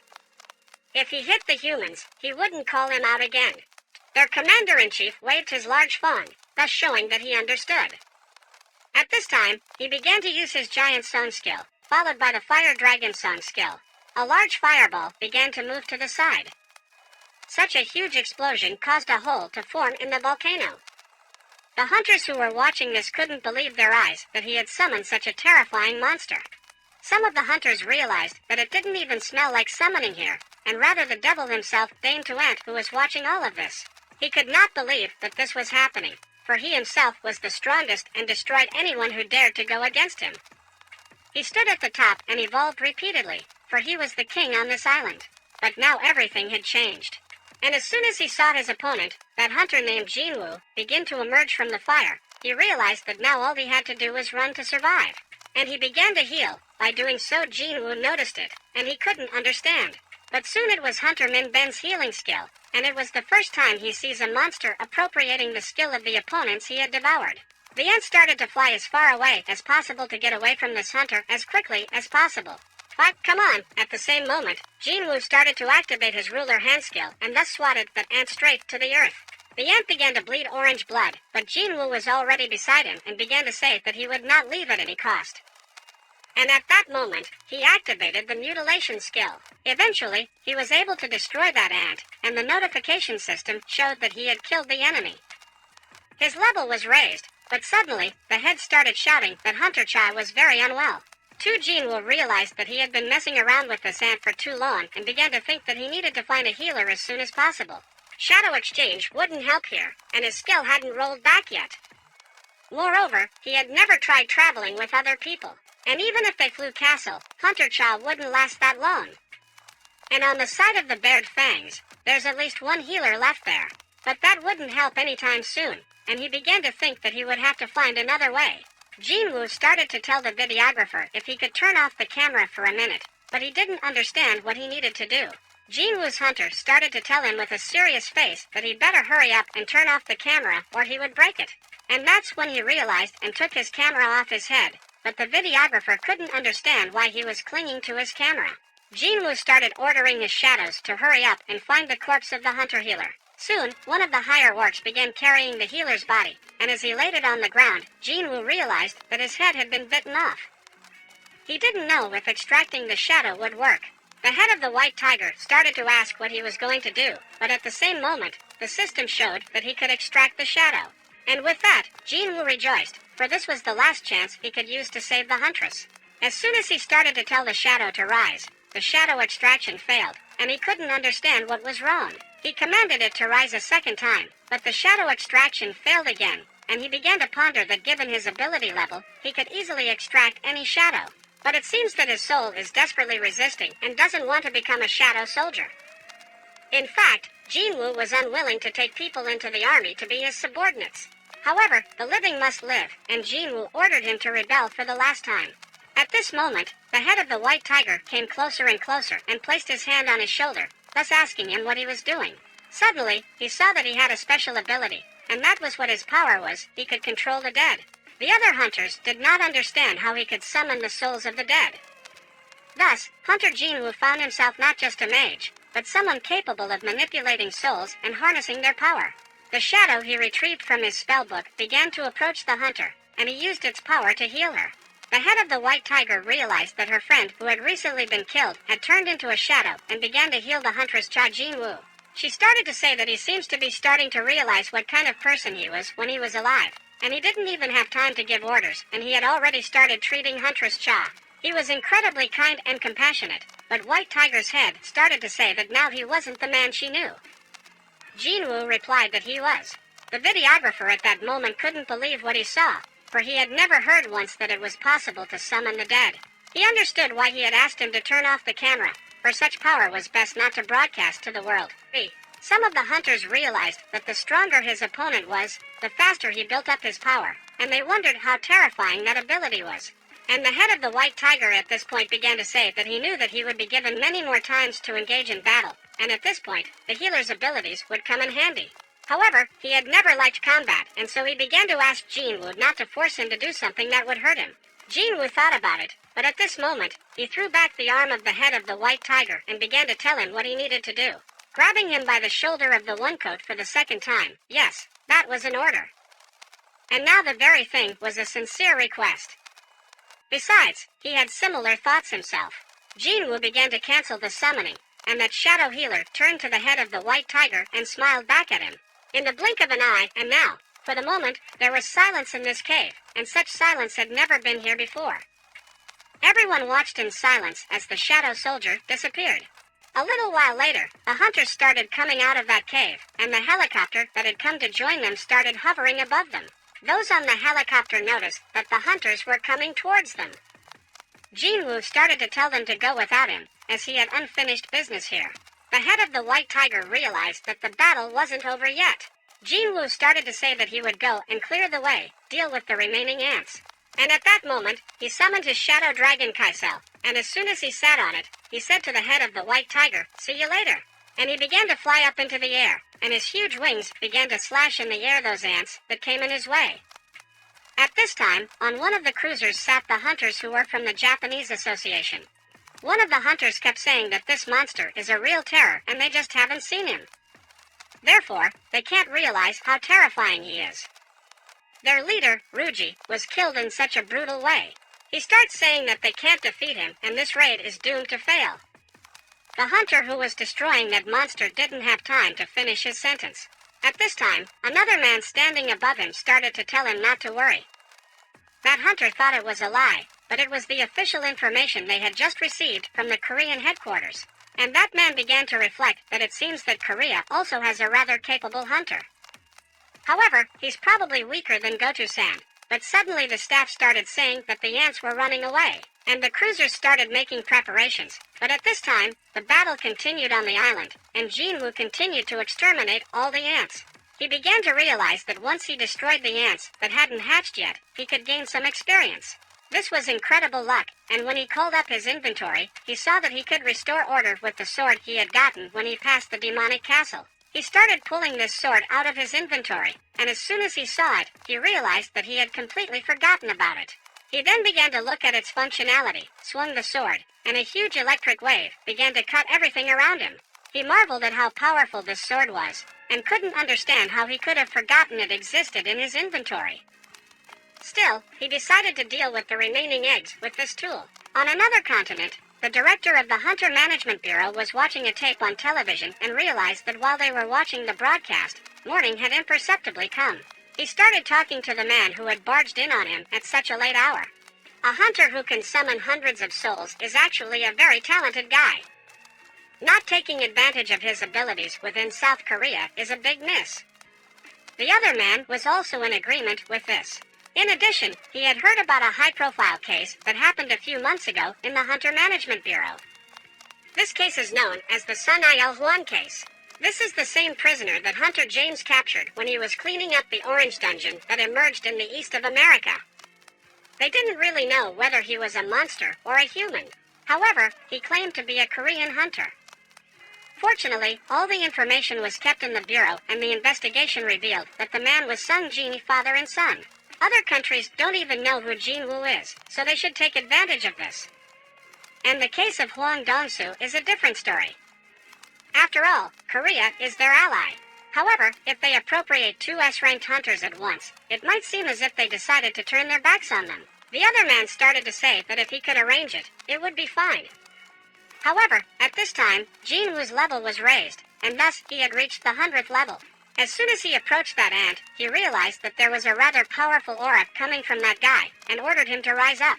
Correct the text for errors, but suddenly nothing happened and darkness started appearing everywhere, and he didn't start feeling anything. Because he had used the shadow extraction skill on himself, everything suddenly went dark, and he realized that he had failed. But suddenly, the shadow returned, and he appeared behind him. At the same moment, the notification system showed that he had successfully retrieved Jinwoo's shadow. Rejoicing, because he thought he had already failed, a terrifying shadow soldier stood in front of him, and the general was beside him. Jinwoo, looking at his new shadow soldier, realized that a new Iran had opened up.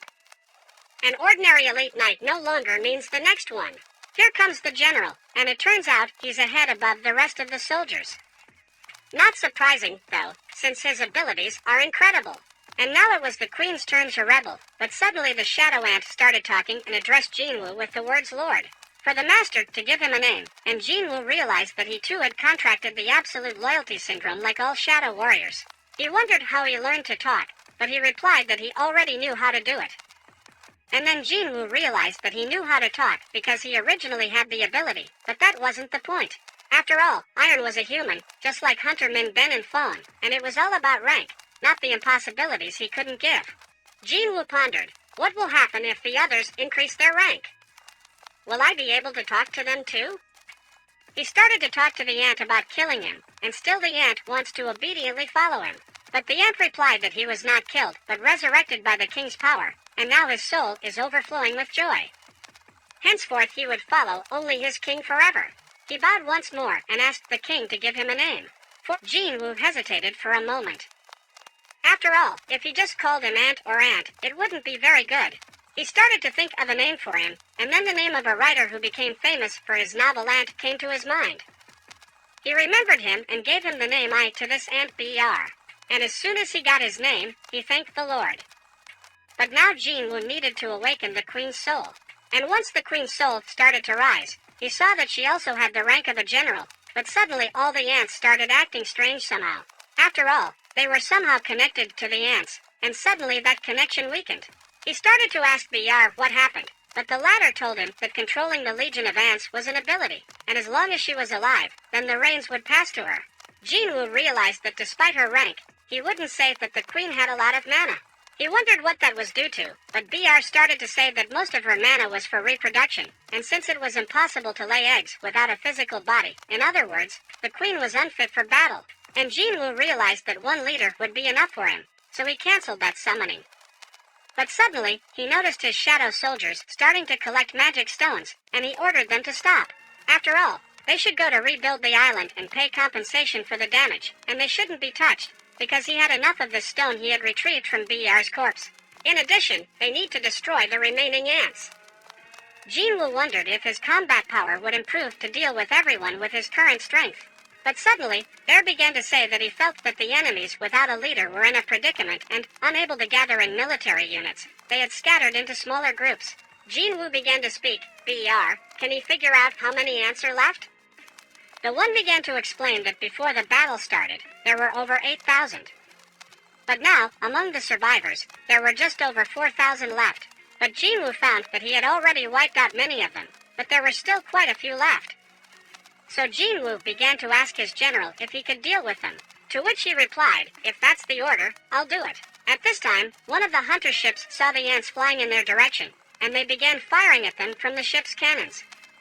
The magic that was there also began to use its power and attack the ants. The hunters realized that the ants were flying north, and if they flew there, they would run into the camp. Now it was their time to prepare for battle. They saw a great many ants flying straight at them, and one of the hunters first says that Glory must also prove herself in this battle, and they must cut down everyone that catches their eye. At the other, however, the hunter starts yelling, what is he doing? After all, each ant is comparable to a hunter in rank, and he might get hurt if he doesn't stick with the rest of the hunters.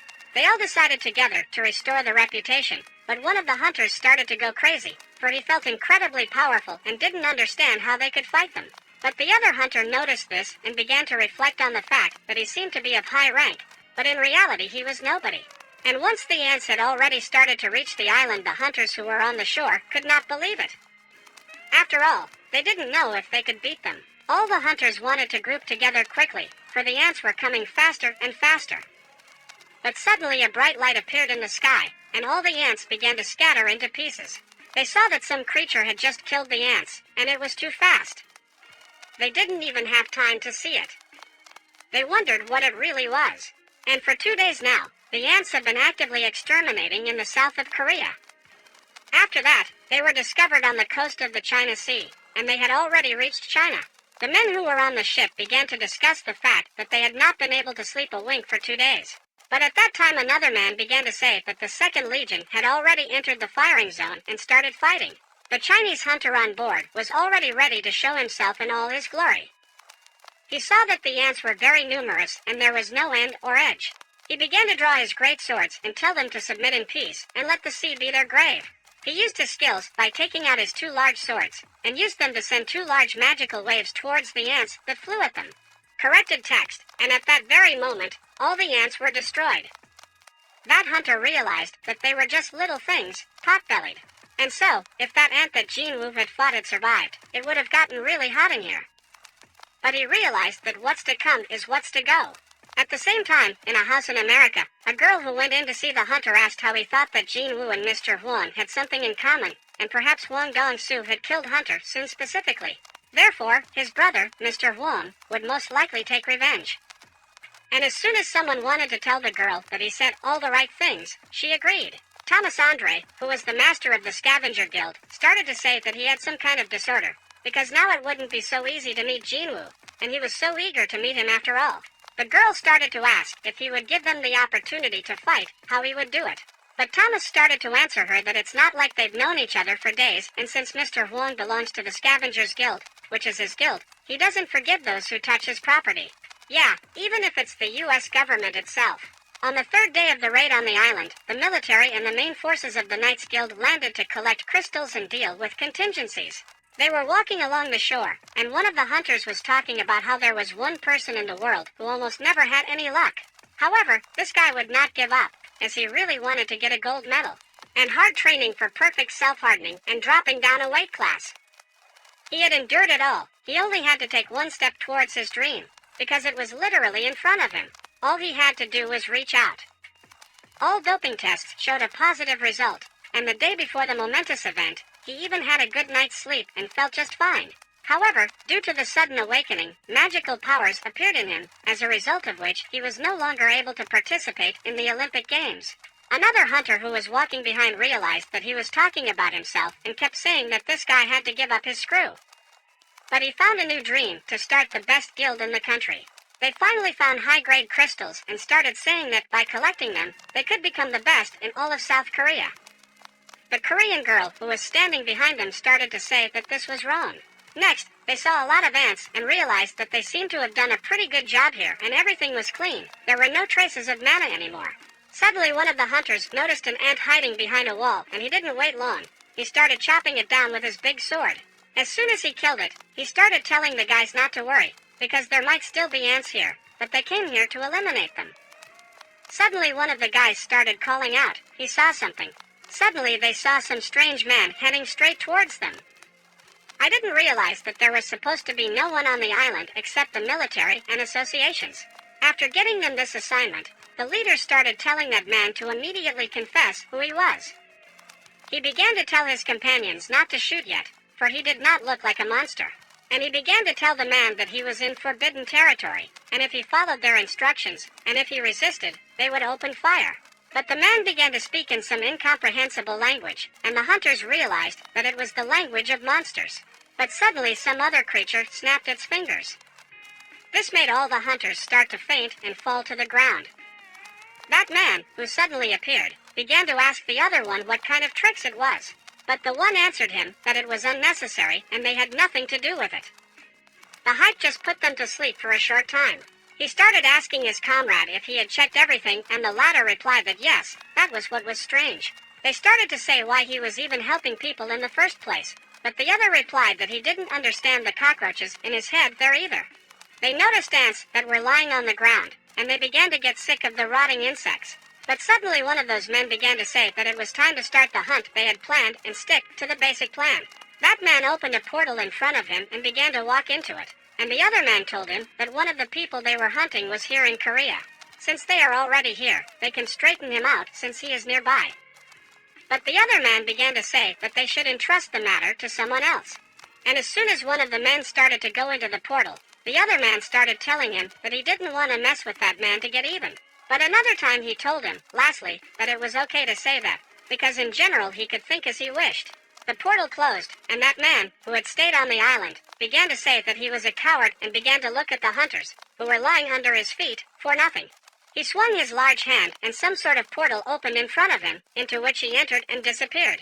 A little later, reporters took pictures of Jinwoo going in to say goodbye to the dead who died on that island.